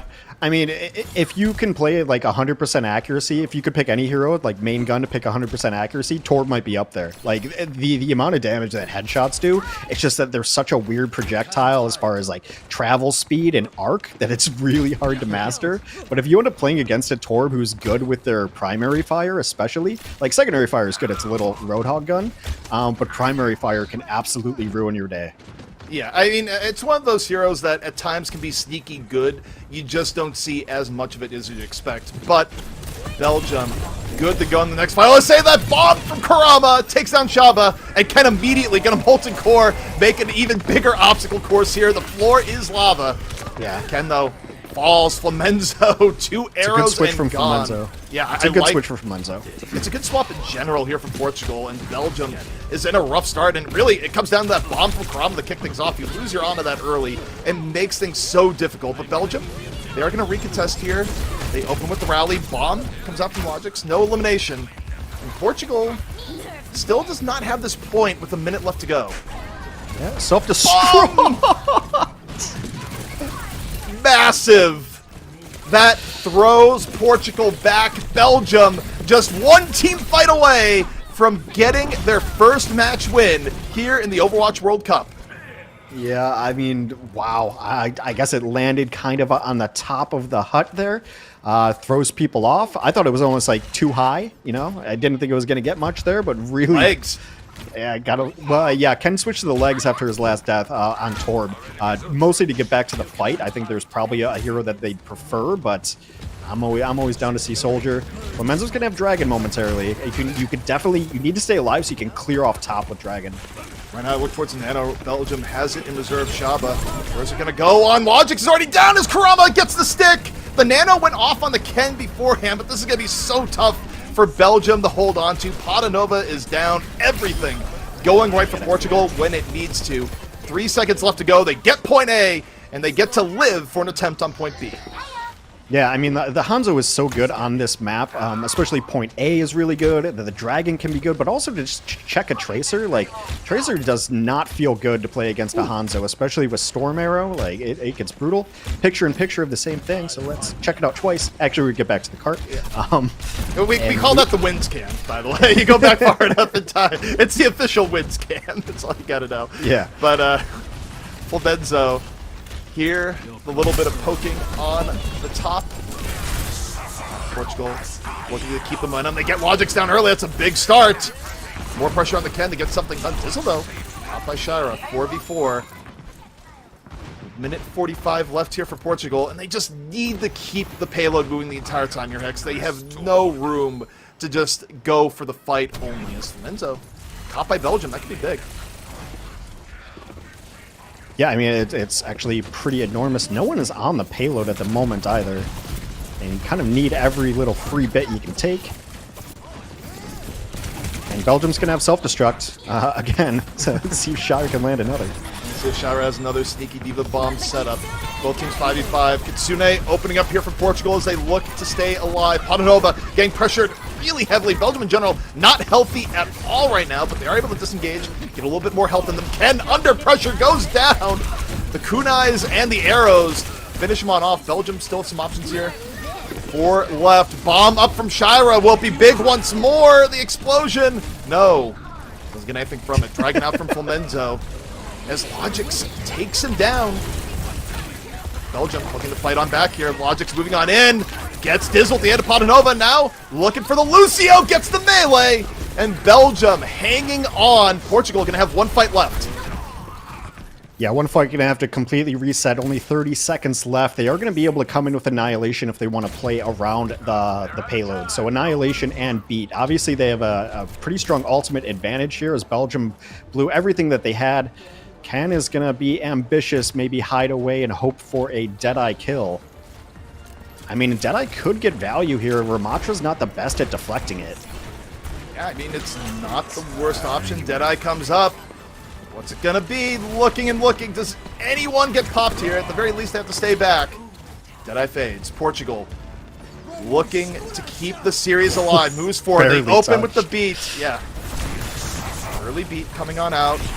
Rolling forward. Belgium, though, still pretty healthy. Logic's close to a pulse bomb again. It could be the game winner. 98%. Krama, pulse bomb comes out first. Gets popped. No, the Logix. Do you have a response? Pulse bomb out from Logix. No elimination off that. As Portugal desperately hanging on Flamenzo at like 1 HP. Portugal, though, still healthy. Flamenzo finds Logix at the cost of his life. Krama, though, counters. Portugal, Kitsune in overtime, still Hex, but it looks like they might be forcing point C. Yeah, they will have it, and they will pull it off at the end. I think like it was smart from Ken to try to get this zone out there, but eventually, I mean, Portugal was actually about a nanosecond away from not touching the payload in overtime. It got very, very, very close. But they are able to pull it off. 114. Again, we talked about it when Belgium was pushing point C. Portugal's going to have to be pretty perfect here, and that is not the beginning of perfect. However, the payload will continue to push. It was a nice angle on the picture-in-picture. One thing that Belgium doesn't have to worry about, if Portugal does complete the map, they will get an attack of their own. Portugal will not be doing this with a time bank over 1 minute, if they do it at all. Ken, in the back, looking for arrows. Shira finds Flamenzo. Huge pickoffs here for Belgium, as they just need the delay for 40 more seconds. Shira just pushes forward. Yeah. Well, Shira's here now. That's what matters. Absolutely, and like just be able to hold on to the self-destruct. You're going to be able to like completely negate any push on the car. You almost want to hold it till the very end, and the only thing that can stop it would be Ego using one of the shields, and then everyone may be backing out with a Lucio. But Portugal does have a lot in their kit if they can just sustain. The Dragon maybe to open things up if they feel like they need to get space onto the payload, and then they're going to have an Annihilation too if they play it right. If you're Shaba, don't die with Nano. That is the key thing here, is don't die with Nano. Doesn't get hit by the bomb, but Graba goes and finds Logic. Still a decent opening for Portugal. Belgium, 4 up. Flamenzo gets caught by Shira. Shira continues to lay it on. Shira was off the Nano here. Has the bomb in reserve. Gets Ron FD with the aid of Ken. Shira, the rock that cannot be moved right now. Bomb onto the point. Gets taken down by Annihilation. Portugal not done just yet. Overtime push underway as Belgium does get pushed back eventually here. So it's all coming down to this final fight. But I got news for you, Hex. Logix has the bomb.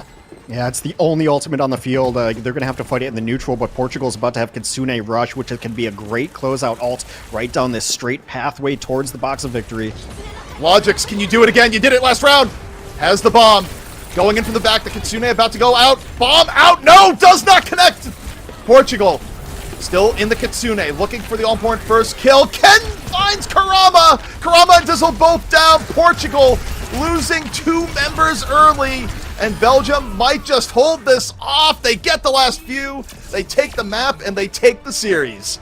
Yeah, just barely. Ken comes in clutch there towards the end. A lot of interesting plays there. I mean, I don't think we said Shira's name at all in the last couple of times that we've seen Team Portugal, but really turned it on at the end there on the Diva, getting a lot of boosts. Karama had this great play where he's pressuring down the Ana and misses the pulse bomb, but oh that's bad. Then all of a sudden he kills Logix in the kill feed. How did that happen immediately? So I mean, there are still some good bright spots from Team Portugal. Unfortunately, the results are just not there for them. They haven't been able to clean it up. There are a few things that they need to work on still. Like I said, the Sombra play has been inconsistent. When it's good, it's almost perfect. When it's bad, it's brutally bad. But Team Belgium getting on the board, 2 map wins and a match win for them. They knocked the goose eggs off the board. Yeah, and I think if you're Team Portugal, your biggest regret of the entire series is the ending to Ilios, right? Where you had 4 people still alive, yet none of them could find the point because you were in a winning fight. Like, Portugal could have won that map, then we'd be going to map 3. But hey, that's an if. It wasn't to be, and Belgium They get 2 maps and their first win on the board. And Yeah, you I talk love about that something that was a Karama pulse bomb highlight from Ken's POV. That's beautiful. I love that. Yeah, so I mean, these two teams pretty evenly matched. I think there was just a little bit of a consistent, like as inconsistent as Belgium's damage dealers have been, it was almost like a little bit even worse for Portugal. So yeah, Ken and Logix had bigger, enormous moments, and then it still really need to clean up the Sombra play. Like you see right here. This should be a defense for Portugal, but they lose their Sombra early. Yeah, I mean, I think the key thing that defined both these teams to varying degrees is just, the inconsistency, right? It's not that you didn't see good plays. You did see good plays from both teams on various different points. It's just you didn't see it all the time in the way that our very top teams in the tournament so far generally put out. Mm-hmm. Yeah, I mean, a pretty fun match, though. Definitely evenly matched, and good to see from both squads to put on a better performance against a more evenly matched opponent. Like I said, coming into this, when I was mentioning their records of like 0-2, 0-3, it's because they've been facing off against the best teams in the group. So very unlikely that either of these teams makes it out of group, but I think like based on the peaks and valleys we've seen, like these could be squads that like take a map off somebody, make somebody nervous here and there. Like there is that potential. Like if this Portugal team cleans up, like if they get EMP fights like we've seen them get consistently, they could beat a team and they could upset somebody. Belgium has the damage talent to beat a team and upset somebody, right? So I think both of these teams looking forward, probably not coming out of group, but they could ruin some people's days, which I would like to see. Yeah. Well, that's a fun thing, right? In any sort of sporting entertainment, is that even if you get to a point where it's like, okay, it's not likely that we're going to advance in the tournament, you can still have all the fun and joy of just tanking someone else's chances by playing well on a given day. So there's always something to play for, regardless of where your standings may be. Yeah, absolutely. Fun stuff. And I think, how many more matches do we have today? 2 more? We got two more, and in fact, you won't have to wait long because coming up next, it's going to be Spain taking on Italy.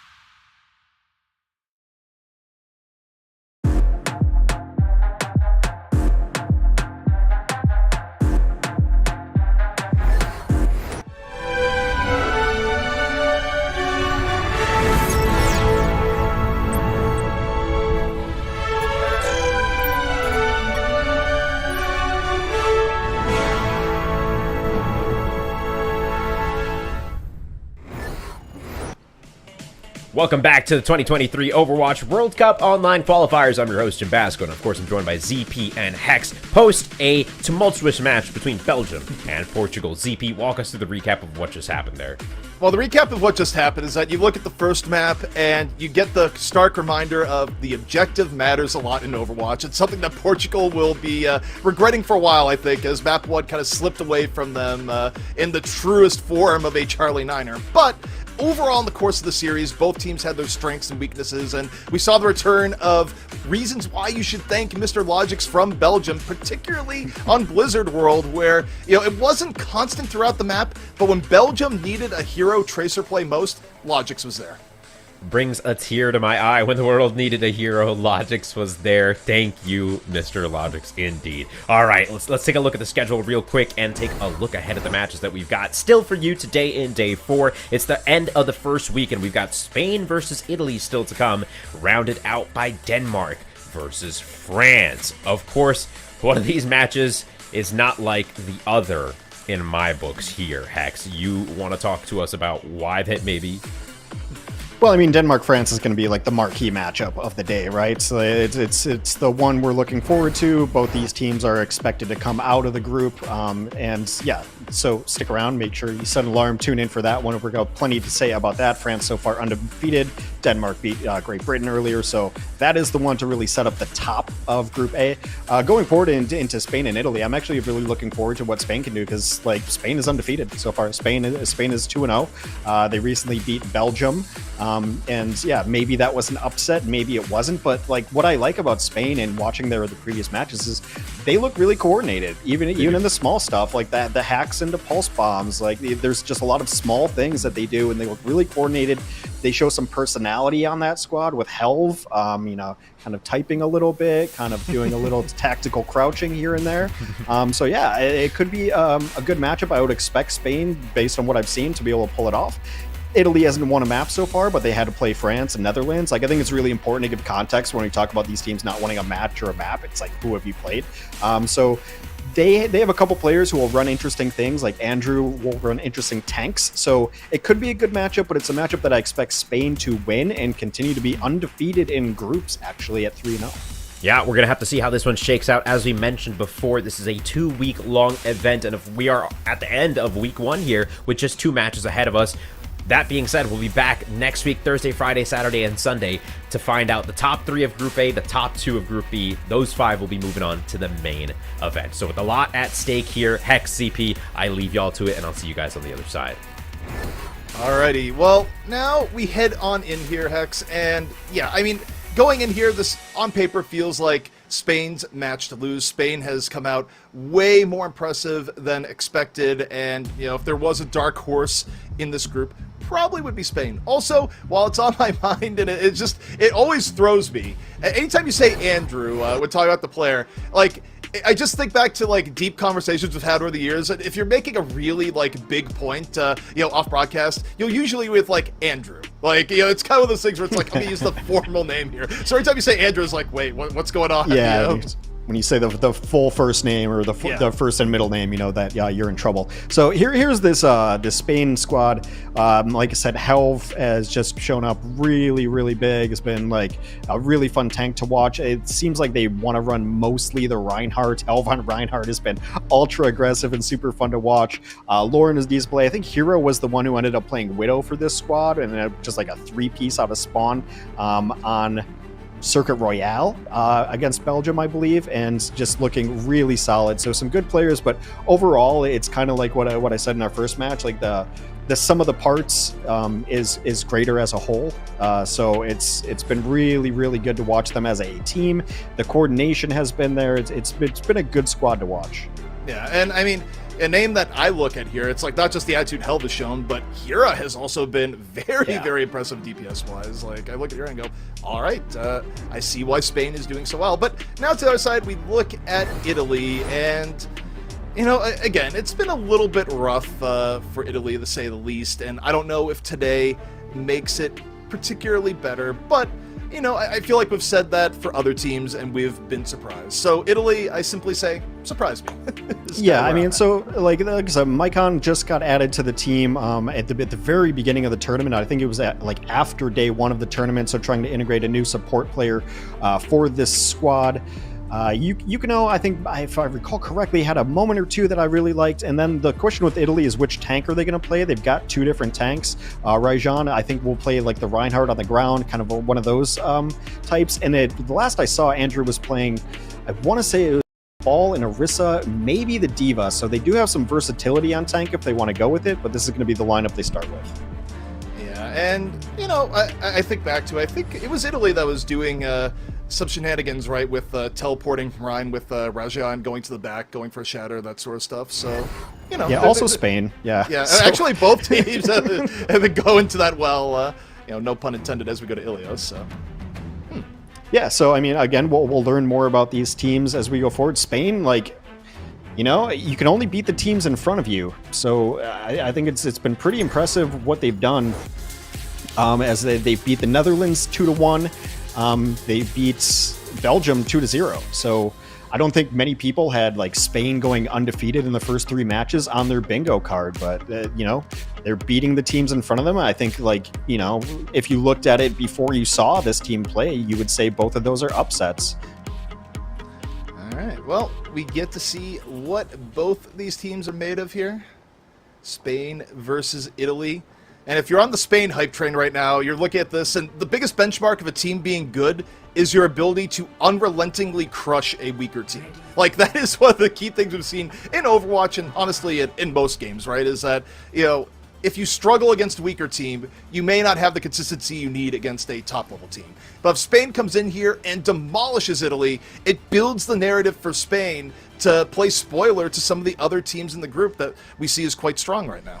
Yeah, I mean, I think when I look at these teams and going back to last match, now this match, I'm really just trying to gauge like coordination, because I think coordination can beat out almost anything else. Like, even if you're overpowered, maybe just pure mechanic talent-wise, if your coordination is good, then you're solid. So I want to see it, especially both teams running a somewhat mirrored dive, different support lines though. All right, take a look at Helv's point of view. We kick things off here for Spain. Kira working the back on Tracer.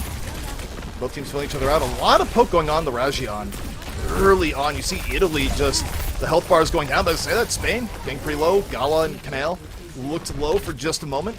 Neither team down a player here just yet. The point is unlocked though. You see the hack and the pressure coming fast and furious for Helv, who's just barely able to leap away. But while that goes on, Italy gets first control from that tank pressure. Yeah, it just seemed like not the right comms there, as like the point opened up and Helv is like, I'm going to go get the points. And then he was the only one who went there. And Italy just collapsed upon them, but nice cleanup now as Spain will draw first blood. Yeah, they get rid of Rajan, and you know, when you're down a tank on this point of Ilios in particular, it's really hard to go in and contest. Like, you look at how small the point is relative to, say, like, well, you don't have a lot of ways of being sneaky and staying on, and you just kind of, you give it up. But not the worst opening for Italy, still 27% on the point. Yeah, I mean, you take those. Not too bad. I mean, a couple of late deaths, though, so it's going to be a second before Italy is at full fighting force yet again. Very even Sombra battle so far. So there's going to be a really interesting EMP timing. I'd like when teams are aggressive with it. Like, the faster you use it, the faster you can get another EMP. So it's going to be interesting between Lauren and Yukino. Yukino very low. Yukino is super, super low right now. And Chimera gets caught! The pulse bomb on another Tracer! Kira with no respect or chill whatsoever to kick things off. Hell finds Frey at the end, and Italy gonna go back to the drawing board as Spain adds on to their lead. Back to the drawing board, too, and Spain's able to win that fight very cleanly. A couple of late kills from Hira. Hira is, like, the big carry damage player, I want to say, for Spain, based on the few matches I've seen from them. So, looking very strong. Again, we are still into which Sombra gets better value here. Yeah, I mean, the EMP versus EMP is huge in the next fight. I mean, Spain is working with a little bit of a buffer, but Lauren drops the EMP under pressure. Hira follows through, gets Maiken and Rajan down right away. And this combination between Lauren and Hira, we called it out last time for being really strong, and today it continues to be strong. It's just really good reinforcements because it looked like Lauren was forced into that, like got caught out and necessarily wasn't the spot, but to just be like, I'm using, and then everyone's there to back it up, like they just really back up each other's play. And I said it when we first talked Spain, like you can almost see the comms working for this team. Like that's how coordinated some of this stuff is. Also, this is a free fight for Spain. If you're Spain, I don't think they need to spend anything here. If you lose it, so be it. You know the other team is coming in to spend their entire ult bank. And EMP Pulse Bomb used. The only thing about that, though, Italy didn't have to use that much. They got held so early into the fight, they were able to hold Kitsune and beat. That's actually massive economy-wise. Yeah, they're going to have actually a little bit better going forward as both the supports, but the X Factor could be Hira, as Hira's been a tear onto the back line and nearing a Pulse Bomb. So while they have both support ultimates now, maybe one of them gets forced out and maybe one of them dies with ult. I think one of them dying with ult could be the situation here. Held, though, opens up with the Primal. Disruption on the way. Hack onto Frey. Is Frey gonna die before Kitsune? No, Frey gets away. Drops a Kitsune. Beat. Oh, no! The beat came out, but no one heard the music, X. Singing to the fishes as Myken drops the beat but gets primaled off of the edge. The biggest Ajax of all times up over the top. Rumor is he's still falling to this day. The long goodbye Ajax edition. I'm sorry to laugh, but that's, you know, Overwatch is a great game when stuff like that happens. You hear the beat drop, and then Lucio's locked in that beat animation, and then just Let's drop launched the off beat. the cliff. Just plunk into the water. Pretty good. Pretty good. Yeah, you know, there's losing and there's losing with comedy, and you know what? I respect that from Italy, as both teams being good sports about it in chat. That's fun. But here we go, Hex. We're into the well. No one's been... I don't know if anyone's really been pushed into the well today. At least we haven't called Have it not out. seen it yet, no. Trust me, I will tell you when I see it happen. I know it is a favorite. But here we go. Spain jumping on over. Sombra Tracer v. Sombra Tracer. Key point difference, though, in Kiriko one side, Break on the other. And also Lucia. Persona. Opening hacks here. Right on solo. Rajion is just melted. That was ridiculous. Hira and Lauren just laid into the Winston and never stopped after the hack. And again, losing a tank early, tough. You can delay a little bit better here on well without a tank, but that early, you just let it go. Yeah, it's just brutal. And you see Spain just take inches and inches after that, moving right forward, and the other team just doesn't have the bodies to contest it. Alright, so Spain, first control. Yukino, the dive, massive. Hira, Helv, and Lauren just assassinated Yukino super quickly there. Chimera, though, trying to make Helv pay for it. Really good tracer damage in the back. Pulse bomb built up. You gotta think it's going for the Ana Brig. Chimera knows both are there, but here comes the support, and Chimera goes, please, health pack? Where's the health pack? What do I do? Who took it? Yeah. Oh, no. Yeah, and just like the comms to call out where somebody is, too. I mean, it's small, but that Ana was alone for a second. Then Brig comes in to help. Then the Sombra comes in to help. And then they bully the Tracer out. Tracer's looking for pack, and the other Tracer goes to get it. Like, it's just these small things that Spain does. I mean, it's the reason they're undefeated so far. Here, Pulse Bomb stick, kaboom! Finds Yukino in the back. Yukino must have had shift down or just decided not worth it. In any case, Helv going in for a little bit extra stacker. Hira finds Rajion, and this might be getting worse before it gets better as Spain is feeling their groove. Just an execution onto the Reaper. Again, lore accurate based on the first cinematic. Yeah, I mean, Italy's in a really rough spot right now. A big nade comes in, too, on the other side of things. So Italy's going to have to burn some ultimates here. They're into their last chance on this map. So at the very least, maybe you get a Kitsune to open up. You need your tank to live long enough to get Primal. Buy some time and some space to get some kills. But Spain could end this right now with a good EMP. You need a restraining order against Hira is what you need. Like, you invoke the legal system. EMP out! Hira and Helv, the follow-through. The coordination from Spain continues to be unreal, and that's just going to sweep them to a quick victory here on Ilios. Really strong stuff. Cleanup, yeah, it looks very, very good, very coordinated. Out for blood, not giving any quarter to this Italy team. sad Winston delay continues. I mean, it will buy a little bit of time for Italy to come back in, but... He lives through it, too, so, I mean, it's not quite over yet. Yukino, though, gets caught. Hira goes down. Hira's down. Small possibility. Frazion is able to stay alive. The delay has actually gone longer than expected at 99-0, but how much could possibly be in the tank here? Spain still looking good. Hira back into the fight in just a second, and overtime nearly ticks down. Italy just barely tried to keep this going. Still a long way to go if they can get. But yeah, we're at Hira. a full 5v5 now. Like, it's Bombs good to totally go. legit. Yeah, bombs are going to be up. Pulse bombs could change the complexion of this fight. Yukino went for the teleport and got slapped in the back, is what just happened there. Pulse bomb from Chimera comes out, gets Gala. What in the world? No way that this is happening. Time to go back to spawn, Spain. Spain just lost both their supports. Yeah, just not able to clean that. I mean, I want to give Rajan some credit. Yeah. There was time it got antied, was in a really bad spot, able to bubble and jump away, and keeping that tank alive was critical in being able to keep this map alive. Now, right now, Spain's going to have an EMP and a pulse bomb and a primal from their 3 of their star players, so it's going to be tough to live through this one. Pulse bomb on the Rajan. Follow through is there. Helv has already taken down Myken, and Helv finishes off Yukino. So yeah, the follow through from Spain, super well coordinated. That is an entertaining primal in that zone.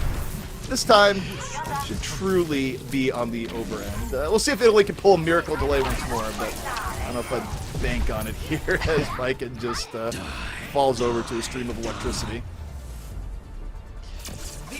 Well played. That's Spain taking Ilios in rather clean fashion, and again, it's just the really small things I like. I just love that really small sequence of, so their Winston and their Ana's getting pressured down, Spain's, right? And then the Winston gets healed up, goes away. Then the Tracer tries to pressure down the Ana, and you think like, okay, this is going to be a match. Ana's or Tracer almost got pulse bomb. Then the Brig's there, and you're like, okay, well, does he go with like a Brig and an Ana there? That's a lot. And then more reinforcements come to help like this Tracer harassment. A Sombra's there, and then Tracer's got to bail out because he almost gets hacked. Goes to the pack.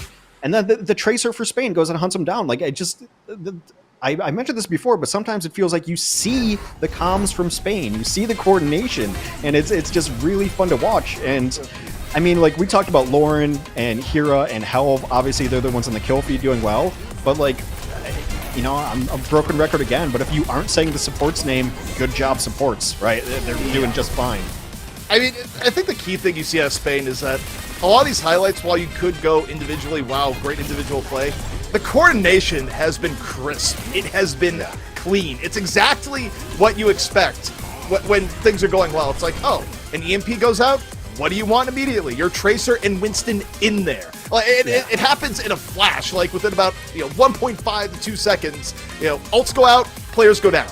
It is just that simple when you are playing as coordinated as Spain is right now. Well, and it does put them, I think, like at the very least right now, a cut above the teams that we just saw anyway, of like Belgium and Portugal, things like that. So Spain can be a scary team. Like I said, they're definitely upset potential. I think if they dominate the way that we expect them to dominate, like a good team should beat a worse team in the next map, then you really have to start taking this team more seriously than I think anyone did coming into the tournament, just as far as their potential, because they will be undefeated and having beaten everyone below them. Then it's just a matter of like, how do you rank with the big boys? Your France's, your Denmark's, and your Great Britain's, because they would have beaten everybody else. Well, Spain is looking unstoppable right now. A great performance against Italy for Map 1.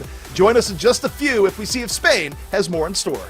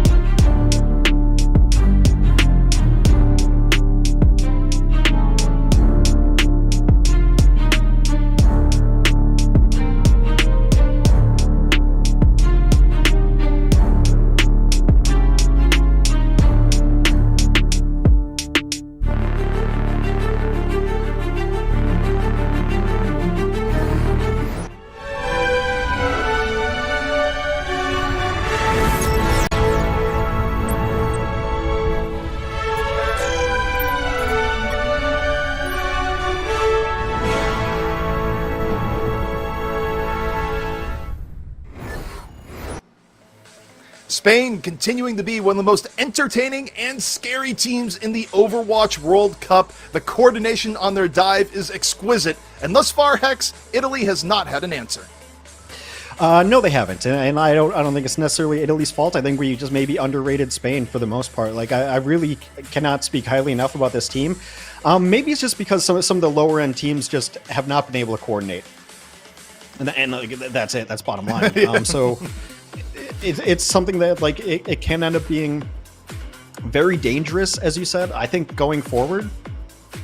I mean, maybe it's a result of schedule, right? Because they would have faced all the teams that are not like Denmark, France, and Great Britain. But going into like, now they have the confidence, right? So the schedule like works out for Spain that you're able to get 3 in a row. Now you're starting to feel like, oh, we could beat anybody. And now the teams that you have to play in those big 3 I mentioned in the group, like now they're a little bit worried. Like they kind of have to be scary. So there's always a thing in sports of like a team that gets hot at the right time, or a team that's like, they may not be the best team, but they're scary. I don't want to play them. I am afraid of playing them in the playoffs and when things are on the line. So I can't speak highly enough about this Spain team. Italy, I'm hoping that they can, put something together and pick a map. Their map choices previously when they lost, I have Havana and Gibraltar. When they lost to France, they went to Gibraltar. That did not work out well for them, if I recall correctly, but they're going to give it another shot. Yeah, we're going back to Gibraltar again. And again, I'm happy for that. I will take all the Gibraltar I can get because, again, you look at the Overwatch League over the past few years, really has not been a map that's been in the rotation all that often. So happy to see a little bit more Gib. Will that help them against Spain? Probably not for what we've seen. I feel like if any team can benefit from well-coordinated dives, it would be Spain on Gibraltar, because it is a map where you actually do have to make everything, very timing precise to get a defense off the high ground, right? Like, it's a map where even being a second off can be a big difference, and Spain has been bang on for most of their engages. Yeah, I mean, we have seen it, though. It can be difficult even with, like, a Winston, that if the other team is set up properly on a high ground, especially, like, the high ground that directly overlooks first point, that it is a little bit tough to run up there and do it. So, to get your Tracer up there, it can be tough.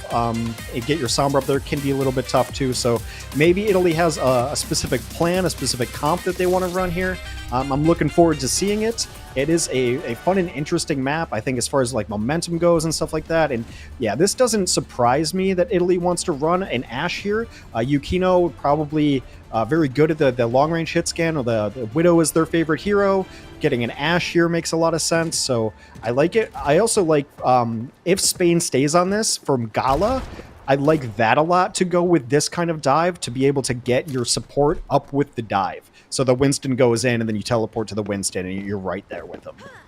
Yeah, and as I look at this here, the Pharah is an interesting choice here from Spain. I don't think we're going to see it. You don't think it's going to... Yeah, because you look at the supports. There's no Mercy. That's the tell.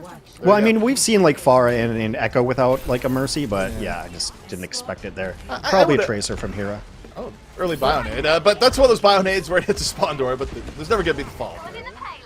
Yeah, but you take the percentage, I guess. Take your 8%. Yeah. Call it a day. Oh, it's still worth doing, for sure. Quick hack here. Hack attempt out from Lauren. It's kind of gutsy for Lauren to decloak right there, like right below all the damage of Italy. Look, Hera and Lauren want the blood of tanks. That's all you have to know. Or in this case, tank singular, the blood of Rajion is perhaps what is being quested for. Tracer v Tracer here in the underpass. Hera can use recall. Says, the Tracer dual bores me. I'm going to shoot Winston again on the payload. Now look at the other Tracer. A little bit of back and forth going in on the top. And look at Lauren and Hera now, the double team looking for Chimera. Chimera's able to get away. Meanwhile, both supports of Spain go down. However, you kind of look how Spain was playing there. They were still split just to get the payload moving. Yeah, I mean, they also didn't necessarily like commit on that Tracer. It was kind of weird what they did, and then they did leave their supports out to dry, like not even thinking about turning around there. So a little bit rough. Right now, Yukino's just pumping in damage. Hasn't been like a huge factor thus far, but hasn't died. Maybe, getting up there. It's still a problem you're gonna have to deal with. Yukino right now not feeling too pressured. Gets free shot attempts here at Lauren. Lauren, though, just the old 80-80 spam. Yeah, 80-80, can't hit me. What's going on there? Yukino, though, running with a dynamite. Nano, meanwhile, on the health, takes down Mike and gets slapped. Sleep. it'll at least mitigate some of this here. Still not the worst opening for Spain. Gala goes down, but not before Hira gets Frey. Both supports down for Italy, and this is where Hira can really feast. Yeah, again, the back line for Spain does go down too, but it is all for naught. I don't know what happened to Ken. Maybe primaled off, or Canale, maybe primaled off the map. Well, this is a rough situation. Raji on the BM just getting up on the point. Helm, primal up. Here we go. I think Slapping Italy's around. going to hold this. Chimera pulse bomb connects. Yeah, because Italy was able to use the rally and get everybody up and healthy on that, and then obviously like the cherry on top is the pulse bomb there. So very nice. Spain, you know, they do have this EMP, but who are you going to target? Because everyone's going to be kind of separate. Are you just going to try to pull off onto the Ashe? The Ana's also up top too, but this is going to be the test of coordination. Also, the spy check brig up top is a nice addition. Just swing the mace around, see if you find a Sombra in the invisible waters, but you're gonna see Lauren head out for a moment. But EMP definitely. They're just waiting to set this up. I think they're going to set it up to dive up top. They've been biding their time. There it is. Exactly what they do, and Myken is eliminated. EMP goes off. 2 instant eliminations. That is the coordination we are seeing out of Spain right now. You love to see. I think Helm was already mid-leap before the EMP even went out. It's great. Yeah, and like Helv was up top with Canale, like just kind of poking, and they were just charging Nano. They were just waiting, right? If you're Italy, you kind of had this sense of impending doom of like, why aren't they going in? Why aren't they going in? It's a little too quiet. And then all of a sudden, I mean, you can see it a mile away. EMP comes in on both, and then Nano Winston with the stomp, and just as clean as can be. I mean, it's one of those things, Hex, where if you're a horror movie, it'd be the point where the music just stops, and that's never good for any of the protagonists in that moment. It's like, uh-oh, like, someone's gonna break down a door. Yeah. Got Tracer pushing the cart on the bottom there, so the most mobile hero able to reinforce at a moment's notice. But Helv is going to take the top of the shuttle. It's so important. That's pretty gutsy going in, but with Primal, you can take those risks. Here I got Chimera back on the payload. The old Tracer 1v1. Meanwhile, Helv taken down. Got the Primal, got bursted. Payload, though, right now, gets decently far. Bomb from Hira connects, gets Myken. And Hira just continues to be a force of nature for Spain, even down their tank. Chimera, he go blow for blow here, goes for the pulse bomb on the floor. No, doesn't quite get it as Hira finds another in Yukino. The Winston's up top. He's clearing up top. All high ground has been kind of mitigated already by Spain jumping in. There is going to be a rally, though, for Myken, so should be able to hold on at this point. But the question is, like, when they hold on to this point, can they regain the high ground? The high ground is so important. Yes. Taking the shuttle is so important. If Rajion doesn't die here, they're good. They got Helv. Like, Helv, I think, overextended a little bit. And once you lose your tank, it's hard to stay up here. Rajion, though, half HP, needs to get out. Not quite in the moment where, you know, the next dive would be an instant primal. Lauren, though, it's going to be about EMP here again here, Hex, I feel like. I wonder if you wait long enough for it to charge up passively, or you just, like, get a little bit of damage, then EMP right off of it. The translocare is set up, so Lauren is on top of shuttle. Go back up. Oh, Helv is slept! Good sleep to kick things off. Canale down. Lauren, though, comes in from the back, gets Chimera. Spain's already gotten 2. No EMP invested. Might not even be needed. And where is Hira? But back on the payload, just melting, tag teaming with Lauren. And you see the primal coming off here from Rajion. Has to come out to delay. But Spain likes the moment they have here, because even if Italy gets back in, the EMP's got shut down. Bomb from Lauren, or Hira out, gets Rajion. And do they use the EMP here, Hex? They'd like to save it. Yeah. Well, I mean, I guess, you know, might as well. Make sure you get it, I suppose, because losing it right here is brutal. It's one of the worst spots in the game to lose the point, like akin to King's Row B. It's the worst point in the game to, like, lose right there, so might as well pump it in. Lauren was holding it for a really long time.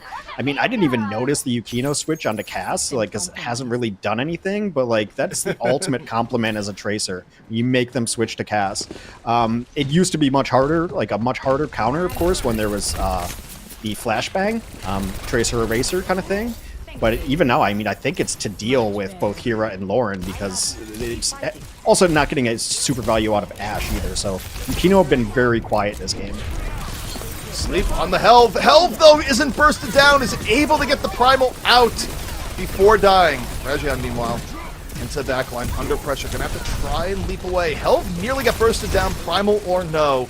Both teams at full strength here thus far. Rally's faded for Spain.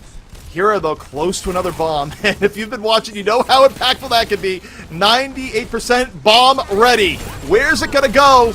Throws it. Oh, they was just trying to style the other Tracer. I respect the attempt, but good lord, as a pause. Looking for a pause. I'm not certain why, but we'll probably find out momentarily as Spain continues to push here. They've only got 50 seconds left. Oh, Helve disconnected. Yeah, that's kind of a important part in Overwatch 2 to have your tank on your team.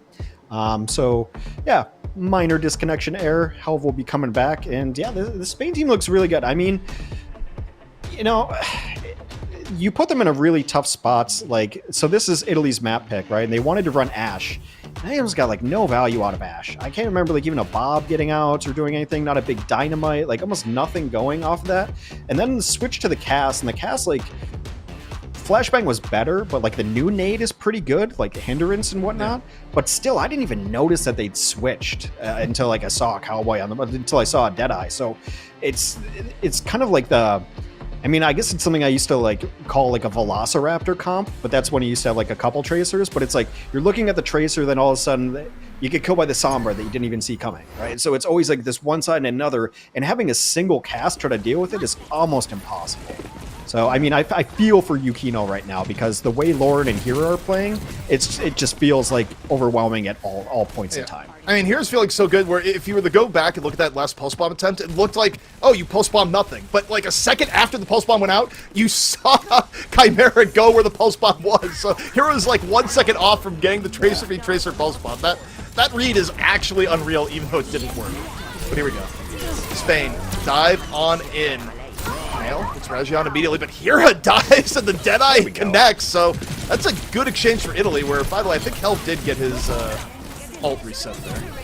Yeah, he was back down to 2%, so yeah, Helve in a little bit of trouble.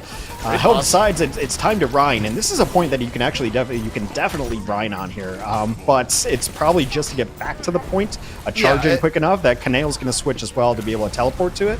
Yeah, I mean, overtime is in progress here, so Spain gonna try and do everything possible to keep this going. Nail going down, though. That's huge from Chimera. Yukino finished off Helve, and yeah, it's gonna get held here, but still pretty good attack from Spain, but a nice rally from Italy at the end, and something that easily could have just run away from them. Yeah, they did a nice job. They got some Deadeye value as well towards the end. So, I mean, as long as you stop, like, you give yourself a chance to stay in this. And, you know, given the composition that Spain wants to run, it's not like an ideal composition to play on a defense of Gibraltar, right?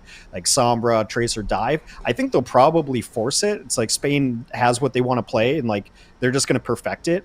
Sombra, Tracer, Winston is not terrible enough on any map to really go away from it, and you know, so Spain's got their cards, and I think they're probably going to stick with it. If I recall back to the other matches we've done of Spain, I guess they ran something different on Circuit Royale, right? They ran a Reinhardt and a couple of different things, so they do have other things in their pocket. Yeah, and you know, I think back to why the time kind of worked out the way it did there. The one thing Italy did do really well in the last map is that they did buy a lot of time on point A. I mean, it took a while to evict the Ashe from the high ground to get a decisive dive. And yeah, when Spain did get that dive, it looked great. It was picture perfect. But the thing that might have gotten lost in that, you know, with telling that story is that it still took Spain a long time to do that, which was, you know, a big benefit to Italy. Yeah, I mean, they were able to spot the Sombra, I think, at least once, and then spotting the Sombra makes them reset up. So once that Sombra hits the low ground, the translocator is to come out, and then it's a long walk up those stairs again, and then waiting for the perfect timing. So, yeah, absolutely. I mean, it's a decent defense by Italy, and they gave themselves a puncher's chance. You finish up this map, and we go to map 3. All right, Widow, bold choice here from Italy. You know, Widow on first point has not been the most successful on the average here in Gibraltar in this tournament, but all it takes is landing a few shots to change that calculus quickly as Spain. See Helve get pretty low. Quick recall coming out here from Hira. Italy, well, I mean, healthy. I think there's a lot of pressure on Yukino because I think like that's the reason you pick this map, right? It's so Yukino can play Ashe and Yukino can play Widow. So definitely feeling the pressure and has a moment to think about it in spawn is another beautifully executed dive from Spain. Yeah, but the same note, Italy was able to go over and get the dive onto the support, and that's actually a little bit of a better trade for Italy. It's like how when you're really excited and you say nice. Yeah, it is going. The old syllables blending together. Yeah, But- it happens. It's been three days full of matches. You can't expect the mouth to work 100% of the time. It's true, but Italy, they've gotten this payload here in record speed. Nice Bionade on both Hira and Health. The bomb, though, ready for Hira. Is Spain about to explode once again? Health, woken up for his nap, very close to dying, not close to Primal. Bomb from Chimera against Canale. Both supports down for Spain, and Italy looking strong on their map choice here thus far. I like the switch from Yukino. Like, the Widow's not working out for you, and the Reaper can do such havoc on the dive that Spain wants to pull off, right? It's good for offense. It's also one of those weird, like, it doesn't feel like a vertical hero, but you can definitely take shuttle. You can definitely take easy high ground with the Reaper. So really like the play. I love the forward push here from Italy. Health got slept early on. I'd have been greedy there. I'd have tried to primal them off this cliff. Well, that's why you're not playing in this tournament. That's right now. exactly why. Lauren gets Yukino early on. Canale traded out in turn. Not the worst trade here from Italy. They decide to invest a rally here. They want to keep the momentum going. They don't want to give Spain any room to recover here if possible. Spain getting poked down a bit. Gala getting really, really low. And Gala down! Rajion gets the finish at the very end. Lauren, though, says enough's enough. Drops the EMP. Great Well, sleep. the fall through's going to be there between Hira and Canale. And you see Health also using Primal. I mean, Spain invested a lot here, and Italy's still not gone from the point. No, and they're going to be able to push off the Sombra, so they're going to have some time here. It's still only 3 on the point. Oh, a huge purple comes down to anti-heal. Yukino down. Rajion does live, but there's not enough damage to keep this push up. And this is a little bit frustrating for Italy, where you might look at, like, well, they've gotten here in a lot of time. They have. But now Spain gets their breather. They get a chance to set back up. And if this Death Blossom coming up isn't huge, Spain really gets the dig in. So Italy, we'll see what they got here. They have, first things first, don't get bombed by Hira. They do the first step. They don't get bombed by Hira. Yukino teleports up to the top, gets covered by Rajion. Pretty decent coordination. Death Blossom good to go. Yukino Yeah, would you can love force to this just issue. pop in. The sleep came out, so you can force this. It was so Good spread, though, from Spain. Like, they're all over the place. Frey was able to get Health. That's huge. Spain down a tank. Italy now on the approach. Nano on to Rajion. In progress. They get point B. Spain continues to struggle to find their footing, and they go for the reset, as I mentioned.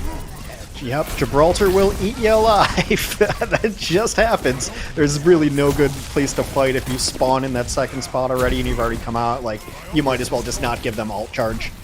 So Lauren going to switch to a Reaper of their own at the moment. Yeah, also Spain cannot play this way you normally play Gibraltar last because of how they didn't get the payload up far enough on their attack. Like, this is not the defender's advantage you usually have on point C. Yukino laying in the damage. Hira finds Rajion, though, as Spain. That's big. Yeah, They're they just gonna- get to walk yeah. forward. Hira just comes back and goes, by the way, I am still good at Tracer, just a heads up. Looks like they're going to go for the camp here, too. It's one of the weird points that actually can be camped pretty successfully. But the problem is if you camp it out here on the defense and you lose somebody, you probably lose the map at this point. Yeah, I mean, Spain, this is a long time to defend this particular area of Gibraltar Sea. It's where they're really, they have to be regretting they didn't get further. But here comes Hira on the ambush with the pulse bomb, looking for the brig. No! Does not get it. The Chimera pressured him, forced the pulse bomb to come out a little bit early. Good Tracer v Tracer from Chimera, but will Chimera be able to live? Hira on the assault. Hira also low at the same time. Chimera punishes Hira, and Yukino goes forward, plays damage in the health. The primal or not, nearly dead, taken on down. But here comes Lauren down Broad Street. Death Blossom gets 2, and Spain is hanging on. Oh, Yukino came out of Wraith early and tried to blossom their own. I didn't like that. Maybe I saw something, or maybe Yukino saw something I didn't, or vice versa. But there was a nano Death Blossom, and it was not even close to finishing. Yeah, and Yukino came out of their own Wraith form to try to Blossom. I don't know. I'd have to look back at it, but for the moment, it looks like a very strange decision. Also, as soon as they see Italy coming on Reaper, Spain goes back to the Sombra. They were only playing Reaper versus Reaper. So a very quick swap coming out here from Spain. Yukino under pressure from Hira, and Helv finishes the deal. Tracer poke and the Winston slam. Are they going to get Rajion too? They do. They can add on a little bit of extra stagger. Going for the Pilot Diva. And Hex, Italy had so much time to start things off here. Now down to a minute 40. Spain has rallied and more. And Yukino went back to the Reaper. This hero chess is going on. Well, I mean, that was a pretty unceremonious Ashe life. It's just pretty tough to run Ashe against a team that's got their Winston and Tracer on such the same wavelength. And now, like, because of that, like, Italy is nothing to work with. This might just have to be a junk rush where you go in and hopefully build ults and force Spain to use ults. Well, ideally, they get the nano up here, right? Rajion getting low. If Frey can get the nano, it'd be great for Italy. Meanwhile, for Spain, they got the EMP. Lauren's waiting. Goes for the quick hack. Waiting and waiting here on the EMP. Finally drops it. Hits 3. Is Chimera going to live? Maybe. Help! Meanwhile, gets slept and punished. 4v4 after the EMP. Not the worst result here for Italy. Bionade, though, comes out. This pressure going to be there on Yukino and Rajion. The healing is there. The rally is out. Italy would like to put this away here and now. Helv, though, has built up the Primal. It's going to be good delay, and it'll give Hira time for the bomb. Nice purple there, and the Death Blossom will get 1. Effectively gets 2 towards Both the end, but supports Hira's down, still... yeah. Hira's around. Hira gets Yukino. Has the bomb, gets the stick! Hira coming in with Helv to keep Spain above water. 20 seconds left to go. And Italy, they get one more attempt. Spain has nearly weathered the storm. Yeah, the win condition of the nano was burned by Italy, and they were able to get supports, but not able to clean it up. Couple switches coming from Spain late as they didn't have anything on the board anyway. It's going to be a Junker Queen and a Reaper just gets the sustain onto the payload. Hira to the back line, just one clip spray. Takes Frey out, and not to dinner. As you see Italy just hanging on, trying to stay in the fight. Rajion takes down Hira, has dealt with the raid boss. Helv, though, nano boosted Junker Queen. Yukino doesn't care, finds Gala in the back. Both teams trading to and fro. Helv, though, very tanky on the point. The May has come out for Italy. Italy has more bodies on the point. Helv is just staying alive. They don't have it just yet. Helv down. Hira back in, finds Yukino. Surely they don't delay in this situation, but Hira has done the impossible before, but this may be next level if somehow they're able to stay on the payload. Italy desperately just trying to push it the last 0.43 meters. Hira goes down, and is that going to be it? Is it going to be map 3? It is. Well played from Italy. I want to give Yukino a little bit of credit for at least recognizing what wasn't working a couple of times. Like I said early in that map, like I feel like there's a lot of pressure on Yukino because I think like that's the map pick because Yukino's like, I can play Widow, I can play Ashe. Those heroes got almost nothing done for Italy, but the switch to the Reaper worked out really well. It put a lot of pressure into Helv, and not only is Reaper a great like Winston counter, but it does kind of mess with Tracer and Sombra because one errant like shotgun blast to the dome and that's it. Like you can't get close to the team, you can't harass the way you want to. So really good for Yukino to switch. Yeah, I mean some of these executions from Spain were just brilliant, but you got to give Italy a ton of credit for the stick-to-itiveness of their play and the swaps at the end. Really well played, and you know, I'm just overall happy for Italy. They got a map on the board. I don't like seeing anybody with a 0 in that column, so good for them. And you know, that's I believe that might be Spain. No, it's Spain's second map loss, but I mean, this could go either way now because it seems like, you know, it can get a little wonky when we go to our third map. Yeah, I mean, anything can happen in map 3, but Italy showing surprising strength. And again, Hex, I'm just going to go back to their defense here on point A. You think about the difference in both teams' attacks. Yeah. This point A defense from Italy was good, and yeah, while Spain broke it with style, it still took them a really long time. And the Reaper swap, you know, I think that is the key story here, right? The fact that Yukino on the Reaper created an advantageous matchup for Italy to the point that You saw Spain went Reaper of their own to deal with it. Then when Reaper stops getting played, they get off Reaper immediately. So clearly, even when you look at the logic of the swaps that was going on, Spain saw the Reaper as a threat and they made swaps, but overall, Italy wins the game of hero chess, and overall, Hex, going into it, 1-1. They thrived in the chaos at the end, too. I mean, the switch to the Moira, it kept them alive. There was like an orb that went the entire distance of the map, a healing orb, to keep the Italy offense in it, the May to keep the sustain on the card. There's a couple really interesting things. And I'm just always happy when a team like gets something done, like get your map on the board. And now, who knows? Overwatch is a game of chaos, and I think we're going to head to push. And regardless of which push map you get to play, like, I can't think of a bad push map for Reaper, so maybe it's something that Italy sticks with, but we'll have to see. A little bit surprising of a result given how dominant that Spain had looked against teams, but yeah, Italy made correct calls throughout. So they made the correct strategy calls and got rewarded with a map win. Well, it is 1-1, Spain versus Italy. When we come back, the thrilling conclusion.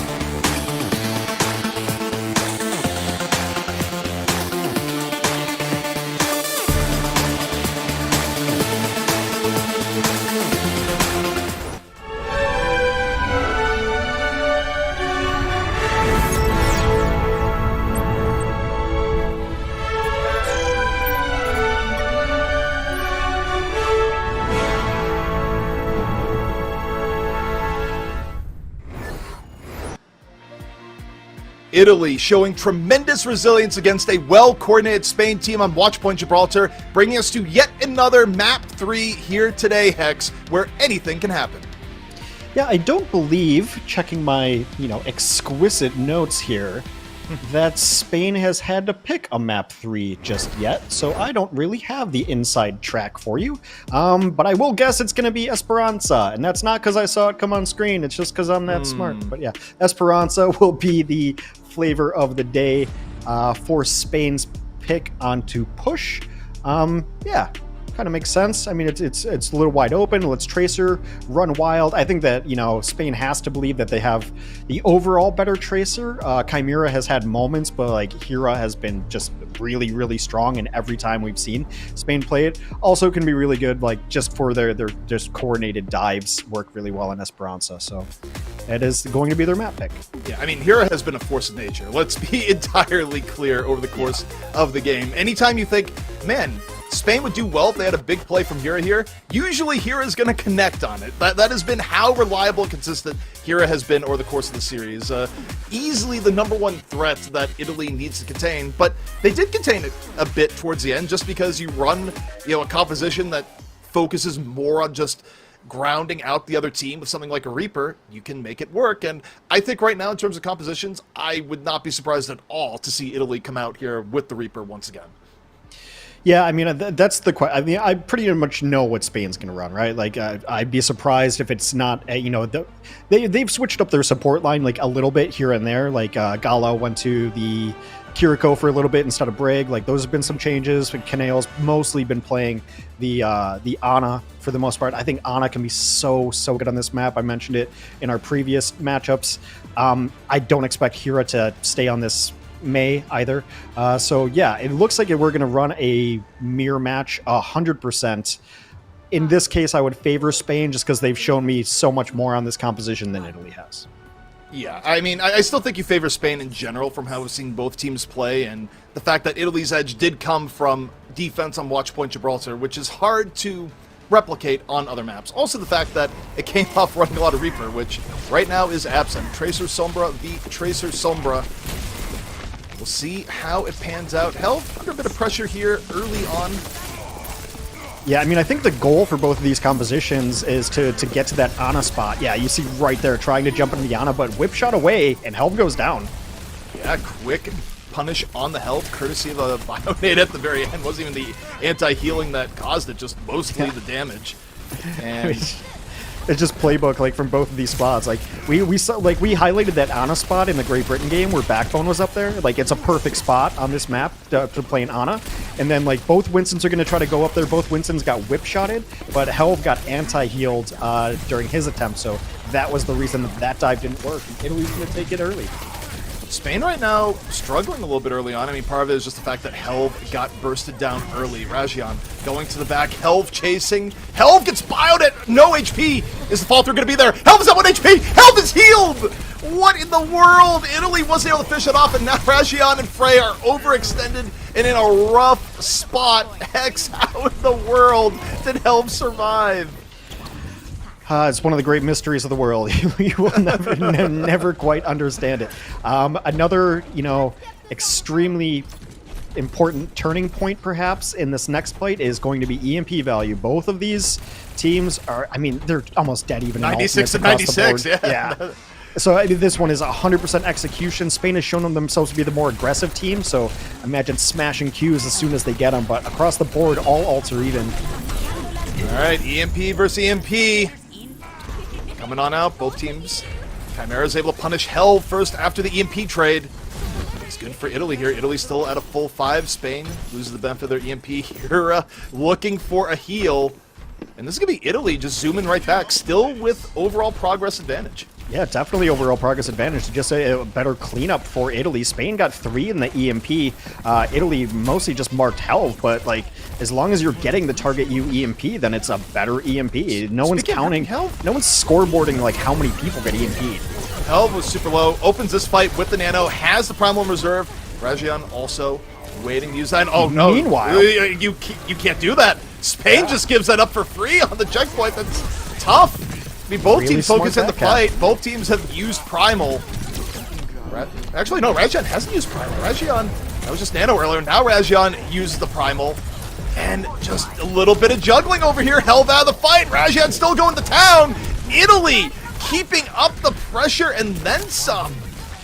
Well, so that Primal maybe looks like it doesn't get anything, but it keeps both supports occupied. Meanwhile, the rest of the team's able to take down Helv because Helv has no support. Italy, oh, that's a big Bionade on the supports. Canale just crushed Frey and Mike, and the fall through was there. That was a meaty Bionade that really relieved some pressure here on Spain because Italy has been playing out of their mind at the start. I mean, it's one of those things that it could be an upset. It can be a weird map, especially with forward spawns now. Like, if you lose 1 or 2 fights, that like we talk about momentum in so many of these game modes, talk about it in Escort a lot, because it holds sway there too, but Push is the one where momentum matters so much. EMP bomb here, though. This is where here it could go. Bomb out. Canucks finds Frey early on. Yeah, that's honestly the cleanest thing Spain could expect. And it goes back to that mantra, when they need a hero play, they look to Hera, and they got it. I mean, it's just holding on to that spot. Like, I've called it the Anna spot before, but they just make sure that they can't get there. You think that these fights are happening near the point, but they're not. They're happening over these corners, and they devolve into the points. This comes in, EMP's out, and Hera there on the fall through once more. Lauren sets it up. Hera knocks it down. In Italy, they did EMP at the same time, got nothing out of it. So that is a horrific trade for Italy as Hera continues to eat well. Yeah, Yukino really thought that, like, oh, I didn't get EMP'd, so I can counter Reaper. EMP this. It doesn't matter. Yeah, Yukino has to go back to the Reaper. It's maybe the right choice. It's worked out for Italy in the past. Italy still is winning this. You would love to be able to fight before Spain can take this one back, but you can't go in before your team and lose someone early. I want to see if Lauren swaps over to the Reaper next opportunity in response to this, just to see if that carryover from Gibraltar goes for it. But we got Helm jumping in off the Nano, close to Primal, builds it up mid-fight, smacking around, just crunches Frey on the side. A lot of heavy damage coming into Helv while Helv does this. Rajion on the other end builds the Primal, takes down Ana. It's a bad day for Ana's getting beaten up by Winston, to say the least. But now Helv able to get back out. I was able to live, but Spain's not able to take that point away. Yeah, like, and they're Spain's also still in trouble. Yeah, Spain is still behind in progress. Still a lot of time left to go, though. 4.5 minutes.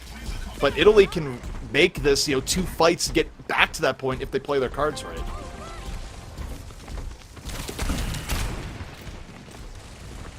Here we go. Italy. Right here in the back, you see the focus fire coming in onto Helv. Rajion, though, on the other end, dies to Hera as Helv, gets shot out of the sky. Both teams down to Winston, so tankless fight here. Yukino gets Canale before dying, but Lauren goes wild into the back. Just in case. Also, Hex, are you still there? Yeah, no, sorry. I'm just trying to process some things. Yeah, it's just you're back. Yeah, Lauren is going to have this EMP for the next fight. It's going to be really, really important. But, I mean, Italy can play this defensively right now. They don't have to play the offense. Push is such a weird dynamic where there's times where you don't necessarily want to fight, especially if you're winning. So make Spain be the aggressors. Take this push if you can, but it's not the end-all, be-all. So not over-committing to this fight is going to be really important for Italy. All right, Spain, meanwhile, if they are able to win this fight, they should take the progress lead here and push it. All-important fight for Spain. We're looking at Lauren here on the setup, going over to the high ground. Chimera gets the post bomb before Spain can complete the setup. Massive for Italy in keeping the tempo in their favor. Huge there. Yukino has done a really good job of pushing Helv back. I mean, even the primals here, Helv just never feels safe. Yeah, you just push them back enough, no need to follow, no need to be super aggressive, and this will be a forward spawns taken again for Italy. He said plenty of time a little bit ago, not really true anymore. It's starting to go away, Yukino, though. That's big, though. Melted down by Lauren. It is big, especially at 55 HP. Bionade went on to Spain. They're able to withstand Hera. Pulse bomb set up. Rajion takes down Gala. I think you might see the pulse bomb come out in this fight. Hera would have liked to have saved it. Possible. But right now, Spain is just fighting to stay with the momentum here, not get pushed back further. They can't really be too conservative. Early hack on the Rajion, but not long enough to get the Primal out. Or Primal suppressed as Rajion goes to the back. slapping around here on the Primal. Got Canale. Really nice play by Rajion. And all of this is draining the clock away from Spain. Yeah, there's only 2 minutes left. I mean, the one thing here for Italy is that they had to push forward to try to help out Rajion, and so they've given up like the really high ground. So good trades, though. If you're Italy, you are happy with these trades. It's keeping things on the side of the map on the whole. Going to be back up to full strength in a moment. Pulse Bomb advantage where Chimera can again delay Spain.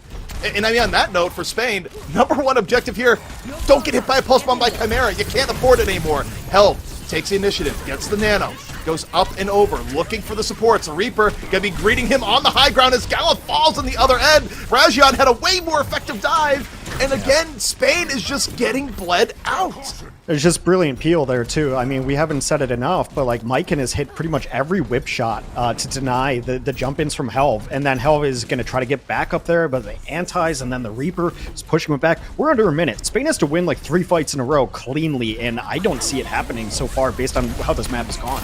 That's a he good comes start. out. Heroes are in the fall through. Again, the Lauren Hira combination.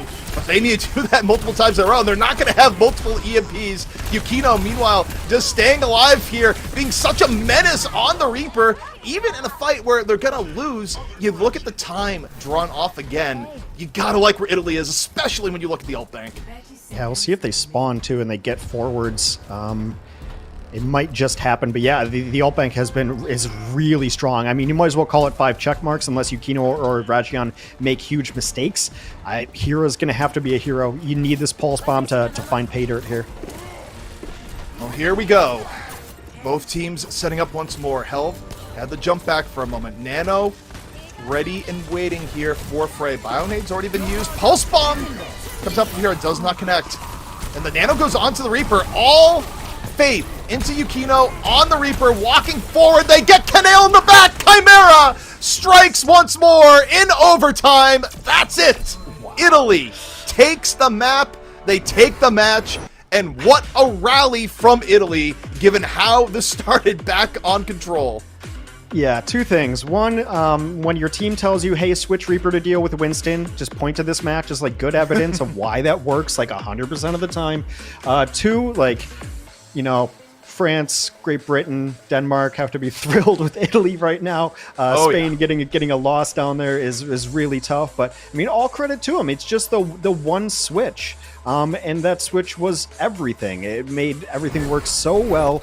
I also think like they denied the dive like on the map so well to hold the really important high ground corner. You put both your supports up there, and then the whip shots come through.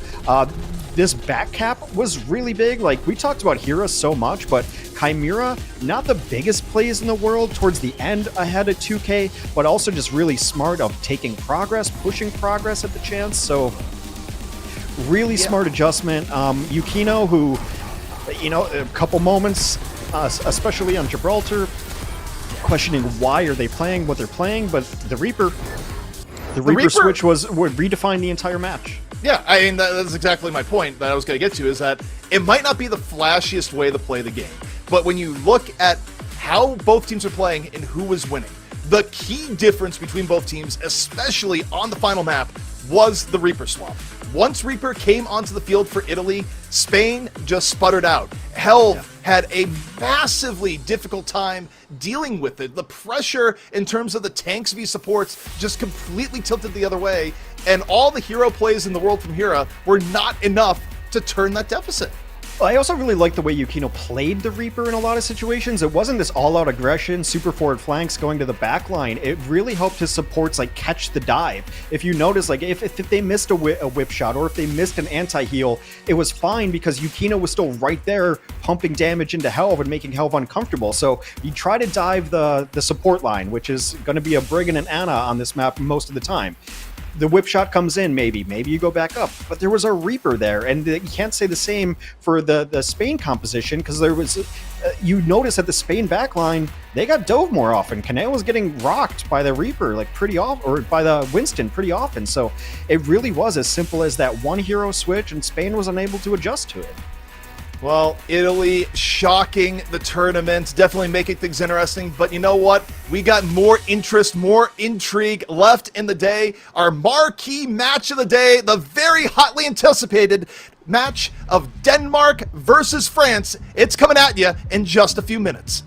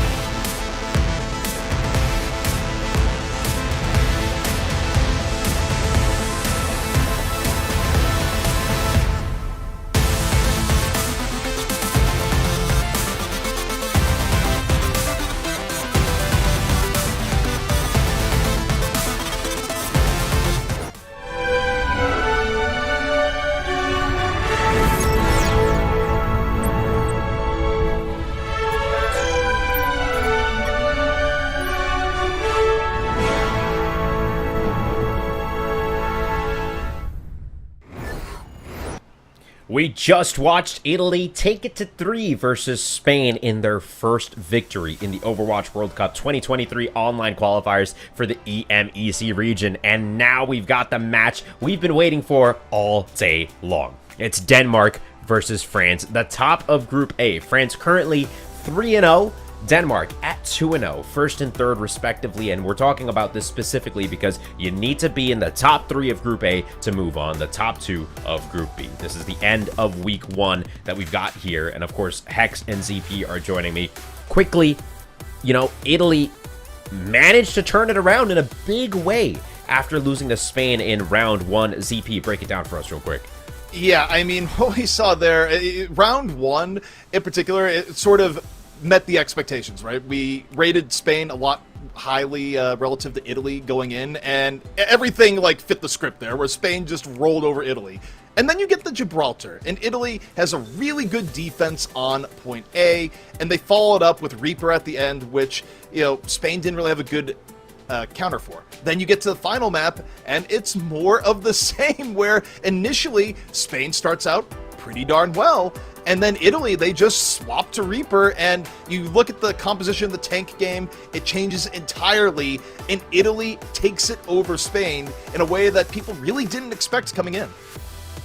Absolutely. Hex, now it's time to talk about the marquee matchup of the day. You named it as such. Denmark versus France.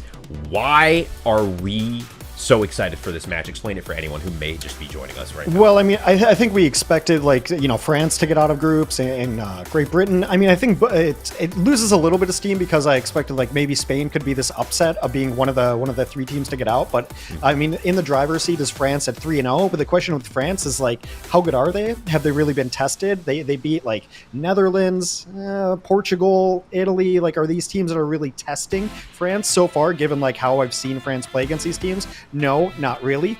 Denmark is 2-0. They've beaten Belgium.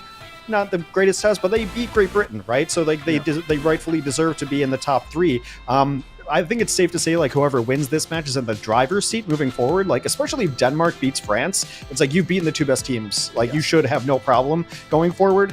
So it's going to be really interesting. It sets up Denmark to maybe win the group, especially having gone head to head and beaten the other two teams that you expect out of group. Storylines are abounding in this group. Let's take a quick look at the schedule so we can recap what's happened today. We are in the final match of the day. Of course, we started with Saudi Arabia 2-0 over Turkey, Finland 2-0 over Norway, Poland in a close match 2-1 versus Iceland, Great Britain a victory over the Netherlands, Belgium over Portugal, Italy we just saw bring it all the way back versus Spain, and to wrap out day 4 and to wrap out week 1 at large, Denmark versus France. We will be back next week with a second week of matches that'll really settle the score here, but to make make a statement here, Denmark versus France. Hex brought out some great points. Has Denmark been having an easier time? Will France live up to the expectations? Hex and ZP, I leave it to y'all, and I'll catch you guys on the other side.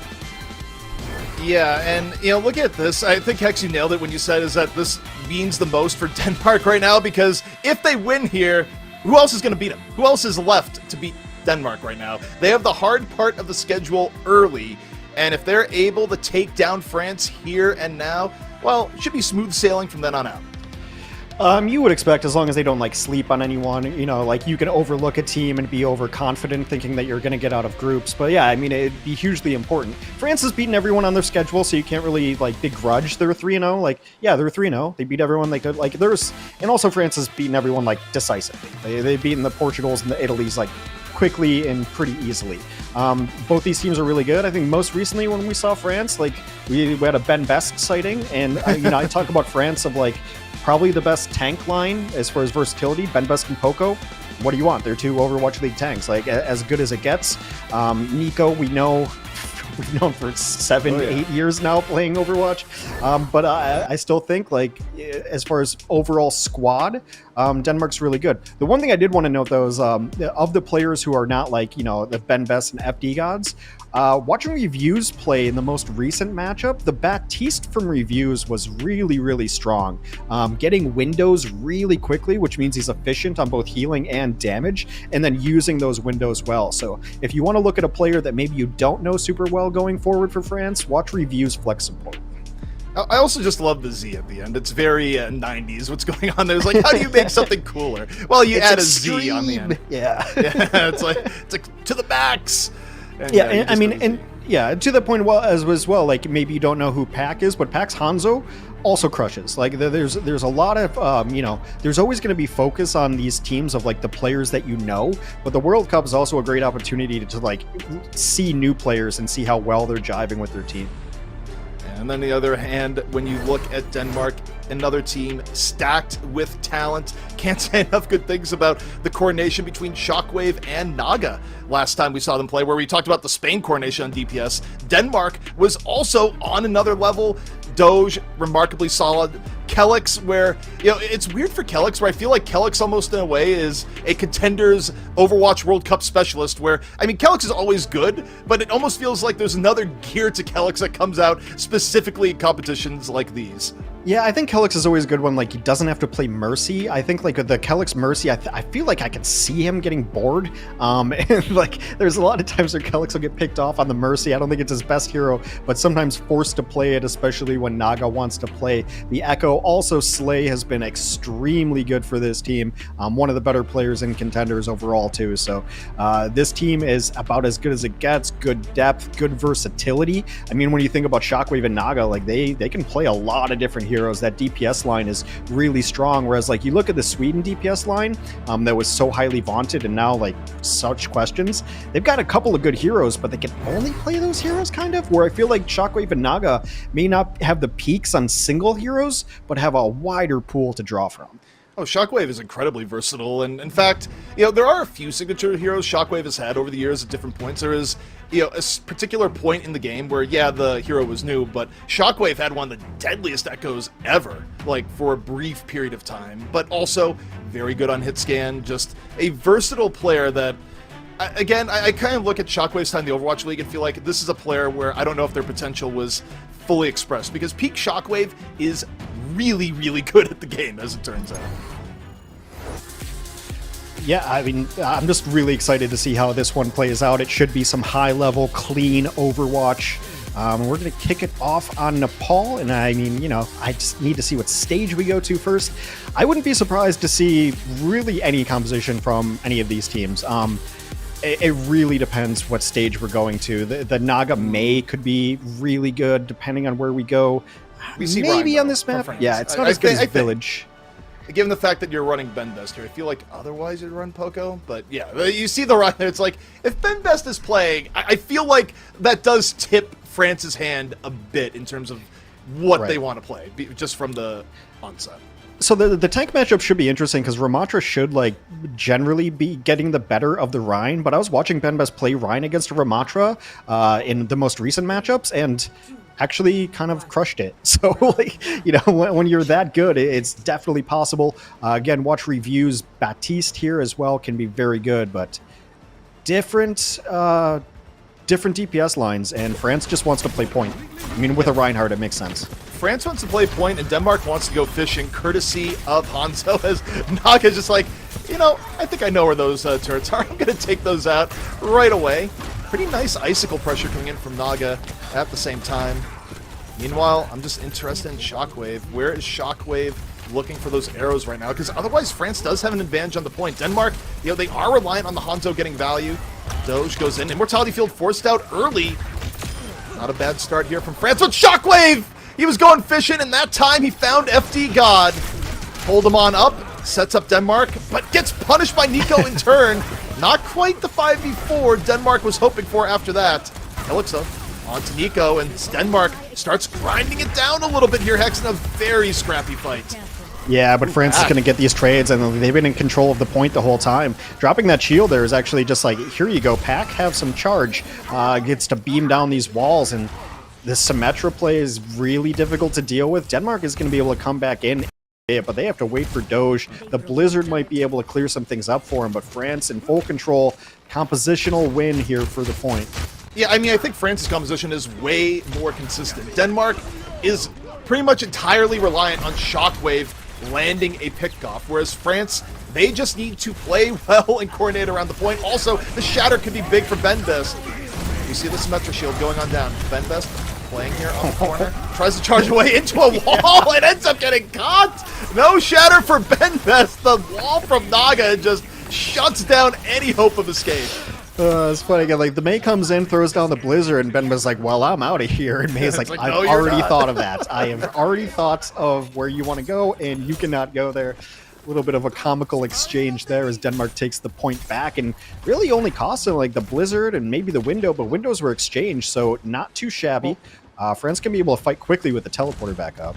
Yeah, I mean, the upside for France is a shatter, whereas for Denmark, I mean, they're happy to be on the defense. It gives Shockwave more time to maybe pick up reviews, maybe pick up FD God. Ben Best, though, this is not a Reinhardt. Any chill left in his system going forward. Oh, the revenge!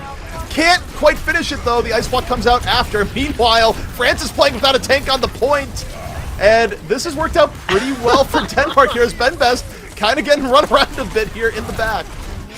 Yeah, Pack will come and get his back as Naga does troll out Benbest. Benbest tries to take the teleporter through the charge and is met with an unwelcoming committee. But yeah, Naga and Benbest having a fun little micro battle here. Yeah, it's like we're looking at all that. It's like, but wait, what about a tank on the point? And Denmark's like, yeah, one of those doesn't exist right now for you, France. Well, but as close as it can be so far, Denmark is now in control of the point, and they will just happily invite someone in. I mean, it can be really hard to block a shatter with a Ramatra shield, but it is possible. Nico down early. Nico just getting socked in the mouth. 2 already down for France, and France is rich, but they don't want to spend anything right now. The climate is not ripe for investment when you lose 2 people that early, and that's going to bring us to final fight here in just a moment.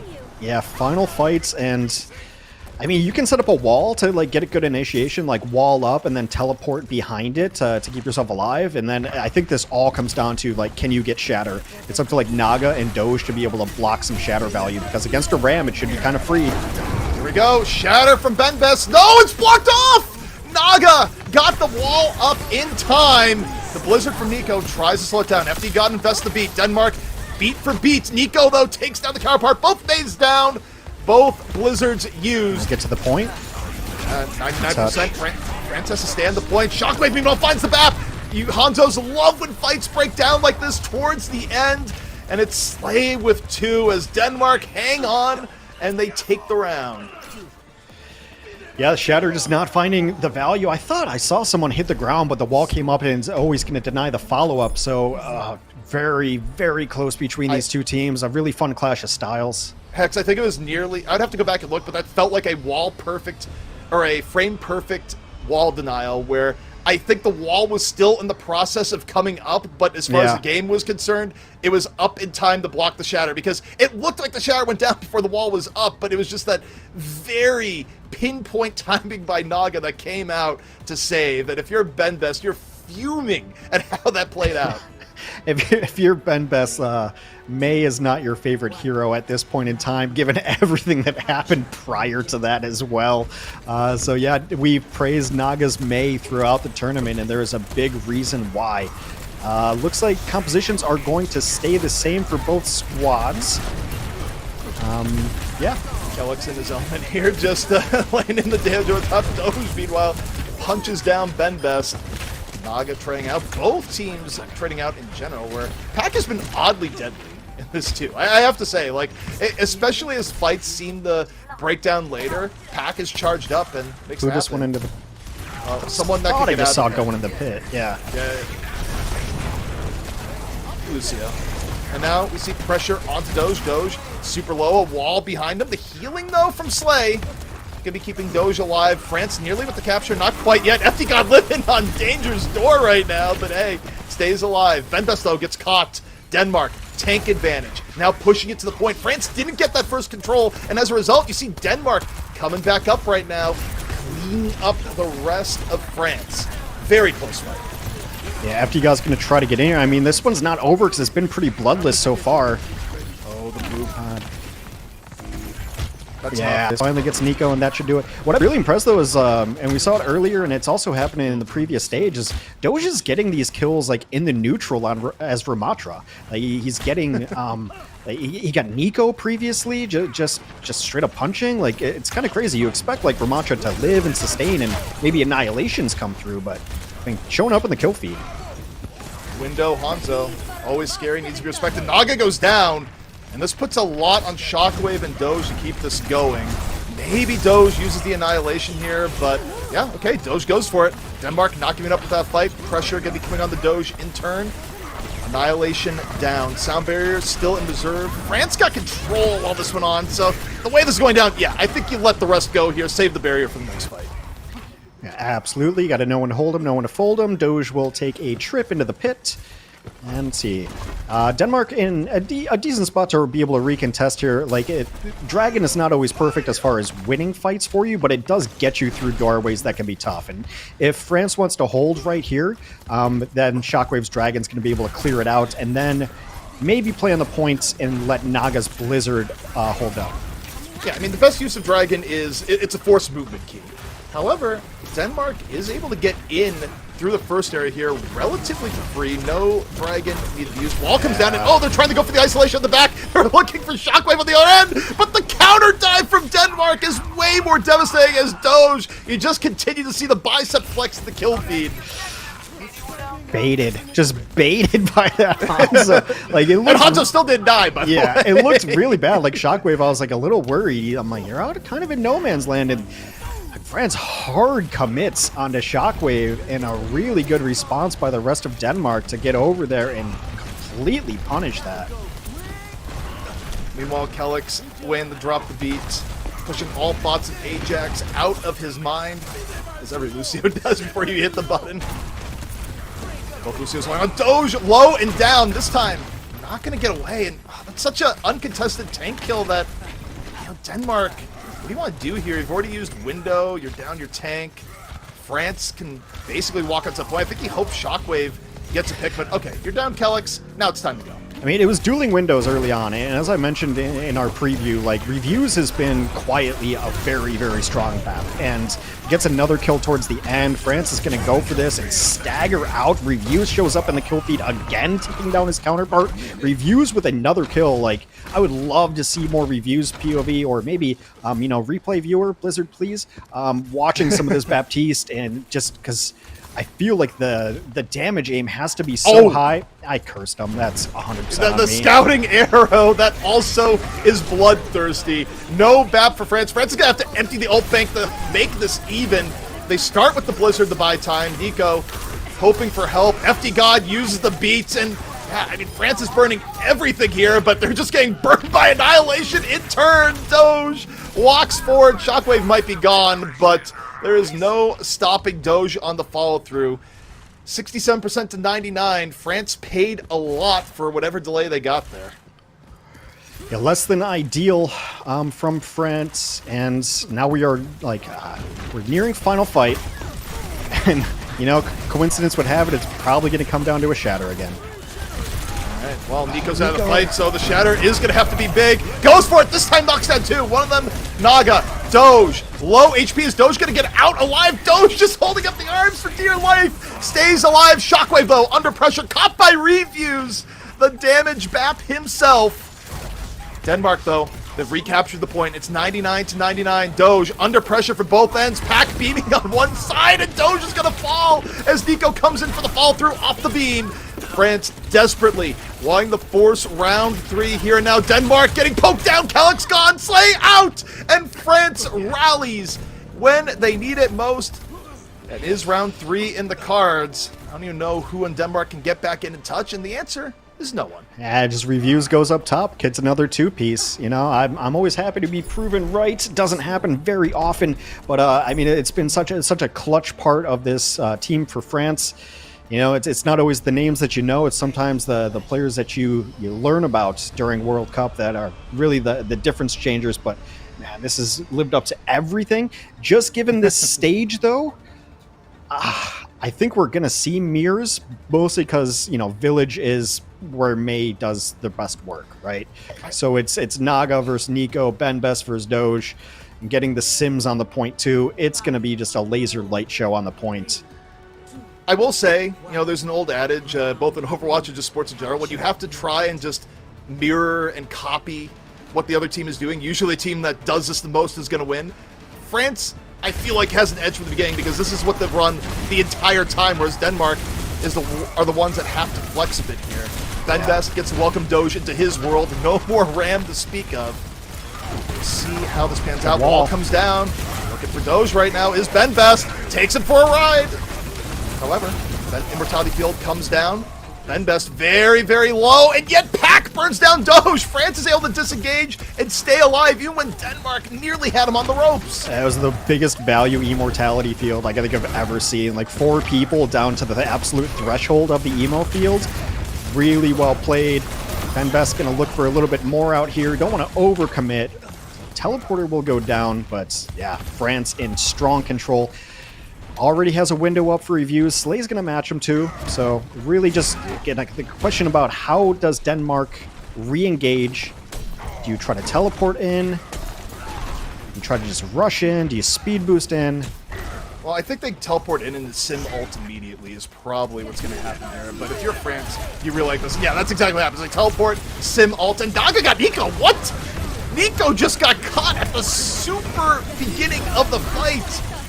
Huge benefit to Denmark if the rest stay alive. Shatter going to be up here for both Rhines. Ben Best versus Doge, the old Rhine versus Rhine battle. What's it going to be?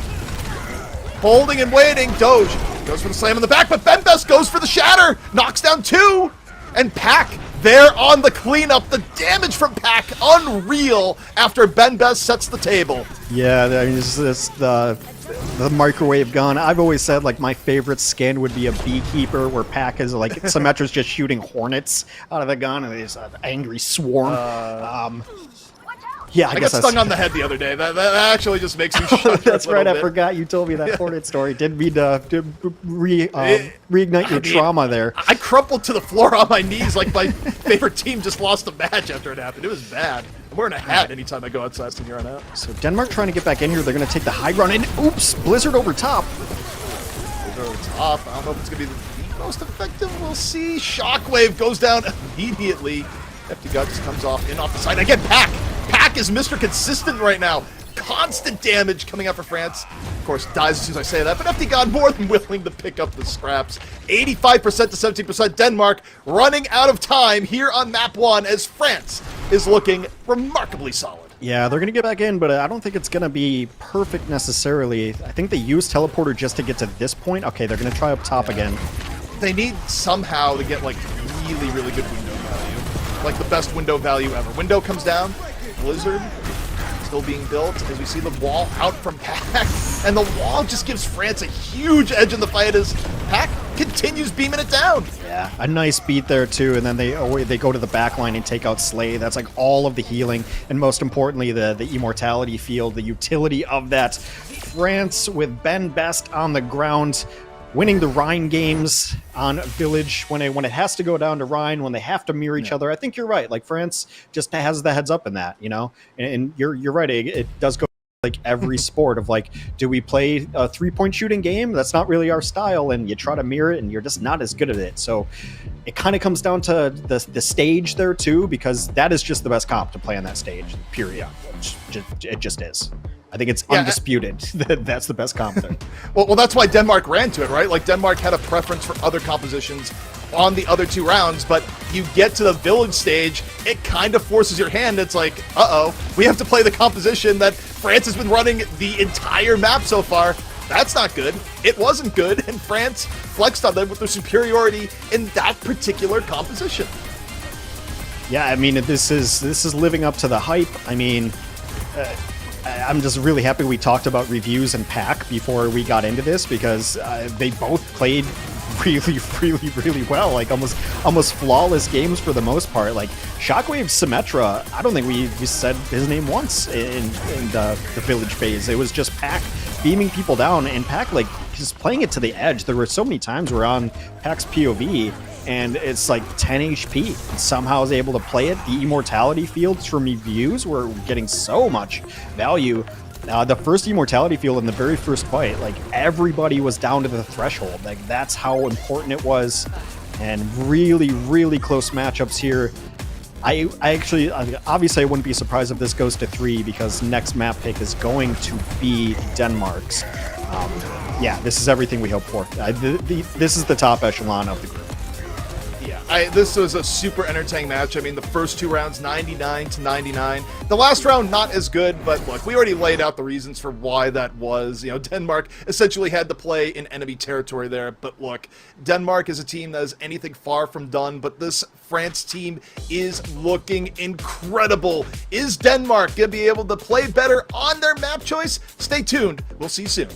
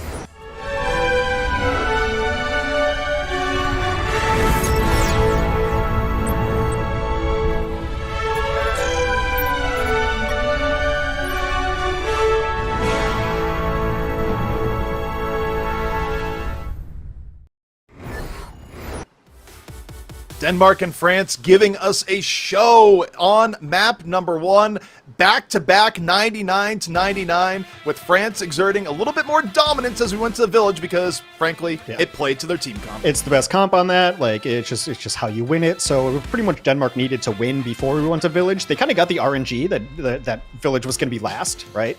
But just didn't work out for them. Pax Symmetra was superior. In that case, I thought Review's BAP was a little bit superior too, just the value out of the immortality fields. So now Denmark gets to pick a map, but they've never lost the first map before, so I don't know what map they're going to go to next. It wouldn't. So this is actually a guess, and I don't know yet, but it wouldn't surprise me to see. Okay, I was going to say Numbani because I think that that Denmark probably is the better Echo players, and Echo has been really strong on Numbani lately. But Blizzard World, we've seen people run Echo in Blizzard World too. Wouldn't shock me. Also a good Hanzo map, so an interesting pick from Denmark. We'll kind of see what compositions are run out. Also, I'm kind of curious to see if there's any substitutions on either side, as both these teams have solid depth. Yeah, I mean, when you say substitutions, let me translate that for you. You want to see if Ben Best is getting subbed out for Poco. That's the actual substitution you care about here, specifically. Yeah. Is what you're looking at. I think in the previous matches, though, like, once they run one or the other, I don't think they've subbed out mid-match before. I could be wrong, but I think, like, if Poco's in, they're running with Poco, and if Ben Best is in, they're running with Ben Best. I'd have to really go back and review. There's been 3 matches, and it's been... your theory is shattered, is what we got here. Well, maybe, dude, these have been long days. Also covering 2 groups, it's like 14 teams to keep track of. Oh, yeah. But I think that's been the case. But yeah, running Poco here makes a ton of sense. It's not a very good Reinhardt map overall. There's just too many, like, not high grounds, but like medium high grounds, especially first point. You need the Diva to be able to hold first point and to shuffle people off of first point. So that is very likely the reason. Also, Avo is coming in for France too. Yeah, I mean, I think that makes sense, given that Avo definitely is pretty good with ranged hit scan type play, and the fact is, like, as we head in here, it is definitely favored the long. Well, and makes sense. Also, in terms of Denmark made a ton of subs as well. The Tracer God himself. Yeah, Shax's play on Valiant a couple years back. I made a video on it. You can probably look it up. One of the best Tracer lives I've ever seen in my life. And Molfig now in too for Doge. So they take out the ground tanks are out. We're in a Diva territory. On paper, Nico versus Shax is a Tracer mismatch. I feel like Shax's highs on Tracer historically are so much higher than Nico's on this hero that Nico's going to have a tough job. We'll see if Nico rises to the occasion, but this is something you have to look at Denmark and be bullish about. So far, just poking around. No kills just yet. No even real permanent damage yet. Shax's getting checked. All right. Shax versus Nico here on the corner. Both Tracers fighting it out. Nico gonna go back to the side, leaving the health pack for later. Now coming back over. Both teams filling each other out right now. No hard commits just yet. Shockwave getting low, has to TP out. Mostly worried about building EMP now. A little bit of pressure on Nico. Nico returning the favor. Here comes Shax. Nico getting forced out a bit. It is the duel of DPS down here as Nico under heavy fire, getting supported by FD God all the while. Meanwhile, back at the was farm. able to get Slay. Yeah. Meanwhile, Hanzo fishing successful. So Avo on here, and getting Ana just gives France so much more presence because Denmark has to back out. You don't want to be too aggressive while you're down your Ana. No, I mean, you just don't have the healing, especially the ranged healing, so you can't go in for a dive and expect to get heals. The packs from the Brig only last for so long. So, gonna use this opportunity to try to get 2 ticks onto the point at the very least. Alright. Nico setting up, already used Bomb, not getting much. Meanwhile, Bomb out from Shax, also not getting much as Wolf just mows down 2. Finds the opening off the Nano. And that's going to delay France here. I mean, France got some progress on the point, but Denmark is healthy enough that it's just time to back out. Nano Diva is, like, deceptively bursty, like, with the rockets and then the jump jets. Like, yeah, Molfeg will take another on the way out. Nico will barely stay alive. That's a full reset from France. And, Blizzard World is so deceptive on the offense that you think, like, oh, things are going fine. There's 90 seconds left. There's only 90 seconds left for France. Like, they have to pull this off. And it's like, it's because it's such a long setup. It feels like you have to win 2 fights to be able to win first point. Yeah, I mean, also there's a lot of poking. Neither team was hard committing, so it was just like a long fight without a true winner. I mean, the thing that gave France their progress was just one pick, but it wasn't a full team wipe. And Shockwave, 25 HP, just barely gets out. Poco going for a nap at the meanwhile. This EMP, though, could be the difference maker as Denmark sets up. There's still going to be 2 fights, even if this is quick in all likelihood. But for now, all intrigue on Shockwave. Going for the hack on the health pack. Waiting and waiting. It's a long, long setup here, Hex, as both teams feel each other out. But you know that EMP's a-coming. The question is when. There it goes. The Bionade right after. Alvo and Poco in a little bit of trouble. FD God got super low, but stays alive. Not for long, though. Shax finishes off. Bomb from Shax on the Nico, establishing dominance with 40 seconds remaining. Yeah, Shax got FD God during the rally. They would have loved to keep that alive, unable to do so. Denmark does empty the bank here on their defense, so use pretty much everything to self-destruct the rally. It all came out. They will have a nano here, but France, a nano of their own very likely from Poco. Like, yeah, France will have more ultimates, but they're not necessarily better. It's pretty much just going to be nano versus nano. All right. Avo here, Deadeye, good to go. France looking for any way in, 5 seconds left. They have to touch the point. Meanwhile, as that Bionade looks thick in the back, and the follow-through from Shax. Unbelievable. Meanwhile, back on the point, what miracles could be in store for France? It is looking grim. Overtime ticks down, and that is a first point hold coming out from Denmark. Yeah, some progress on the point for France, but I mean, I think you called it earlier, and I could not agree more that Shax's peaks on Tracer have just been enormous. You know, I do think about like a couple years back on the Valiant was one of the huge highlights for that team when Tracer was super meta. I mean, he can just take over games, and you saw it from Shax. Molfig also like getting subbed in, being fresh. Like that was a solid diva play there. Overall, Denmark seems to know exactly what they're doing here on Blizzard World, and just needs 71% to force us to a map 3. Yeah, I mean, it would be absolutely wild to see the fuller hold come out here from France. I mean, I would love to see it. It is hard to do. And also, you know, I'll say the Tracer v Tracer stuff, I thought Nico put up a commendable performance. I still think Especially Shax early was better on, between the two. Yeah, but like, Nico didn't get blown out in the Tracer v Tracer battle. Like, we've seen pretty bad Tracer diffs over the course of Overwatch. That wasn't one of them. So kudos to Nico hanging in there. Yeah, Even with, you know, historically it being, you know, potentially a rough matchup. It wasn't necessarily that Shax was like rocking Nico. It was that Shax was cleaning up everybody else. Like Shax's kill on FD God during the rally was probably the biggest kill of the game. Opened things up for him. I've yet to see this work, but I'm open to it. Denmark gonna go for this Widow shot. Hey, You'd think you want to run like a Mercy with this too to boost it, but here we go. On it, looking, and done. awesome. And over. It's gonna work one time out of a million, and maybe I guess it's worth it. So Okay. We just have to hold out hope for that one time to make all the setup worth it.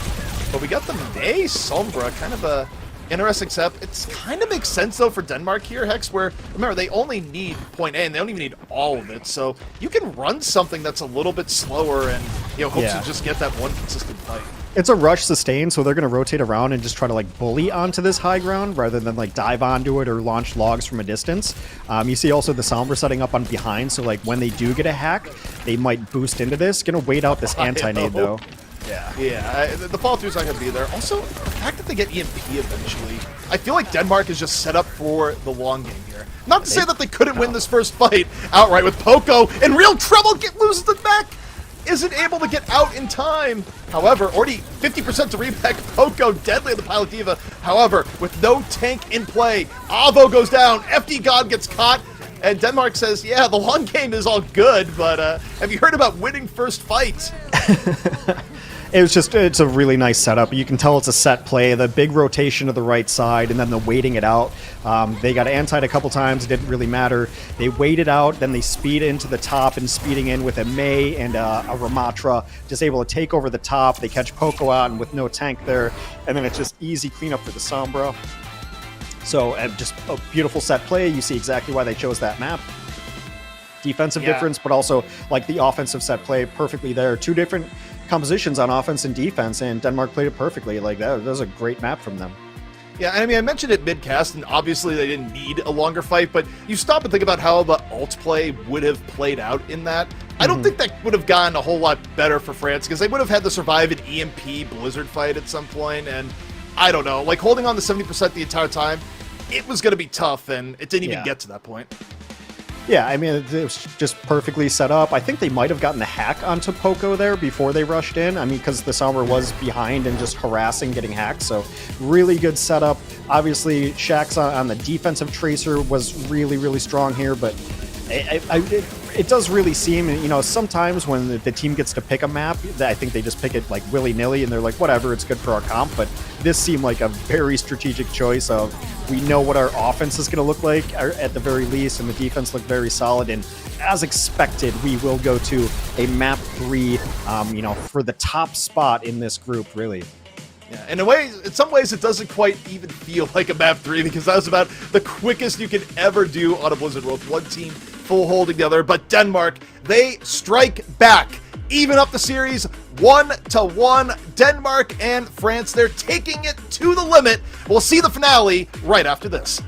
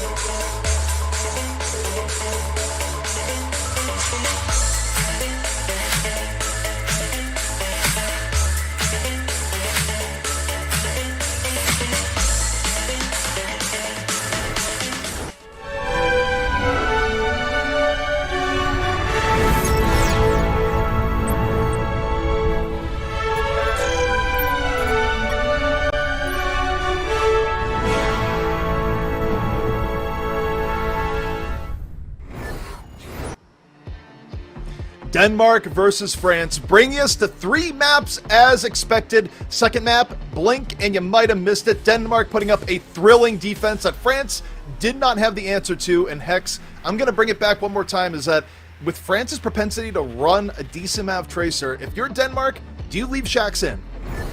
Yes. I mean, is that a trick question? No, I'm just setting you up to look smart, because it's basically a rhetorical question. The answer is, yeah, you should be leaving Shax in. You're really setting me up to look dumb if I'm like, no, Shax's out. But who knows? Well, Maybe they will, and we'll both look foolish. I think it's just a thing of like, it's weird looking at it. I have to process a little bit more, but like if you're gonna lose a map, losing map 1 is good, because I think like the difference between all the escort maps is so much greater than the difference between the push maps, right? So like having your choice of map 2 is enormous, whereas we saw like Denmark just looked dominant on that map, and it's because like that was their pick and they had a strat and they ran it to perfection. So getting the third map choice, not ideal, because I just don't see an enormous difference. I think this might be the first time this tournament we've seen Coliseum, though.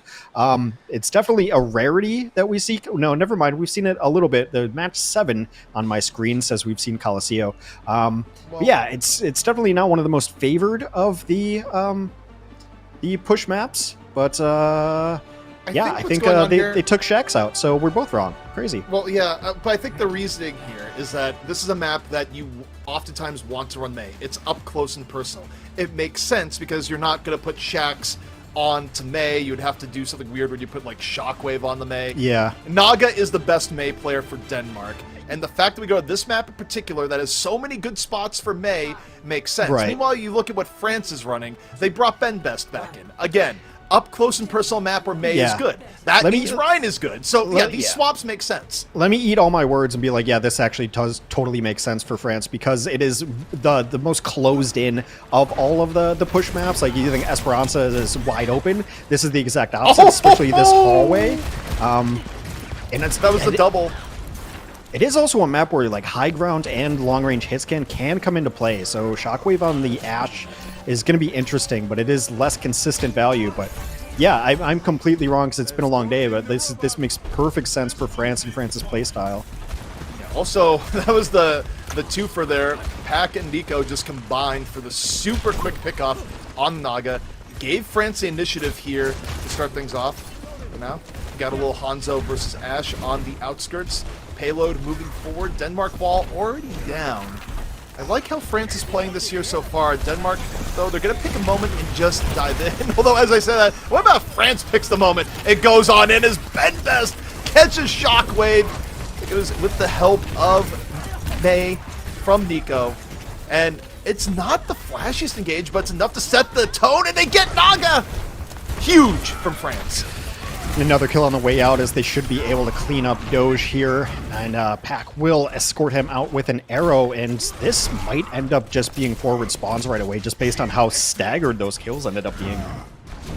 Yeah, and I mean, this is where you don't want to be if you're Denmark. You don't want to be this far behind. I mean, they brought it back yesterday. You stop and think, they've already done one big push comeback in the tournament, but France is playing so clean right now, it might have to be 2 if Denmark wants to stay undefeated. As France is already at 62 meters. Denmark just looking for a way in. You have to swap Shockwave over to the Hanzo. So Hanzo v Hanzo here. And Pac finds Shockwave early once more. Gets rid of the Immortality Field. And Denmark is hurting. Window or no. France looking healthy. Ben Best drops a Shatter. Don't even think it was needed. And this is the Pac show right now. I mean, just really good ultimate staggers out from France. They drop the window early on as Denmark's sitting on the high ground, just daring them to come down, like putting in a ton of damage so that Denmark has to hide away. Eventually, Denmark has to drop down onto the payload, but it's just a couple of people, so they get cleaned up unceremoniously. The dragon comes out, and yeah, France just dominant at this moment in time. Denmark may be able to take this fight. Well, Denmark has a Blizzard and an Annihilation, so if they lose this next fight, that's just horrendous. Well, they've already used the Annihilation, and France was able to mostly disengage from it. Beat is in reserve. Naga nearly falls. France is looking incredible right now. The Blizzard comes out here from Naga. Ben Best gets frozen, and its Shockwave catches Nico. Empty God still used the beat, and Pac here on the flank. No way Pac turns this fight as well, right? Like, look at this here in the side. I don't think that's going to happen, but there is the possibility. Beat has gone out already from Kellex. Reviews find Slay. France holding in there. Pack is finally hunted down. It takes the veteran Kellex to finally do it, and that was a must-win fight from Denmark. It was, essentially over if they had lost. Yeah, they had to, and they're not even going to get a percentage point back, as France is going to get right back in here. Reviews has a window up yet again. I mean, it's the players that are kind of newcomers that are not the Overwatch League players that have been carrying France through a lot of these fight wins. Window for reviews, good to go. Shockwave right now looking for anything. Benbest does not care. Nico finds Slay! Dragon though from Shockwave comes out, gets one, but that's all it's gonna get is Pack immediately punishes. Pack is so impressive. It is unreal what Pack is doing right now for France, and that robot's gonna take a jog in the wrong direction for Denmark. Yeah, and if you've been watching any of France so far, this should not surprise you. Pack's Hanzo is not only does it get like the kills immediately, but it's always in clumps, 2 and 3 kills. Like the consistency of this Hanzo is what separates it. Oh, he still got a trade on that play of all things. Shatter in from Benbest. It's looking for Doge, who's mid-annihilation. Immortality field comes up. Doge under pressure, still somehow staying alive here. Really good kills for Doge, but that comes to an end. Doge falls. Benbest and FD God power it on through. Nico still looking healthy, looking for Kellex, drops a wall. Shockwave is able to get one as FD God went out of his way to hunt down his counterpart. And look at where we are now. France is dominating. It's about as good as it gets, 0% for Denmark, and it has just been trying to avoid Pack. I mean, even when they get trades, it doesn't matter. FD got, like, I think what turned the last fight absolutely is Nico's Blizzard too. He's been kind of quiet as Pack's been the one lighting up the kill feed, but Denmark has almost nothing to stop this. They might have to just wait, and hopefully they get a Blizzard, but the annihilation value hasn't been there. Well, Shockwave gets picked on FD God. It's a decent start, but when you're down a map, it doesn't feel as good. Window here from reviews. This is a pretty aggro window on the flank. Ventus, meanwhile, catches Naga. Pack, though, down. They got rid of the monster, but France is still in a way better position. Well, the glass on this map has been a point of contention for a lot of people, but Reviews uses it to his benefit right there, hopping in and out of the map and gets a kill for his trouble. Benbest has a Shatter. Shatter against this composition. It's pretty good. It's gonna be, like, if you don't wall it and you don't have the perfect Ramatra wall, it should get some value. Benbest has had pretty darn good shatters this series if Naga hasn't stopped them. And as I say that, Benbest just gets focused on down. Doesn't have the opportunity to drop the shatter. Probably the best look Denmark has had all map long. And now you gotta think public enemy number 1. Kill Pack. Don't let him flip it. Please deal with Pack as Doge goes, I got this. Treats him to the well-toned bicep.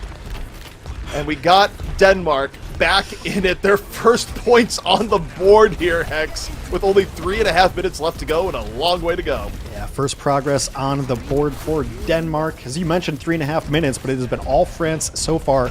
Still holding on to Shatter, still going to have a Blizzard coming in next, and really it's just been a giant difference between the Hanzos, and Shockwave's not a bad Hanzo. Speaking of, gets the ults. FD God Shatter, wall comes out right in front of Benbest there. Naga again, dropping walls in front of Ben. France, still a winnable fight if they drop the beat, but they lose Nico. Now it's not quite as simple. Packed up, finds Shockwave. Still a fight, very much in Denmark's favor, and FD God just hanging on to the beat all the while. Kind of makes sense in this situation. They needed Nico to stay alive there. Blizzard would have been really good as they had already forced out support ultimates from Denmark. So now finally some good progress going on. Doge has not gotten any value out of this annihilation. You're gonna have to change that. Wall comes up. Yeah, wall comes out early, and Denmark, they have a lot to go through here. I mean, France can slow play this and play the drain time off the clock and win. Like, Denmark has to be perfect beyond just winning fights. Like, the ult economy also has to be magnificent, and they can't have anyone get picked off by Pack.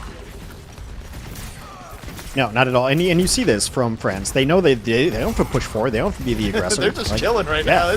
It's completely okay. It's like, we'll do this all day. Like, but here we go. Initiation. Doge on the way in. Opens with Annihilation. France withstanding a lot of it. FD God still hanging on to the beat. Blizzard comes out from Nico.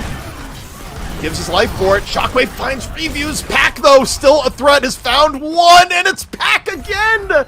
Keeping France in the fight with 3. A minute 42 left to go, and Denmark is in trouble. And you take those trades too early on. Nico gave his life trying to get the Blizzard off to mitigate some of Doge's annihilation. Doge does get Nico in turn for it, but France has the perfect composition to just kind of play that defensively, right? You just wait, you have to run into a hail of arrows, you have to run into a Mei and a Rhine. Not ideal, so taking the lead early on in Coliseum is so important, especially for this composition, and France is going to be fine to just chill, and we're nearing just a minute left on the clock, CP. Well, the key is don't chill too much as Naga comes in here at the Blizzard. The one thing Denmark needs to be big into the next fight. Pack, under pressure. Low HP, poked on back. And speaking of Blizzard, it's caught Ben Best. He didn't bring the jacket. Denmark, exactly what they needed here. The exact appropriate amount of investment, just the Blizzard. A clean team fight with 45 seconds. Could Denmark do the comeback on push 2 days in a row? They've given themselves the best shot. Yeah, it's going to be tough. I mean, it always is tough to come back on push, right? But this one is looking like 2, at least, maybe 3 perfect fights, whereas France is just banking ultimates. I want to see if Reviews can be the clutch god again on the Baptiste. The window is ready. You can't lose Ben Best here, though. He's a little bit caught out. The Dragon's going to free him up. Dueling Dragons, Ben Best low after the shatter. Very, very low. Stays alive. Immortality field down. Kelix drops the beat. Any follow-through to be found here. They get the checkpoint, but that's not what matters. They need a team fight win. Ben Best going for the charge, looking for Kelix. Booped away. Ben Best under a lot of heavy pressure here. Can Denmark complete it? Can they get rid of Ben Best here and now? Ben Best staying alive as Pack finds Doge. Ben Best stays alive for long enough. Kelix and Shockwave trading off, and the robot is not kept in progress. France, they take the map. They take the series. Yeah, I mean, they got it to the checkpoint, right? But then the robot retreats as they're not touching it, so he's backing up, and France puts pressure, so the robot's actually under the car wash archway, and they don't necessarily realize it, can't get there. An anticlimactic end, but yeah, just smart map picks from both of these teams. I imagine, like, this was the Overwatch that we expected. A beautiful map pick from Denmark on Blizzard World was the fastest map that we saw all series. And then, you know, I learned something new about push today. Just like, it makes sense thinking about it that this is the map for a push team to play on because of these tight hallways, because Mei can be so good here.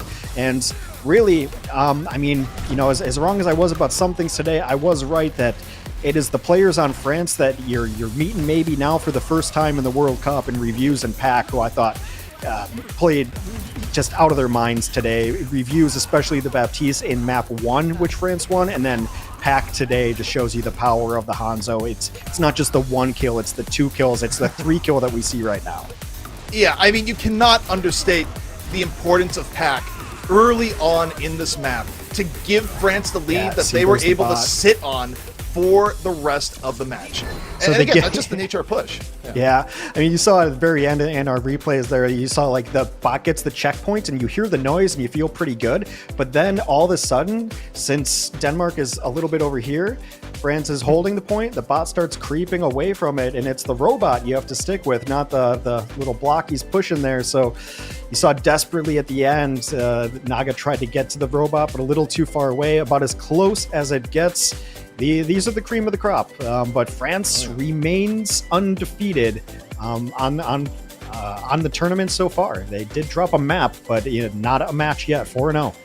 Well, France showing us why they're one of the favorites in all of the Overwatch World Cup.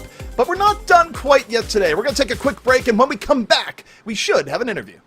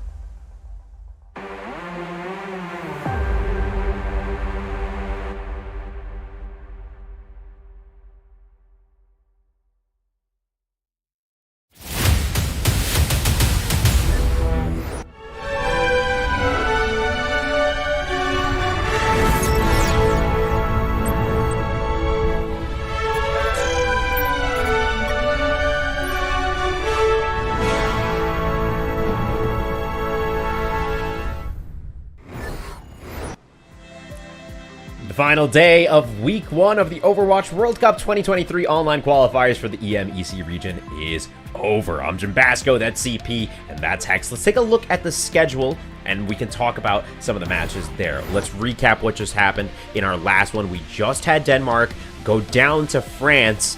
France extremely dominant in that last one.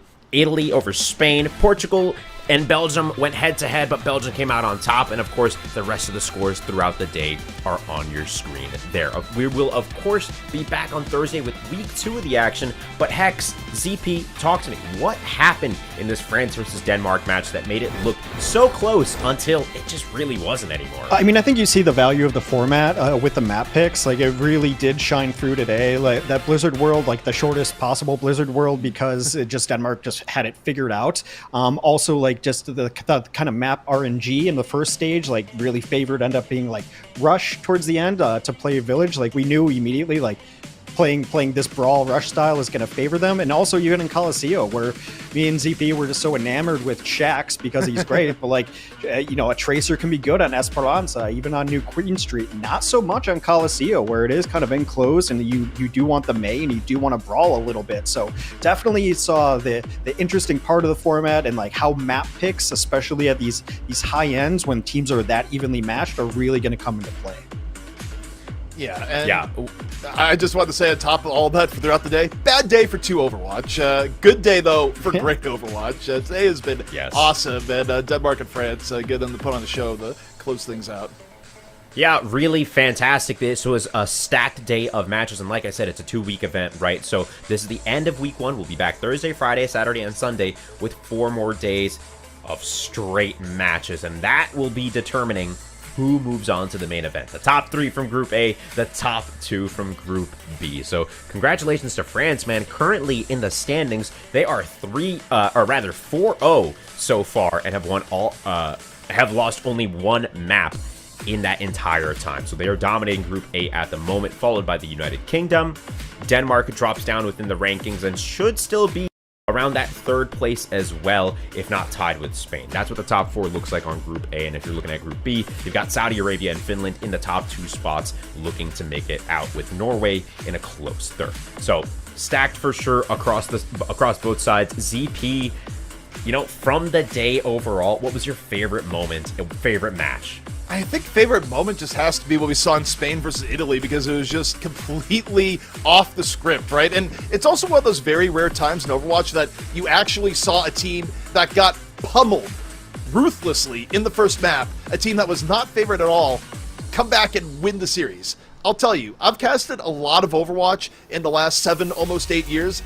You don't see that very often. That was a rarity, and it was really fun to watch. Yeah, Hex, and the same for you, man. What was your favorite moment of the day? I mean, I do like this tournament because you do see like you know, players that you don't necessarily know, and you get to like get familiar with, and so like when we start the tournament, we know like the players that we know, right? So we know your Ben Best, so we know Nico, we know the players on France that we know. But you know, as I mentioned going into it, like watching some of the tape coming into today for France, like if you don't know Pack yet, now you do. If you don't know Reviews yet, now you do. Like they are critical parts of their team, and dare I say, like they were probably the best parts of their team today, like really enabling everything. So it's really cool to find new players that maybe aren't household names, but this is a tournament that creates household names. Yeah, and that's the reality of it, right? If you don't know their names, now you do. Pack, formerly, I want to say, has made an appearance on Shoes Money Crew, right? If I'm remembering correctly, and that's where we first were introduced to the talent. That scouting ability from, you know, smaller tier 2 and smaller tier 3 teams, that's really the story here, right? That path to pro is being completed before our very eyes, and he's making a name for himself on the global stage. So it's always good to watch. Of course, like we mentioned, some teams living up to the high expectations we have for them, and some teams disappointing. Spain was interesting in this matchup, though. I gotta, you know, like you mentioned, ZP, a little different from what we had imagined entering into this matchup, right? Spain on fire in the past couple of days, taking it over Netherlands, taking it over Belgium, and in their interviews looking super energized. But that Italy match, like you mentioned, doesn't happen so frequently. Yeah, definitely not. And again, it just comes down to the fact that I think it was a matchup thing, and You know, maybe on some level, Spain went in there, it's like, this will be an easy day. Not so much. Nothing is ever something you should take for granted, especially in a tournament where every match matters as much as the Overwatch World Cup. So, well, I mean, it's two cool sides of a coin, right? Because at one point, like, you love a team that can like nail a composition and just like do it perfectly, and that's what Spain had done so far. Is a Tracer, Sombra, or Winston, where they were just crushing it with them. However, when a team counters you and you don't have the versatility to switch off of it and it figures out something else that works, then like you just get hard countered by like the Reaper guy. Like you just got hard countered by Reaper guy. And so they kind of try to switch it up. Like they do have a really good comp and it works really well until it doesn't, right? And so like that's why I think you see the top teams have the versatility where we're going into matches where like, oh, they made 3 substitutions, they made this, they're running a different comp on offense than they are on defense. So for those mid-level teams like Spain, like, yeah, it's good that you're really good at this one thing, but the top teams who are getting out of group are teams that are going to be good at a lot of things. That's where versatility and Overwatch go hand in hand. Yeah, and naturally the conversation when you're talking about adapting and versatility leads you to Saudi Arabia, right? Dominating Group B right now. We've seen Yazan on Pharah, but also pull out the Sojourn and the Echo should it need be. So, you know, in terms of the meta settling in a place that maybe is, you know, leads us to one meta composition, that has been really hard to determine over the course of this tournament, right? We've seen teams find success with so many different compositions here, ZP. So in your opinion, where do you think we're gonna land once this whole thing shakes out? I mean, we're gonna land everywhere and anywhere, right? Because as we've talked about a lot on broadcast, it's that Overwatch World Cup is kind of a mix of some teams will be playing meta, but you don't always have the biggest depth of players to choose from at an elite level for your team. So the idea of comfort picks really comes into its own in any tournament like this. And when you have players like, you were mentioning Saudi Arabia, players like Yazan that are really, really good on Pharah, that's a comfort pick. You're going to try and lean into that a little bit more. And there's multiple examples of that across the various teams we've seen in terms of things that teams are a little bit comfortable on to the point that they will prefer it over other more meta options. And that's just one of the unique flavors of the Overwatch World Cup that you don't usually see in the more refined competitions like Contenders or the Overwatch League. Yeah, I'd have to agree, honestly. And looking at the standings as well for Group A and Group B, I don't think any of the teams here are not able to make it, but if I'm not mistaken, Iceland in Group B with an 0-4 record on their name, I think that officially takes them out of contention for making it even next week. You know, should all the matches go their way, I don't think they're mathematically able to sit at the top of this range. Wow. Should everything go their way. I mean, so Iceland, it's possible, Jimmy, but you know, I've been doing this long enough to know I don't do math. That is for other people on air to tell me they are eliminated, they are not eliminated. Everyone's in it until I'm told otherwise. This is true, you know, and that's just my hunch at this point. But of course, things are shaking out in pretty much the way we've expected, right? There's been so many veteran players, and like you said, ZP, it's just so awesome that the World Cup offers us a format where we can see players that may not just get the shine that they deserve to get a global stage, really, at that. So with that said, we are efforting to make sure that interview with a French player is happening,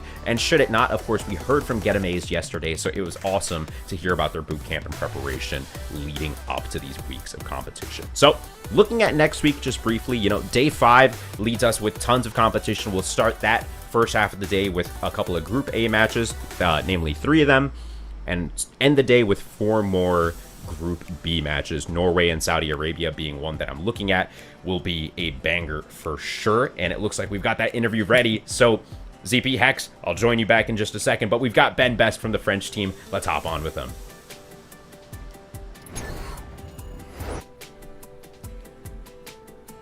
He'll be there. I'm sure he'll be there. There he is. Yeah! Welcome back, Ben. How you doing, man? Hello. Sorry, we have some trouble.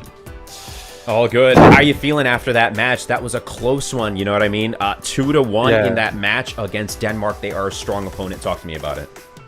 Yeah, it was pretty. We are pretty happy about it, and it was. We all know that would be the most difficult match in the group stage, and we prepare it a lot during the scrims and during the warm up.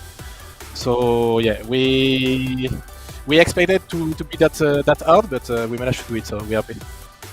Yeah, that's awesome, man. Talk to me about the format, right, and how the map selection may have helped you in your preparation here. Did that come into play? Like, how did it feel going from, obviously, different mode to different mode, and what is your team's comfort here? I think format is okay for us. Like the only thing was hard was we played Nepal I think 3 times this group, and I think enemy teams can prepare a lot against us. So it was pretty hard for that, but I like the format. The BO2 is really tough, and you can't be surprised by any team. So you need to adapt a lot the composition. So yeah. Yeah, obviously coming up, you're facing off against Belgium, you're facing off against Spain, and you're facing off against Great Britain. So out of the 3, for your team specifically, how are you feeling coming into those matches, and who are you expecting to give you the best fight? I think Great Britain for sure. Like that's the best team. That's the best team who we didn't play against. So it will be the most difficult match. I think Spain is kinda difficult as well. I think we don't have to underestimate them. So we have to prepare it well as well, because we know they play dive, Sombra Tracer, so it can be tough against our composition. But we need to prepare, and we have time for it, and we will be ready the day. Absolutely. Okay, you're ending week 1 at the top of Group A, man. That's gotta Yes, feel sir. good. So for your French fans, what is your message? You can obviously say it in French if you more prefer. Yeah, I will say it in French. Bah, merci beaucoup les gars, merci pour le soutien, ça fait vraiment plaisir. Je passe pas la meilleure année Washington, mais vraiment la World Cup me fait extrêmement du bien. Je suis très content de voir tout le soutien récemment, donc merci beaucoup, et on espère gagner la phase de groupe invaincu. Bisous. Awesome. Thank you so much, Ben. Obviously, best of luck in the next week, and we'll hopefully hop on with you then as well. Thank you. Bye. All right, TP and Hex, you heard the man himself. This team is prepared, and they're not going to give anyone, even Spain, even teams that may seem lesser, they're got to be prepared for all of those all the way, right, TP? Yeah, I mean, complacency is a killer in this tournament in particular. It's just not a tournament that gives you a lot of room for errors. So France definitely coming in with the right mindset. Although I have to say, I love the classic player moment where you just cut to interview. It's like, and here's Ben Best, his chair. You know, that's what we're interviewing now. But, Gamer chair. I love it. Yeah, it's always a good time. Hex, I mean, honestly, this French squad has looked so good. Their competition coming up, do you agree that Great Britain is the biggest threat that they face in this next week? Well, I mean, absolutely. And I think that it is the right mindset, too, of, like, making sure that you take all your games seriously, because, like, losing is infectious, just like winning can be. So, like, dropping maps against teams that you necessarily should not drop maps against can be bad. But obviously, their greatest test is going to be Great Britain. I think, you know, there's been a couple small upsets here and there in both groups, but at the end of week 1, I think everyone's about where we expected them to be. Minus Sweden, kind of still stunned about that one. Yeah. But yeah, I mean, the top 3 in A, and then I think, you know, watching Group B play out the way it has been, it's kind of all held chalk. So yeah, France versus Great Britain is going to be the one to watch for. Should be a good one. But I mean, this France team, like I mentioned, I just love the versatility. It's just a deep roster too, and just being able to have Ben Best and Poco, like there's no map that you're going to be able to like take France to that they're ill-equipped to play on. Right, what a stacked tank lineup. But that about does it for week 1 of the Overwatch World Cup EMEC All-9 qualifiers. We will be back on Thursday with week 2, going Thursday, Friday, Saturday, and Sunday. 7 games a day, 14 teams. 5 teams will move on to the main event. With that said, Hex, CP, it's been an absolute pleasure. And to all of you in the audience, thank you so much for watching. That about does it for us. We'll see y'all next week. Thank you so much, and we'll see you next time.